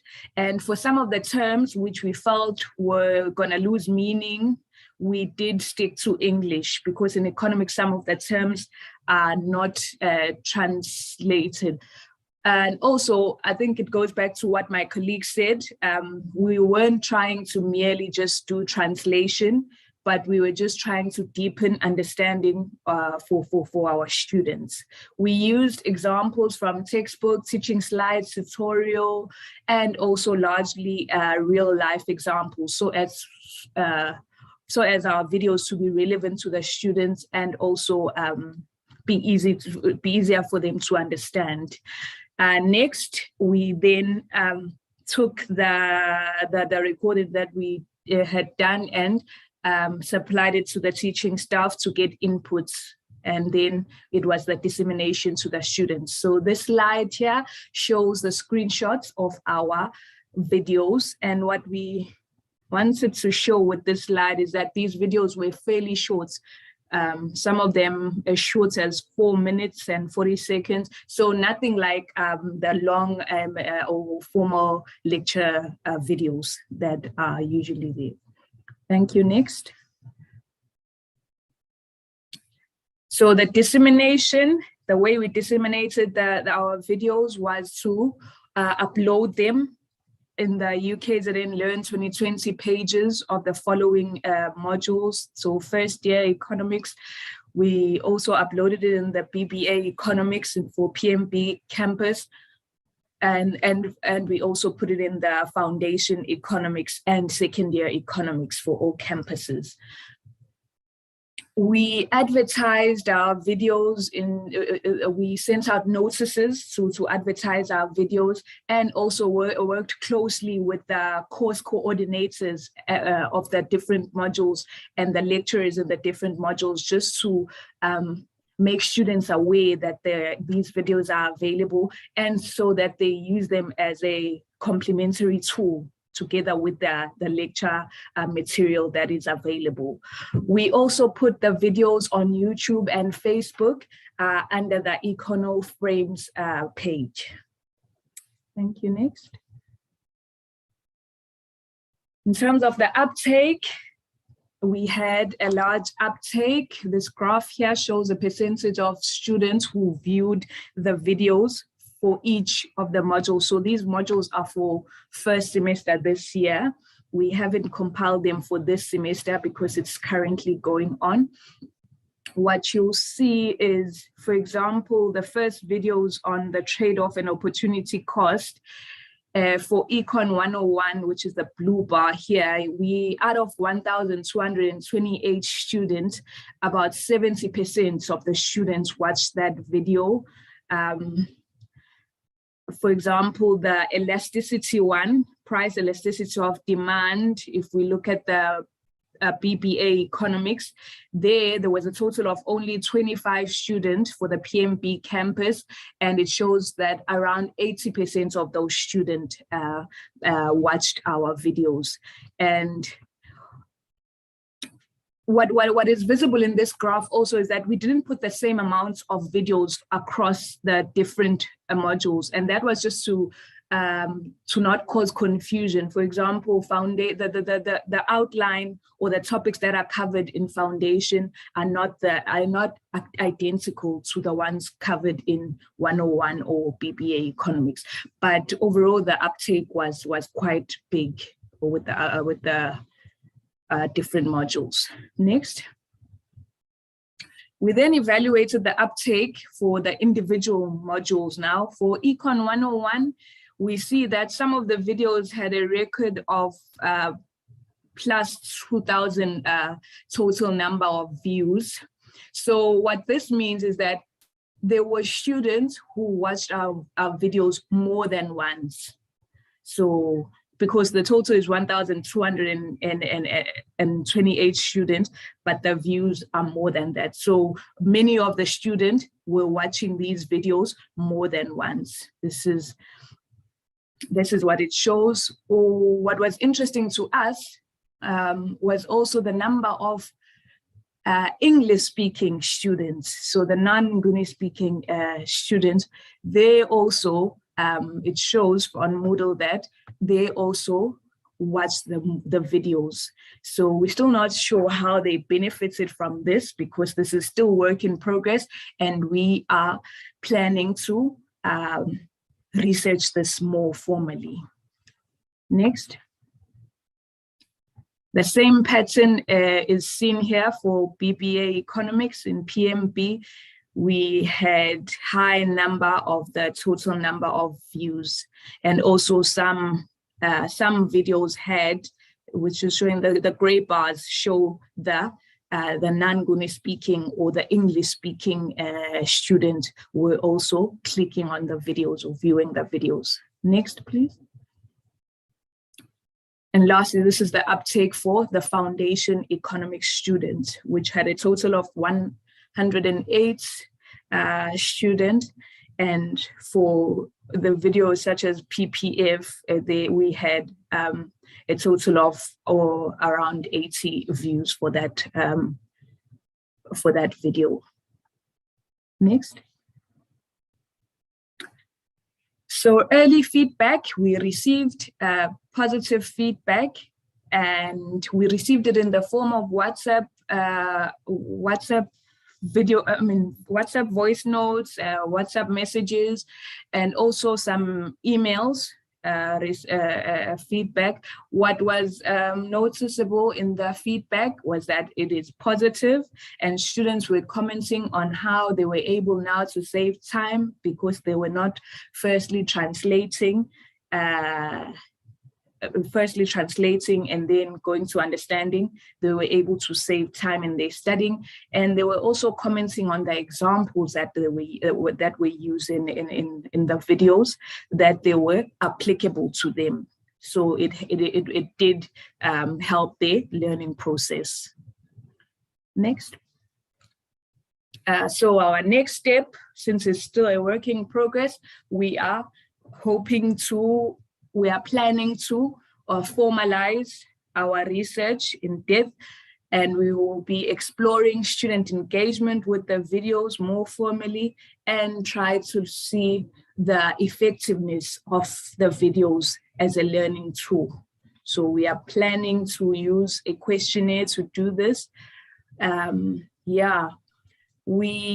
I said, this is a work in progress, so we welcome any suggestions, ideas, and any comments. Thank you.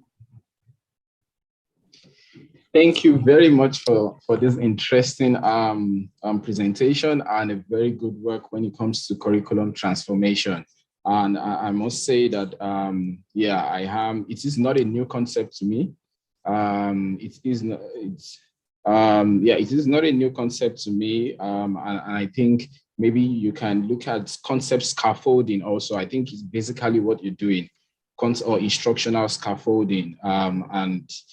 This is going to really help students in understanding, some of these abstract concepts, most especially in the physical science, like computer science and physics, because if we know learning is linear. So if you miss it now, then it will become a block for you going forward in order. Maybe you can also explore looking at gamification, how you can adapt gamification into this research. Then adaptive learning also, because I'm speaking from an instructional designer point of view. Then, because I see you uploaded, it's been used on Moodle. So we all know that there's always that student evaluation that students have to fill at the end of the module. I think it's best that you include a session, of this scaffolding approach in their evaluation, where they can express, their experience, and maybe from there you might be able to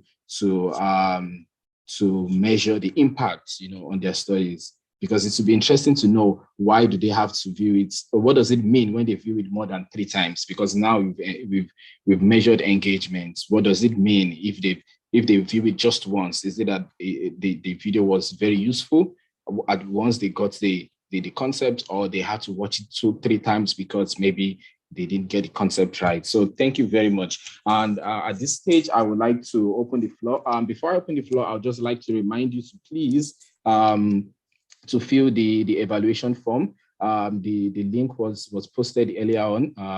Please, we need your evaluation to be able to measure, the work we're doing. So I have Mr. Kubulani. Please, you may have the floor.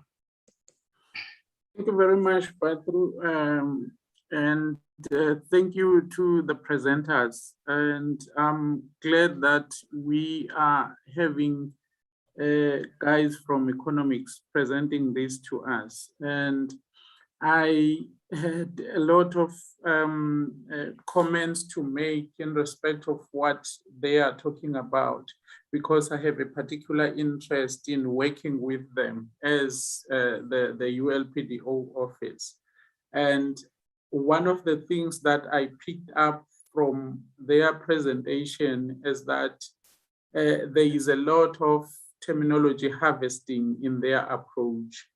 Then I wanted to say, perhaps we need to have a discussion with them so that perhaps we can assist in harvesting the terms that they are using in their methods of teaching, so that can culminate into terminology development. And that terminology development can assist them in doing what they are doing, which is a wonderful work that they are doing. We have worked with the College of Health Sciences, particularly those that are doing medicine.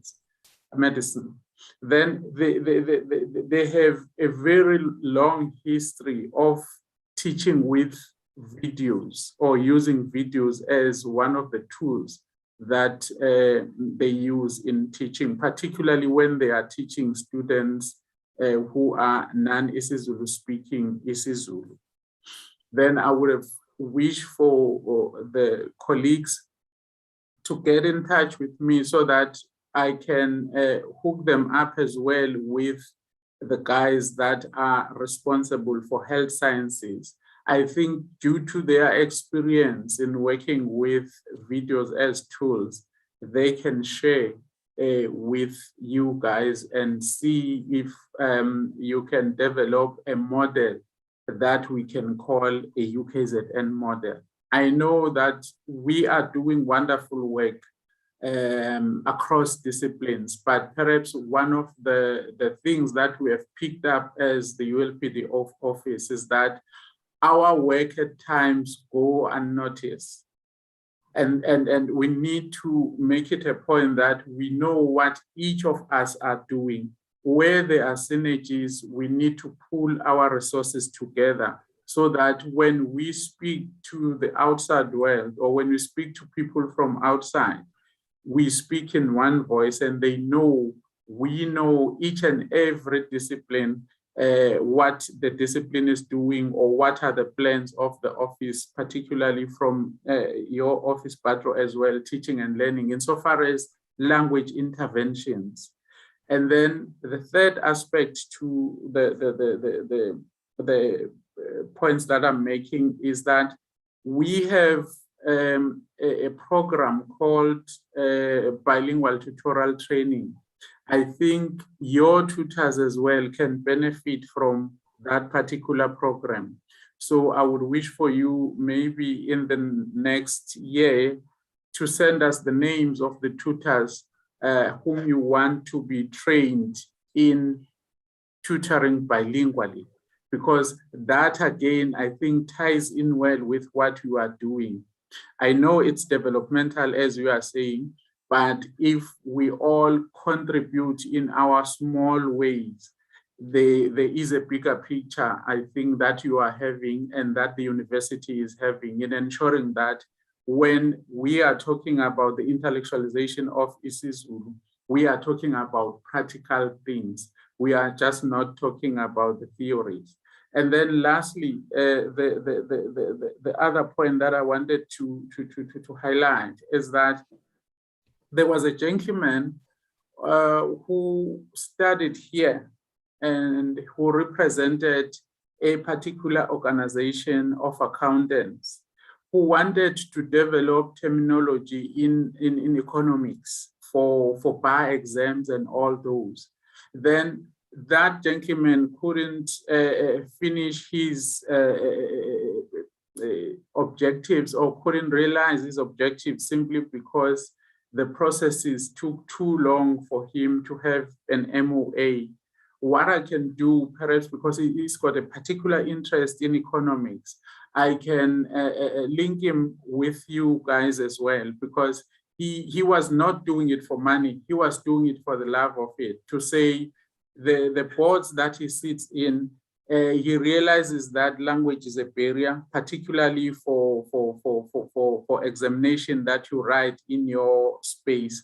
And therefore, he wanted to partner with the university in ensuring that those exams are available even in isiZulu as part of the intellectualization of isiZulu, because he has a particular interest in that project. Therefore, I think with these 4 points that I've made, I think we can have a chat outside of this, but thank you very much for your insightful presentation, and we wish you well in your studies. Thank you.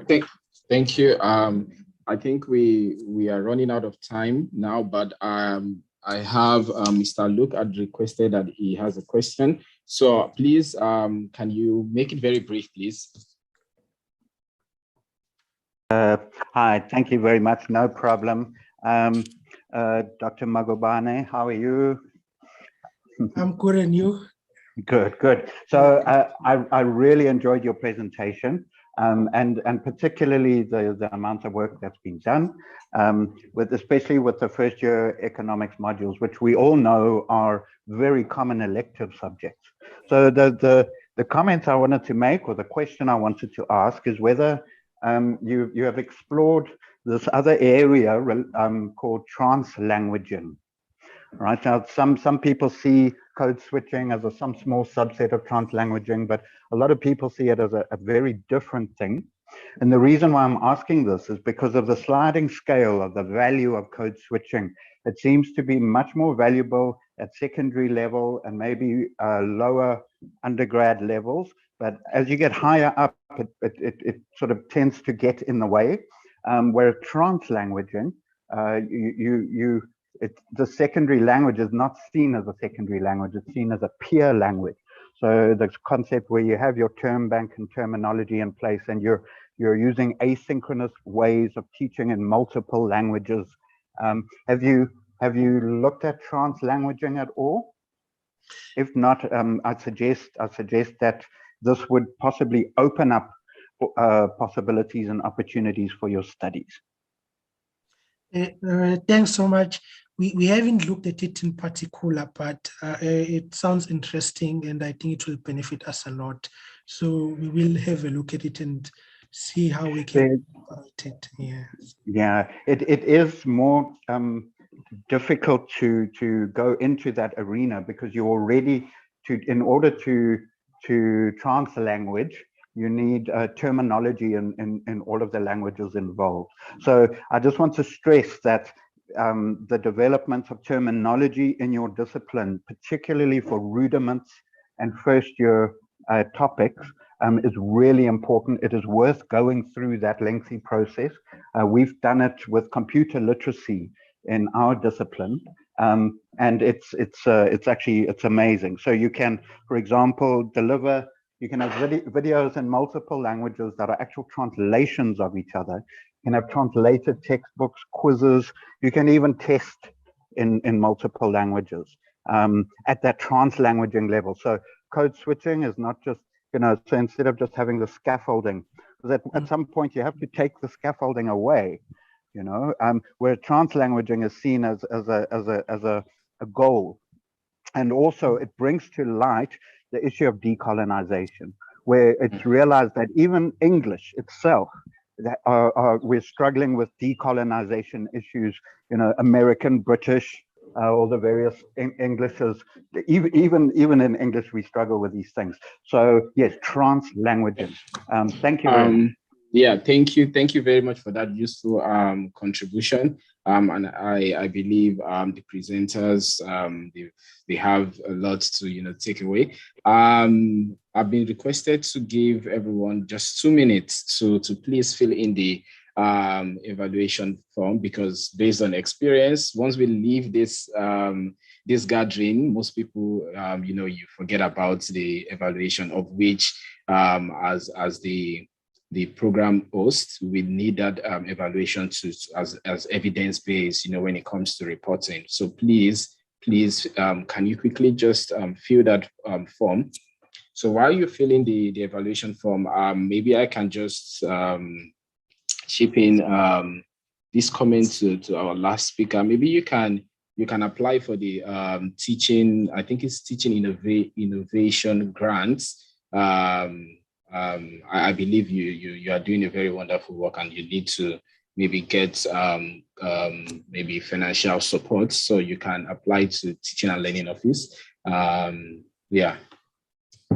So please fill in the form, and we would have our next presentation soon. So, Mr. Derek, do you want to have this conversation maybe after? Oh, okay. Yeah. No, firstly, thanks so much, Chair, to all the feedback that we are getting. It's thrilling to us, because this is the first time we have presented outside the discipline of economics. But my question was, how can we reach Mr. Mngadi, because he is apparently no longer in the participants list? Oh no, we would. I would send this email to you. I'll send this email to you now. Sure. Thanks. Okay. We have just 1 minute left, and then we'd have Mr. Njabulo Mayoni, who will be presenting on an integrated approach to isiZulu terminography and lexicography. We will be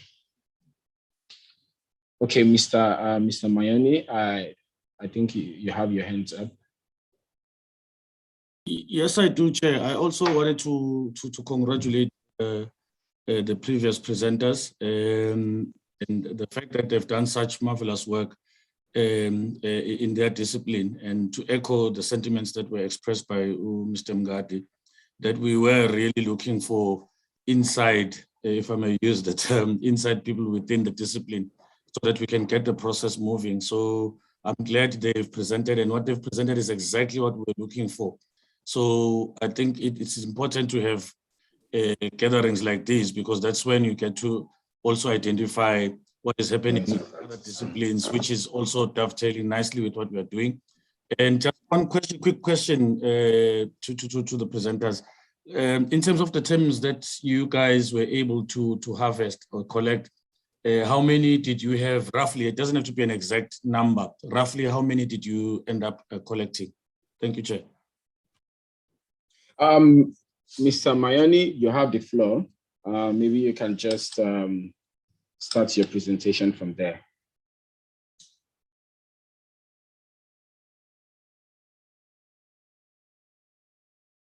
Are you there? No, I'm actually sharing my screen, Chair. Okay, sure. Thank And you. I was just waiting for the colleagues to respond. To respond, yeah. Yes, whilst I'm sharing, just to multi. It's quite difficult for us as the male species, but I will try. And before I start the presentation, if maybe they have a quick response, then I can just. Okay. We roughly made 19 videos so far, but we're still working on them. Yeah, this is just a rough estimate. Thank you. No. Okay, no, that's fine. Ngomos, I just wanted to check the terms themselves, the terms that you collected, roughly the number of those. in isiZulu? Okay. Oh, yes. So I think it's around 25 so far, because we have had these 2 years. Last year, we had around 20 times. This year, we have around 5 times. Oh, okay. No, thank you so much, colleagues, and keep up the good work. And hopefully you will be in touch with Mr. Mngadi, and the process can also continue, because this is very encouraging, because our mission is to make sure that we have all these activities taking place across all disciplines, and you have already blazing the trail in your own specific area. So I think that is worth congratulating and also encouraging. Thank you so much. Thank you, sir. Thank you. Chair, may I also get into my presentation now? Definitely, you have the floor already. Okay, no, thank you so much, Chair. Good afternoon, colleagues. My name is Njabulo Marvin Manyoni. I am from the University Language Planning and Development Office, and I will be presenting today about an integrated approach to terminography and lexicography. Now, before I get into that, I think we need to also take into cognizance that we, as part of the symposium, we are looking to also move towards apps that will also enable us to be in line, or to also start participating actively within the fourth industrial revolution, as per our keynote speaker in the morning, because some of the things that he mentioned were quite catching for me. They caught my attention, and I thought maybe let me also start by reminding us that that's where we are headed. Okay, maybe a brief introduction. By way of introduction, we all know that according to quite a number of authors, and as well as colleagues who have presented here, that African languages are normally viewed as shallow, inadequate, and also do not have the power to be able to function in scientific domains. And as a result, this then disadvantages our students who are speakers of these languages. And this, I think, has been also a theme that has been permeating. Even the previous speakers were actually speaking to this. But maybe as a way of a background, we know already, I think some presenters have touched on this as well, that we've had a language policy and plan that was from 2006 and revised in 2014, and is actually currently being undergoing review as well. I think the process is nearing its completion, and we should be having a newly revised language policy. And also, this policy's objective is to achieve the institutional and academic status of English for isiZulu, and provide facilities to enable the use of isiZulu as a language of learning, instruction, research, and administration. This is according to the language policy of UKZN in 2014, and also from Khumalo 2019. In 2013, as it was mentioned by the previous speakers as well, the university chose deliberately to institutionalize language development by obviously giving birth to the office that I work for, which is the University Language Planning and Development Office, known as ULPDO, which has the responsibility to implement the language policy and plan. Well, as the ULPDO, we have a simple, not a simple, but a mandate to develop and promote isiZulu. This might look simple in terms of this one bullet point, but it encompasses a number of items, and I'll just focus on a few.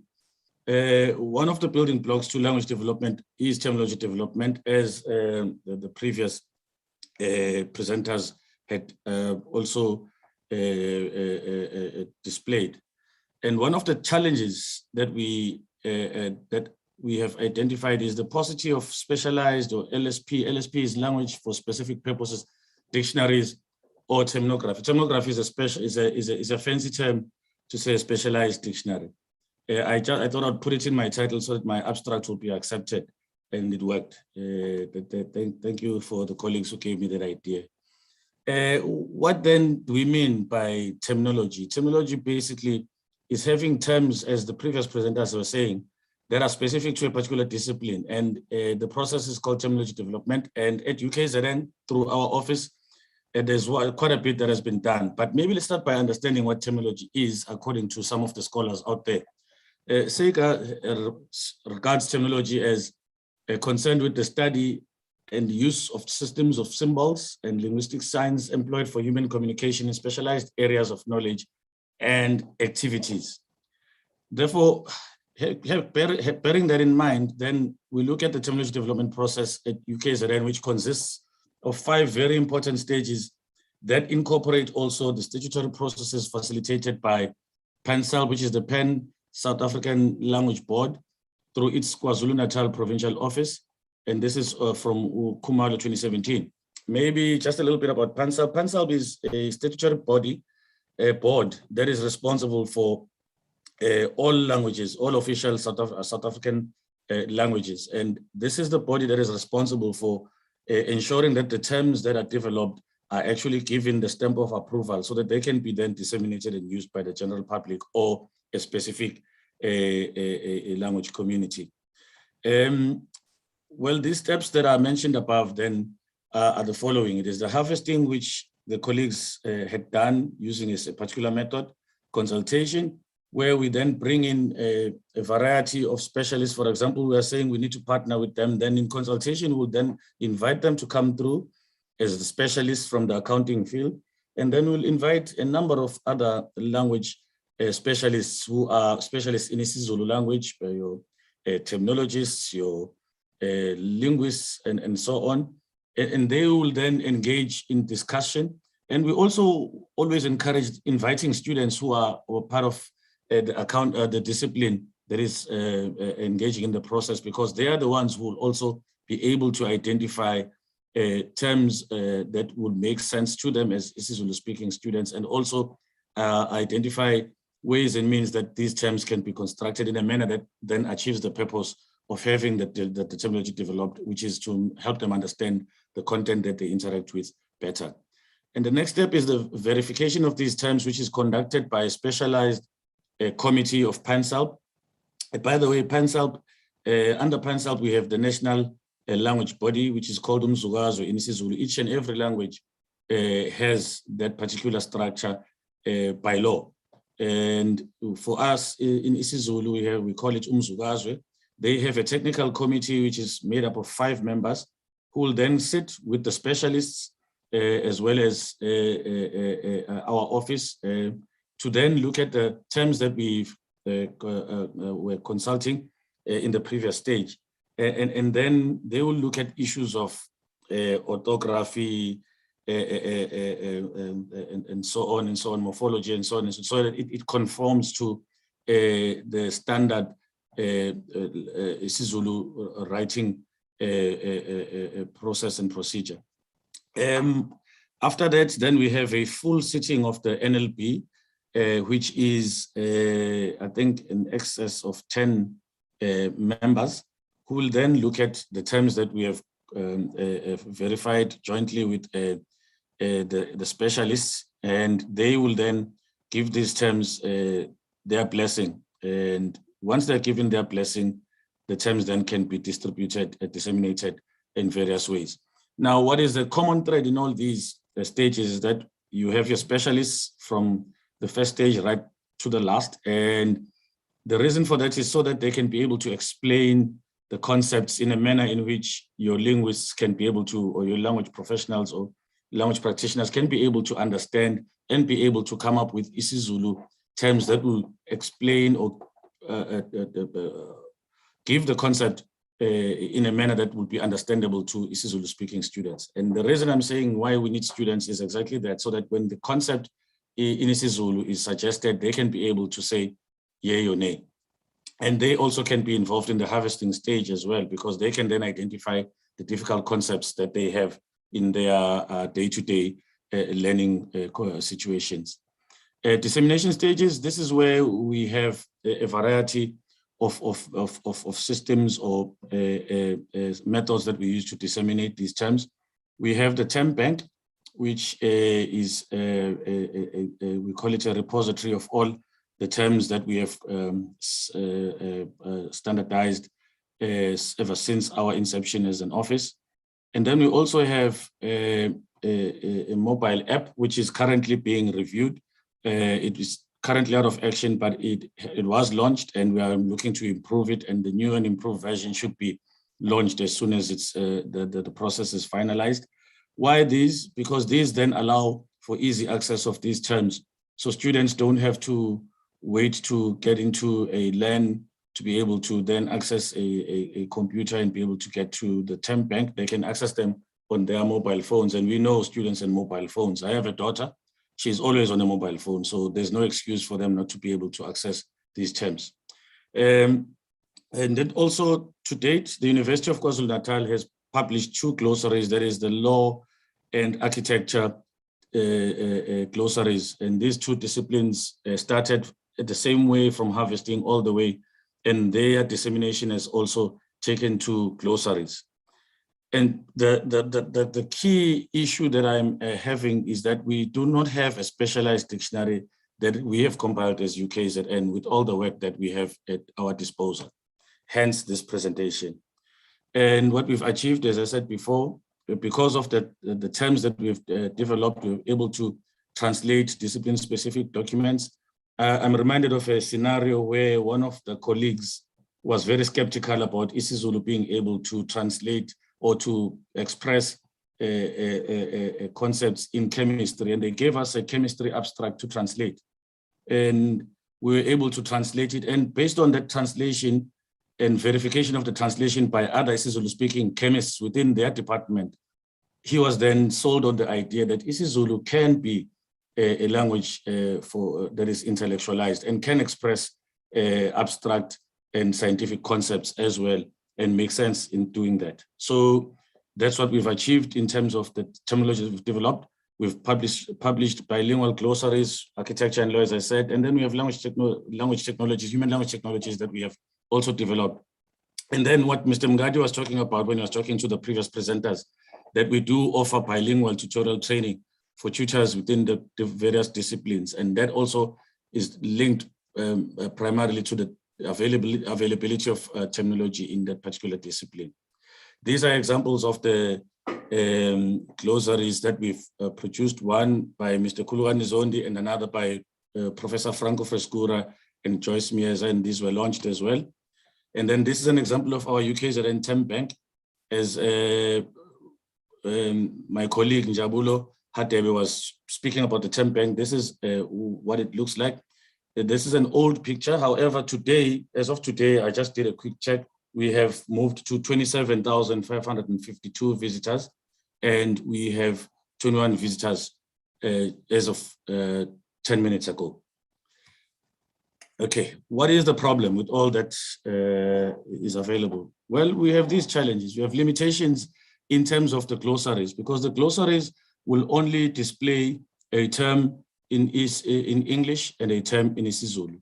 That is limiting, because then the student does not have the necessary or an extra bit of information to assist them in understanding the concept. And also, this then limits the way that they will then interact with the information that is presented to them and hamper in their access to knowledge. Insufficient information, as I said, you have a term, you're not told whether the term is a verb, whether the term is a noun, how it's pronounced, and so on and so on. And which then also highlights another bigger problem, a paucity of specialized or LSP lexicography or dictionaries. In other words, then dictionaries which will then be able to be more extensive in terms of what they present. This is an example of a law entry from the UKZN term bank. As you can see, you have a term, audi alteram patem, and then you have an isiZulu equivalent of it. And that's it. Another example, this is from the architecture glossary. You have a fortified farmhouse. There's an English explanation or definition of it. And then below you have isiZulu, and that's it. So why specialized dictionaries or LSP dictionaries? Firstly, maybe let's start by understanding what lexicography is. And lexicography deals, with the compilation and editing of general dictionaries. and it is an independent reference work, a part of other work or a series of works providing data about linguistic science arranged in a way that facilitates navigation and having the aim of helping human users in interpretation, usage, or substitution of these signs. This is by Igor Kudashev in 2007. And dictionaries are generally used as a tool to acquire knowledge, and their users view them as authoritative containers of knowledge that they can rely on. This is by Hose and Prinsloo in 2005. A shortage of appropriate dictionaries for a variety of purposes then can create a problem. Hence, we're saying specialized dictionaries. For example, we have a DR9 rule in the university which requires for all abstracts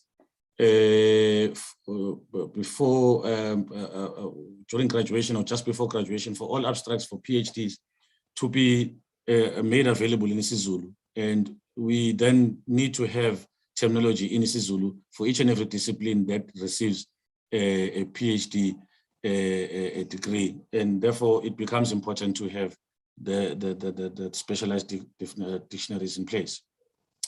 Hence the importance then to understand that there is a language for general purposes and a language for special purposes. And in this instance, we are talking about language for special purposes. And this is also by Hose and Prinsloo in 2005.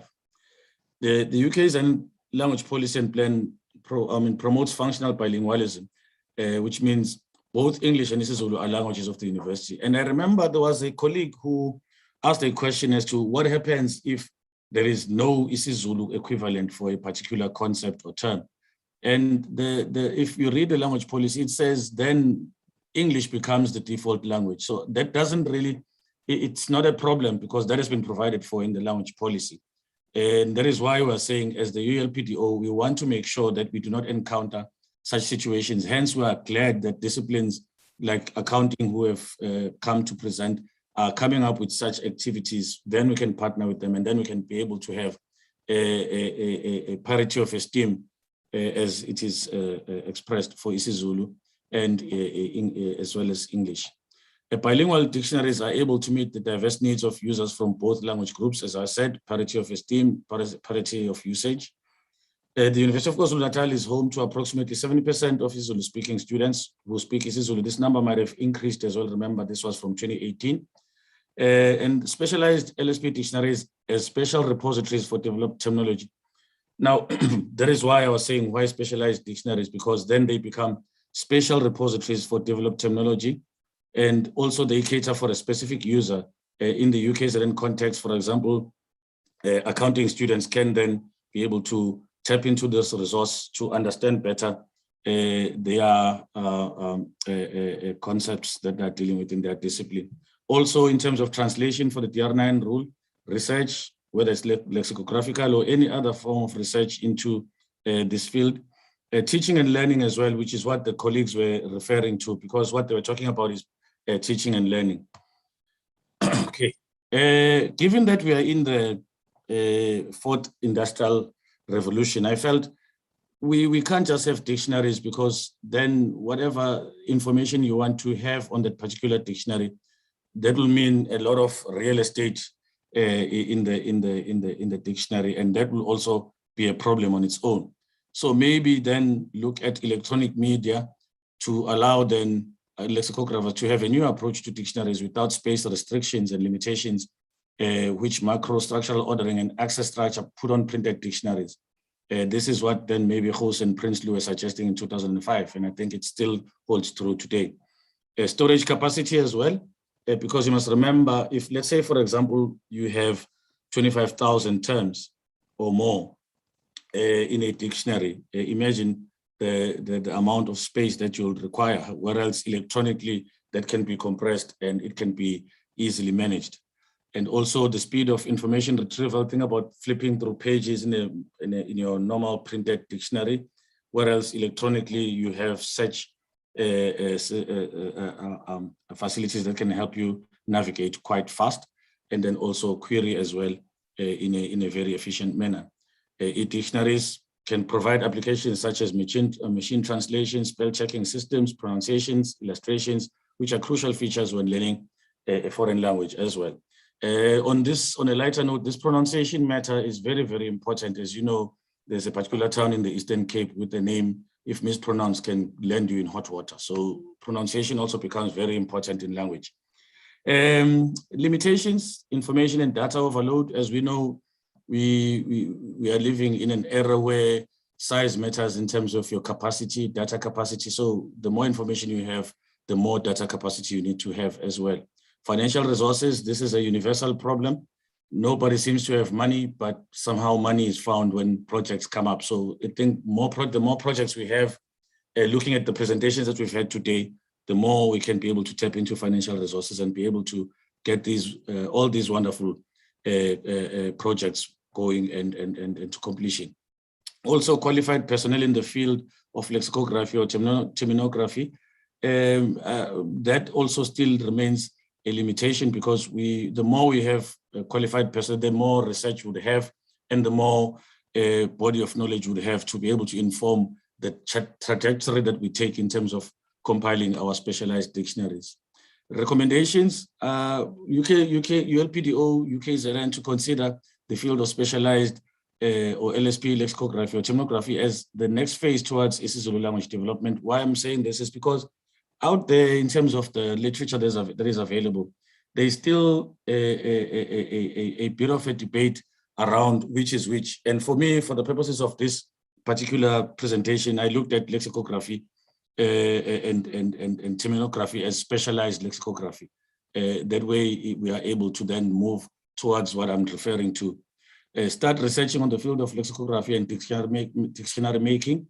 In other words, have isiZulu speaking researchers presenting works that is based on their research or on isiZulu lexicography and the whole process of isiZulu dictionary making. And maintain the current trajectory of terminography. In other words, because we already are developing terminology in isiZulu, then we need to maintain this very same trajectory and be able to then come up with more specialized dictionaries for the disciplines that we have completed. As I said, we have 2 glossaries, which means we have an opportunity to have 2 specialized dictionaries in isiZulu and English for these 2, or even a multidisciplinary and have both of them in one and still be moving in the same trajectory that I'm talking about. In conclusion, I think specialized bilingual dictionaries are enablers in improving epistemic access in specific disciplines. I think this holds true because of the previous presentation as well.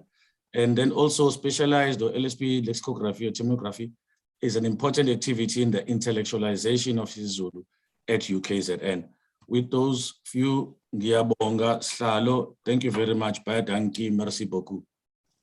Siyabonga kakhulu. Thank you very much for that interesting presentation, and thank you for sharing the wonderful work the ULPDO unit is doing towards institutionalization and intellectualization of isiZulu, not just at UKZN but in the country at large. Because once you digitize a resource and you've made it available on the internet, it means that you've made it an open resource and could be used by anyone.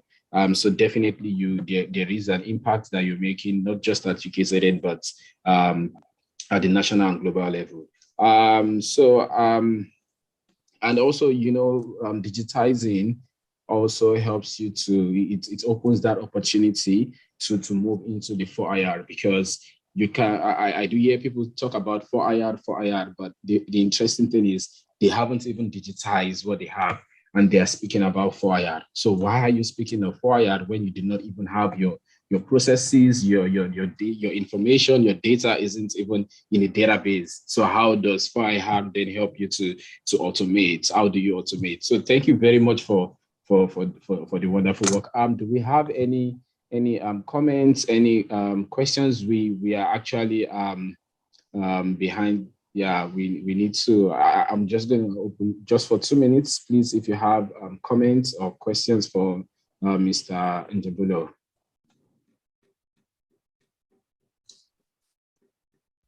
Hi, it's Mr. Foster here. Okay, thank you. A brief comment and with direct relevance to this wonderful presentation that's highlighting this a very pertinent need for a dictionary.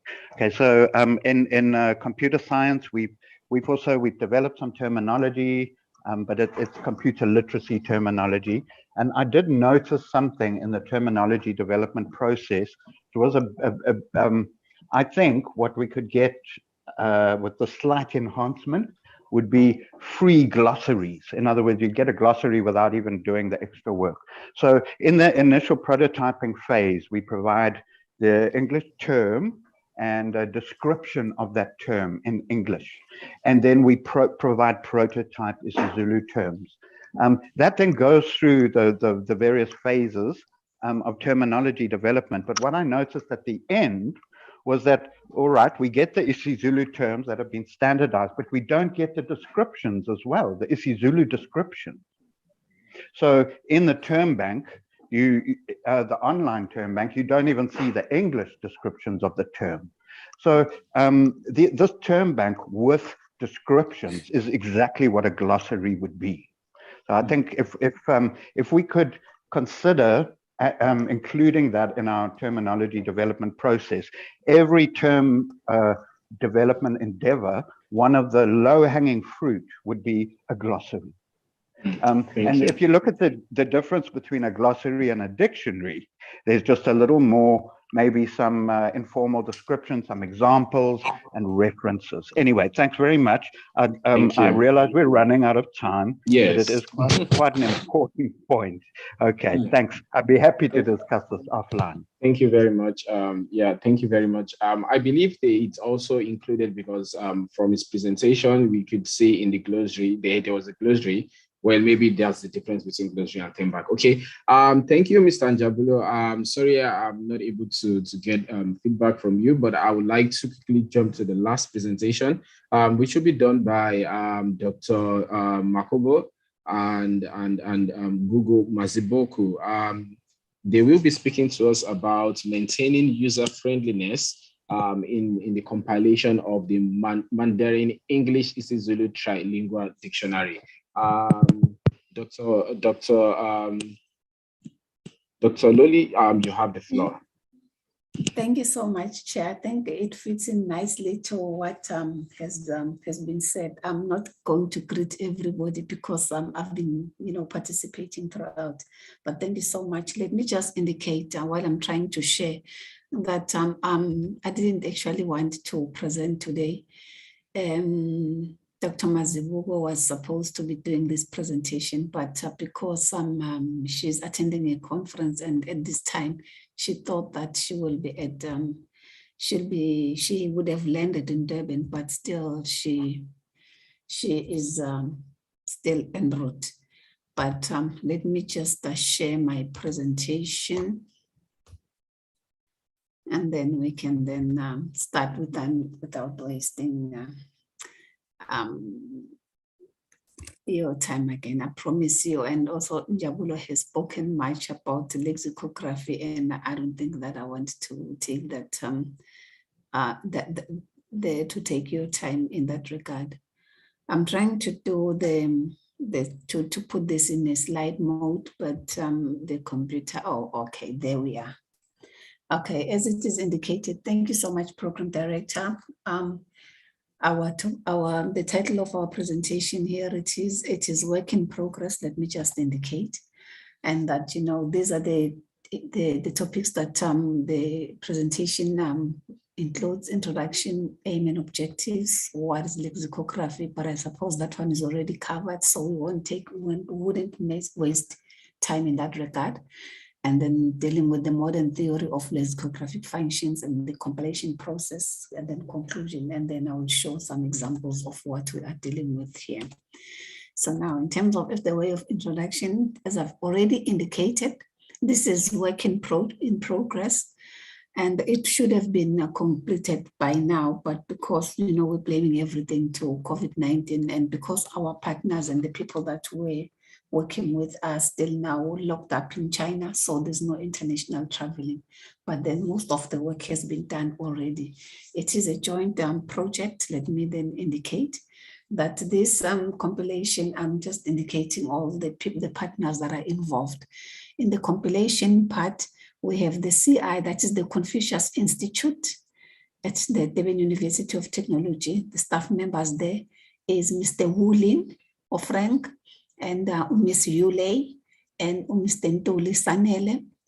And then the people that did the review of the dictionary, the elementary dictionary that was done, is the UKZN African Languages staff that was at the time, and then myself and Dr. Mazibogo.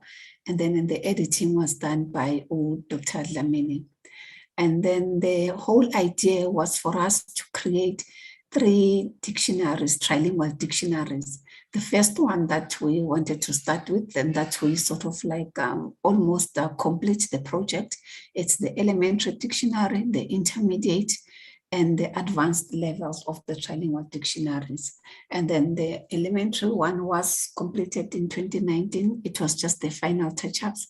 And then when we're supposed to finalize it in 2020, and COVID hit us as a result, and also with the financial constraints, and then that process was then hindered by that. Now, in terms of the aim of why we decided to undertake this, was to provide an overview on the compilation of Mandarin English isiZulu trilingual dictionary at elementary level. Although, the whole idea, the ultimate goal is to have them at an intermediate and at an advanced level, as I've already indicated earlier on. And the objectives is to assess the application of modern theory of lexicographic functions in the compilation of Mandarin English isiZulu trilingual dictionary, to indicate how Mandarin English isiZulu trilingual dictionary was compiled, and then lastly, to ascertain the necessity for the maintenance of the maintenance of the user-friendliness upon compiling the Mandarin English isiZulu trilingual dictionary. And in terms of the modern theory of lexicographic functions, it's indicating that places great emphasis on dictionary users and the lexicography functions that a dictionary should perform. And according to this theory, that of the MTLF theory, a dictionary should assist a user group that consults the dictionary regarding a specific need or a specific problem in a specific situation. And there are the authors that you can see them that we are citing there. And that the same theory, trend in lexicography, is thus to compile a very practical and extremely user-friendly dictionary or user-friendly dictionaries. And that Bernard is indicating that the lexicographer, meaning that the person who's involved in the compilation of a dictionary, has to include those words which are most likely to be consulted by the target user and to lemmatize them in a user-friendly way. And we've highlighted the word lemmatize because, we've coined this word. The word itself, it's a lemma. So that is the entry, the lexical entry in a dictionary. That is what you put, because it's not a word, it's a lemma. Hence we say to lemmatize, we've coined that word. Hence it is then highlighted. And this is where I was supposed to be asking you, what is lexicography by now? Thank you, Mr. Manyoni, because he's presented before us. I wouldn't waste any time in this regard, because by now we do know that the lexicography is the activity or the art of the compilation of dictionaries. So now, how did we go about? Here, as I indicated earlier on, the lemma that in this particular dictionary that I'm talking about is that the lemma, the entry, the word that was then done. And then we have, it has the Mandarin characters, and please don't ask me to repeat or to do the Mandarin characters myself. I'm not good at that. And then also then there is pinyin. Pinyin basically is that what you see, it is the English version, where the written form as opposed to the characters. So that is how the dictionary looks like. It's got the lemma, it's got the Mandarin characters, and then it's got the pinyin for layperson and other people like us.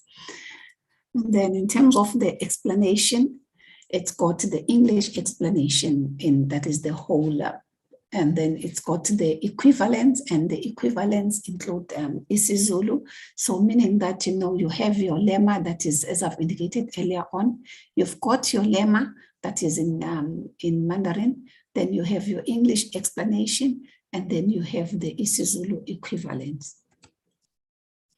And the Mandarin, as I've already indicated, it includes the characters. So the Mandarin part of it it's included both in Mandarin, in pinyin, and also in character. So ladies and gentlemen, without any wasting time, let me just show you the sample. This is the screenshot of the dictionary that we we're working on, and that is concluded, but then it's we just nearly publishing it now. And these are the words and the examples that the words that I'm citing here or showing here. It's lai, that is to come, meaning waza. Come here, li, it is waza lana. Here he comes, or nangu eza, that is the Mandarin character. And then I have been to Beijing twice, saying here Beijing Gabili, and you can see the equivalent there. So you see the Mandarin, it is there, the character, and then you have the explanation and in isiZulu, and then you also have the English version of it. And we have the other example, and that, I wouldn't want to take much of your time, probably then do the last one. I know it's the graveyard session now. And we have the waiter, the waitress, and would like to order 2 bowls of rice in order, and so on. And then you can then, show the character, and it shows the characters rather, and the English, and then the isiZulu, that is the dictionary. And then there is the other example here that is duo, tuhlala phansi, and you can see the rest of the examples that are there. I'm not going to go through the examples there. And but the whole idea here is to show you what the dictionary would look like, because we're hoping that it will be published. Hopefully 2022 will be a good year for us to publish, but the research has been done. And then here's the other example there that is a lot slightly bigger. It is I, the aunt, woman, and then that's the explanation, the English and the isiZulu one. And then you do have the character, that is the Mandarin character, and then it's got the English one. And then in conclusion, ladies and gentlemen, as I said, I wouldn't want to waste your time, otherwise I would have gone any further, and I wasn't going to present today. But is that, we need to then, it's in these 2 languages, it was not by default that, we chose to do this as isiZulu, but obviously isiZulu as one of the official of the languages at UKZN, and also in KwaZulu-Natal, we partnered with DUT, and both of them are tone languages. So if we had people, and if I was playing the video, or if I had a Mandarin speaking person, then would then hear the pronunciation that Mandarin is a tone language, and isiZulu is also a tone language.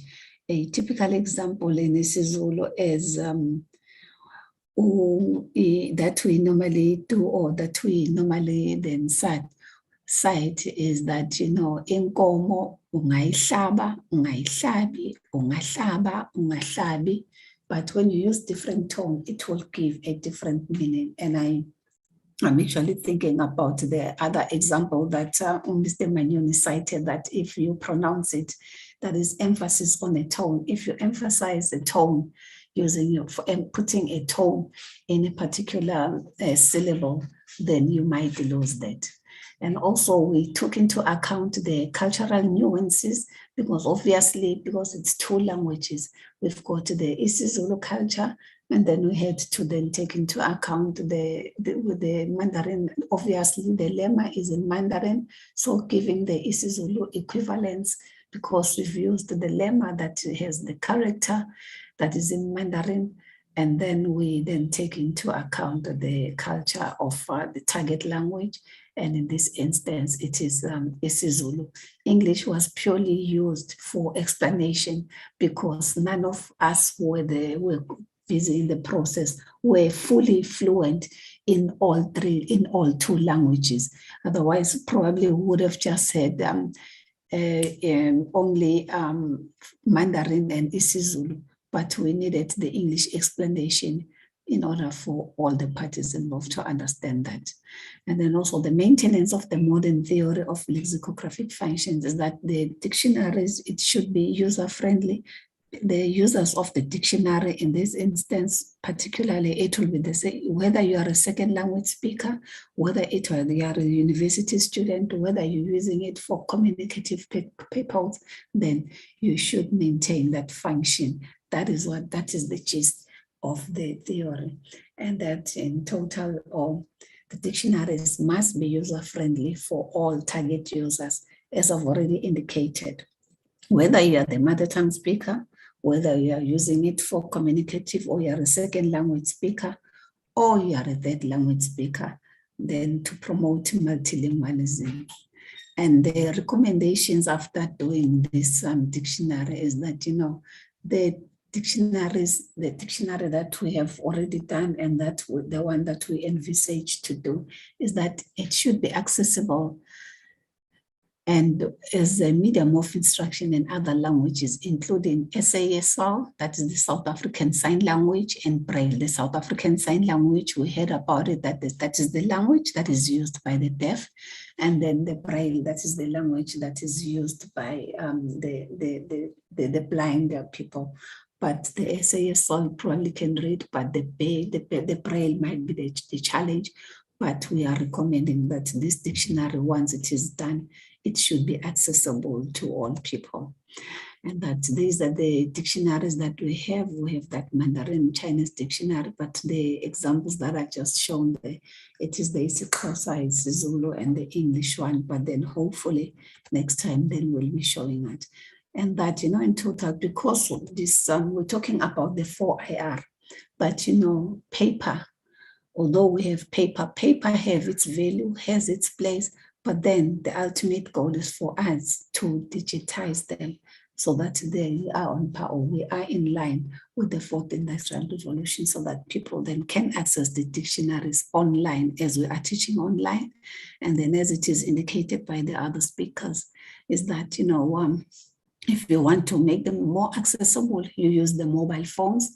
And as it is indicated by the other speakers, the students in particular, they always on the phones. So if we can make this dictionary that we've completed with the funds permitting and everything else permitting, the elementary one, we will then digitize it and make it accessible both on our desktop laptops and then eventually on the computers.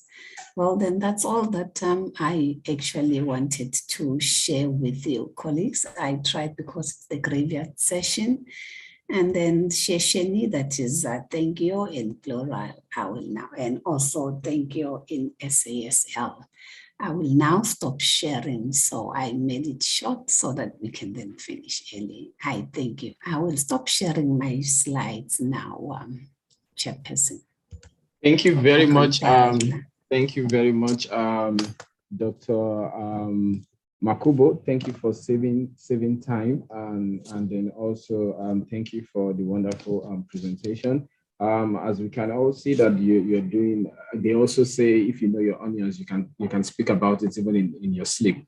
So that's exactly what you've demonstrated here, even in as much as you were not prepared for the presentation, but we could see that, yeah, you really know your onions. So I would say that the work you're doing is definitely not just towards institutionalization, or not just intellectualization, but also contributing to globalization, because now you bring in just not just English and isiZulu, but you bring in a third language.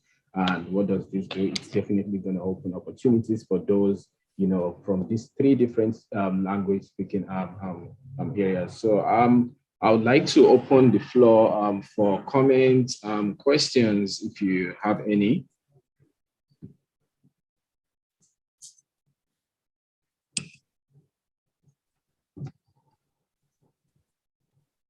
Please, if you have questions or comments, signify so I can.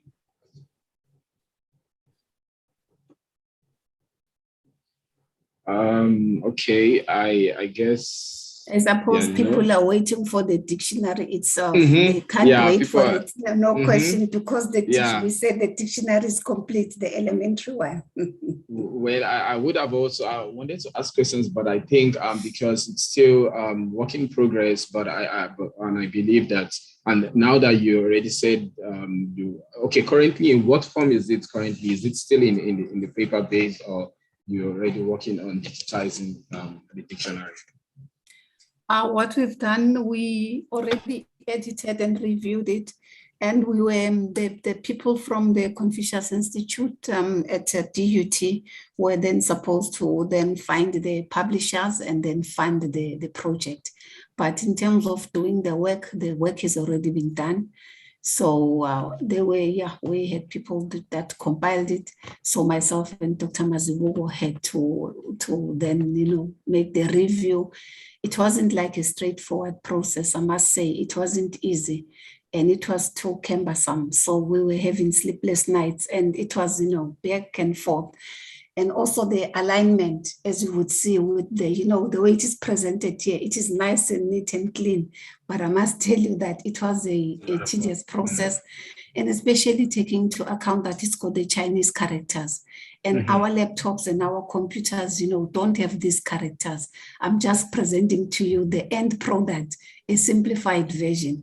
But if I were to, give the whole entire process, I can take the whole day dealing with it, but I wouldn't want to go into that. But we are excited that it is completed, but it is at the publishable stage. So we're waiting for our partners. And currently they are locked out of the country. They are still in Beijing, rather, in China, in Fuzhou. So let's hope that in 2022, things will be different. And we promise we will share it. Thank you very much. We will be looking forward to the next phase of this project.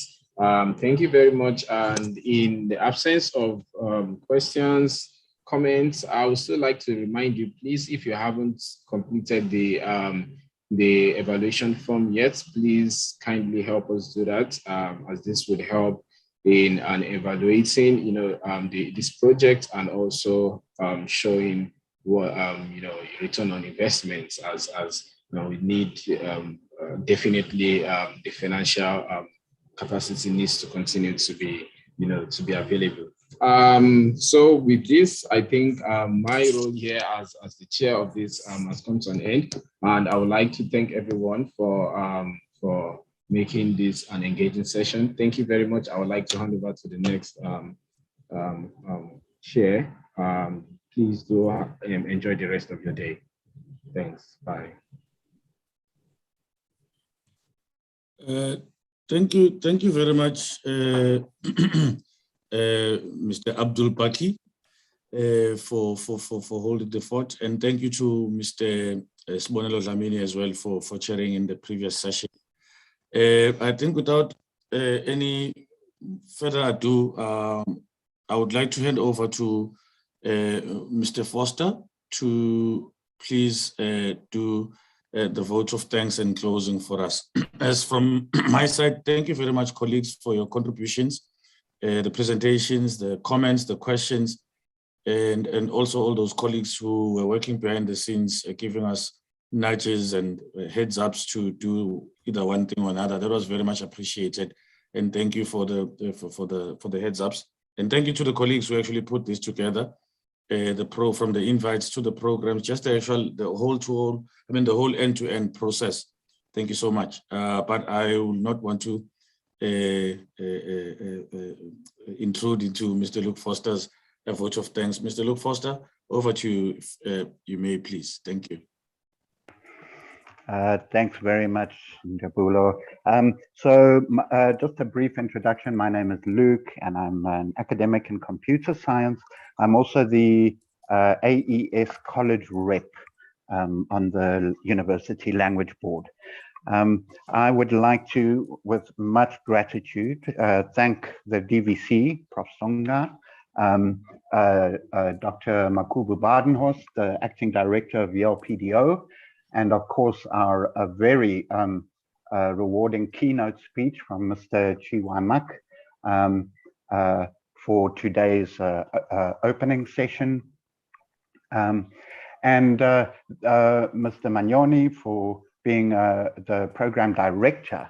And let's not forget our session chairs. We have made sure that everyone gets fair time and exposure in the very short moments that we've had in this symposium, Mr. Sponello Dlamini and Mr. Badru Abudaki. So with many thanks to these individuals for today, and the Development Office in general, in collaboration with Corporate Relations and ICS, the three organizations at UKZN that have made this whole symposium possible, all of the tech support and all of the itinerary, and thank you very much. So I've been asked to give the closing item for the symposium, and I would like to just express how proud I am to see so much passion in this symposium. You know, we are faced in a situation with language and technology and cultural aspects, and we have been mandated to innovate some intersection between all of these. So we're basically faced with something that one would call a wicked problem. Now, a wicked problem is it's not what it superficially appears to be. It is simply a problem that is resilient to solution. So, for example, you have a huge challenge. You might come up with partial solutions or contributions toward the problem, but there's no silver bullet. There's no one way to solve these problems. And in fact, some solutions in the wrong context could cause even more problems. Nonetheless, what we are all interested in is a vehicle towards open access for all. Now, there are many roads that can be traveled. There are many destinations, in fact, that we might like to reach. And although looking at the policy, the language policy, it seems perfectly acceptable and understandable, even the plan.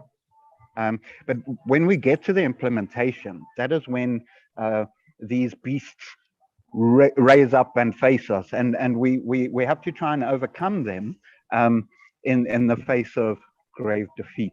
So why I'm talking about this is because it's one thing having a mandate, it's one thing having the intention, but what I've noticed over the years, the main difference, the one thing that actually gets work done is individuals who care, people with passion, right? So, and this is the spirit that I get from today's symposium. I would like to thank every single individual that took part today, simply, if not just for that.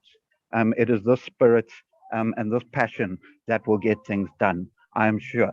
So thank you very much, everyone, for the symposium. I look forward to engaging with whoever would like to take up topics offline, possibly even some supervising of some postgrad projects in this area. Enjoy your day, and thank you very much.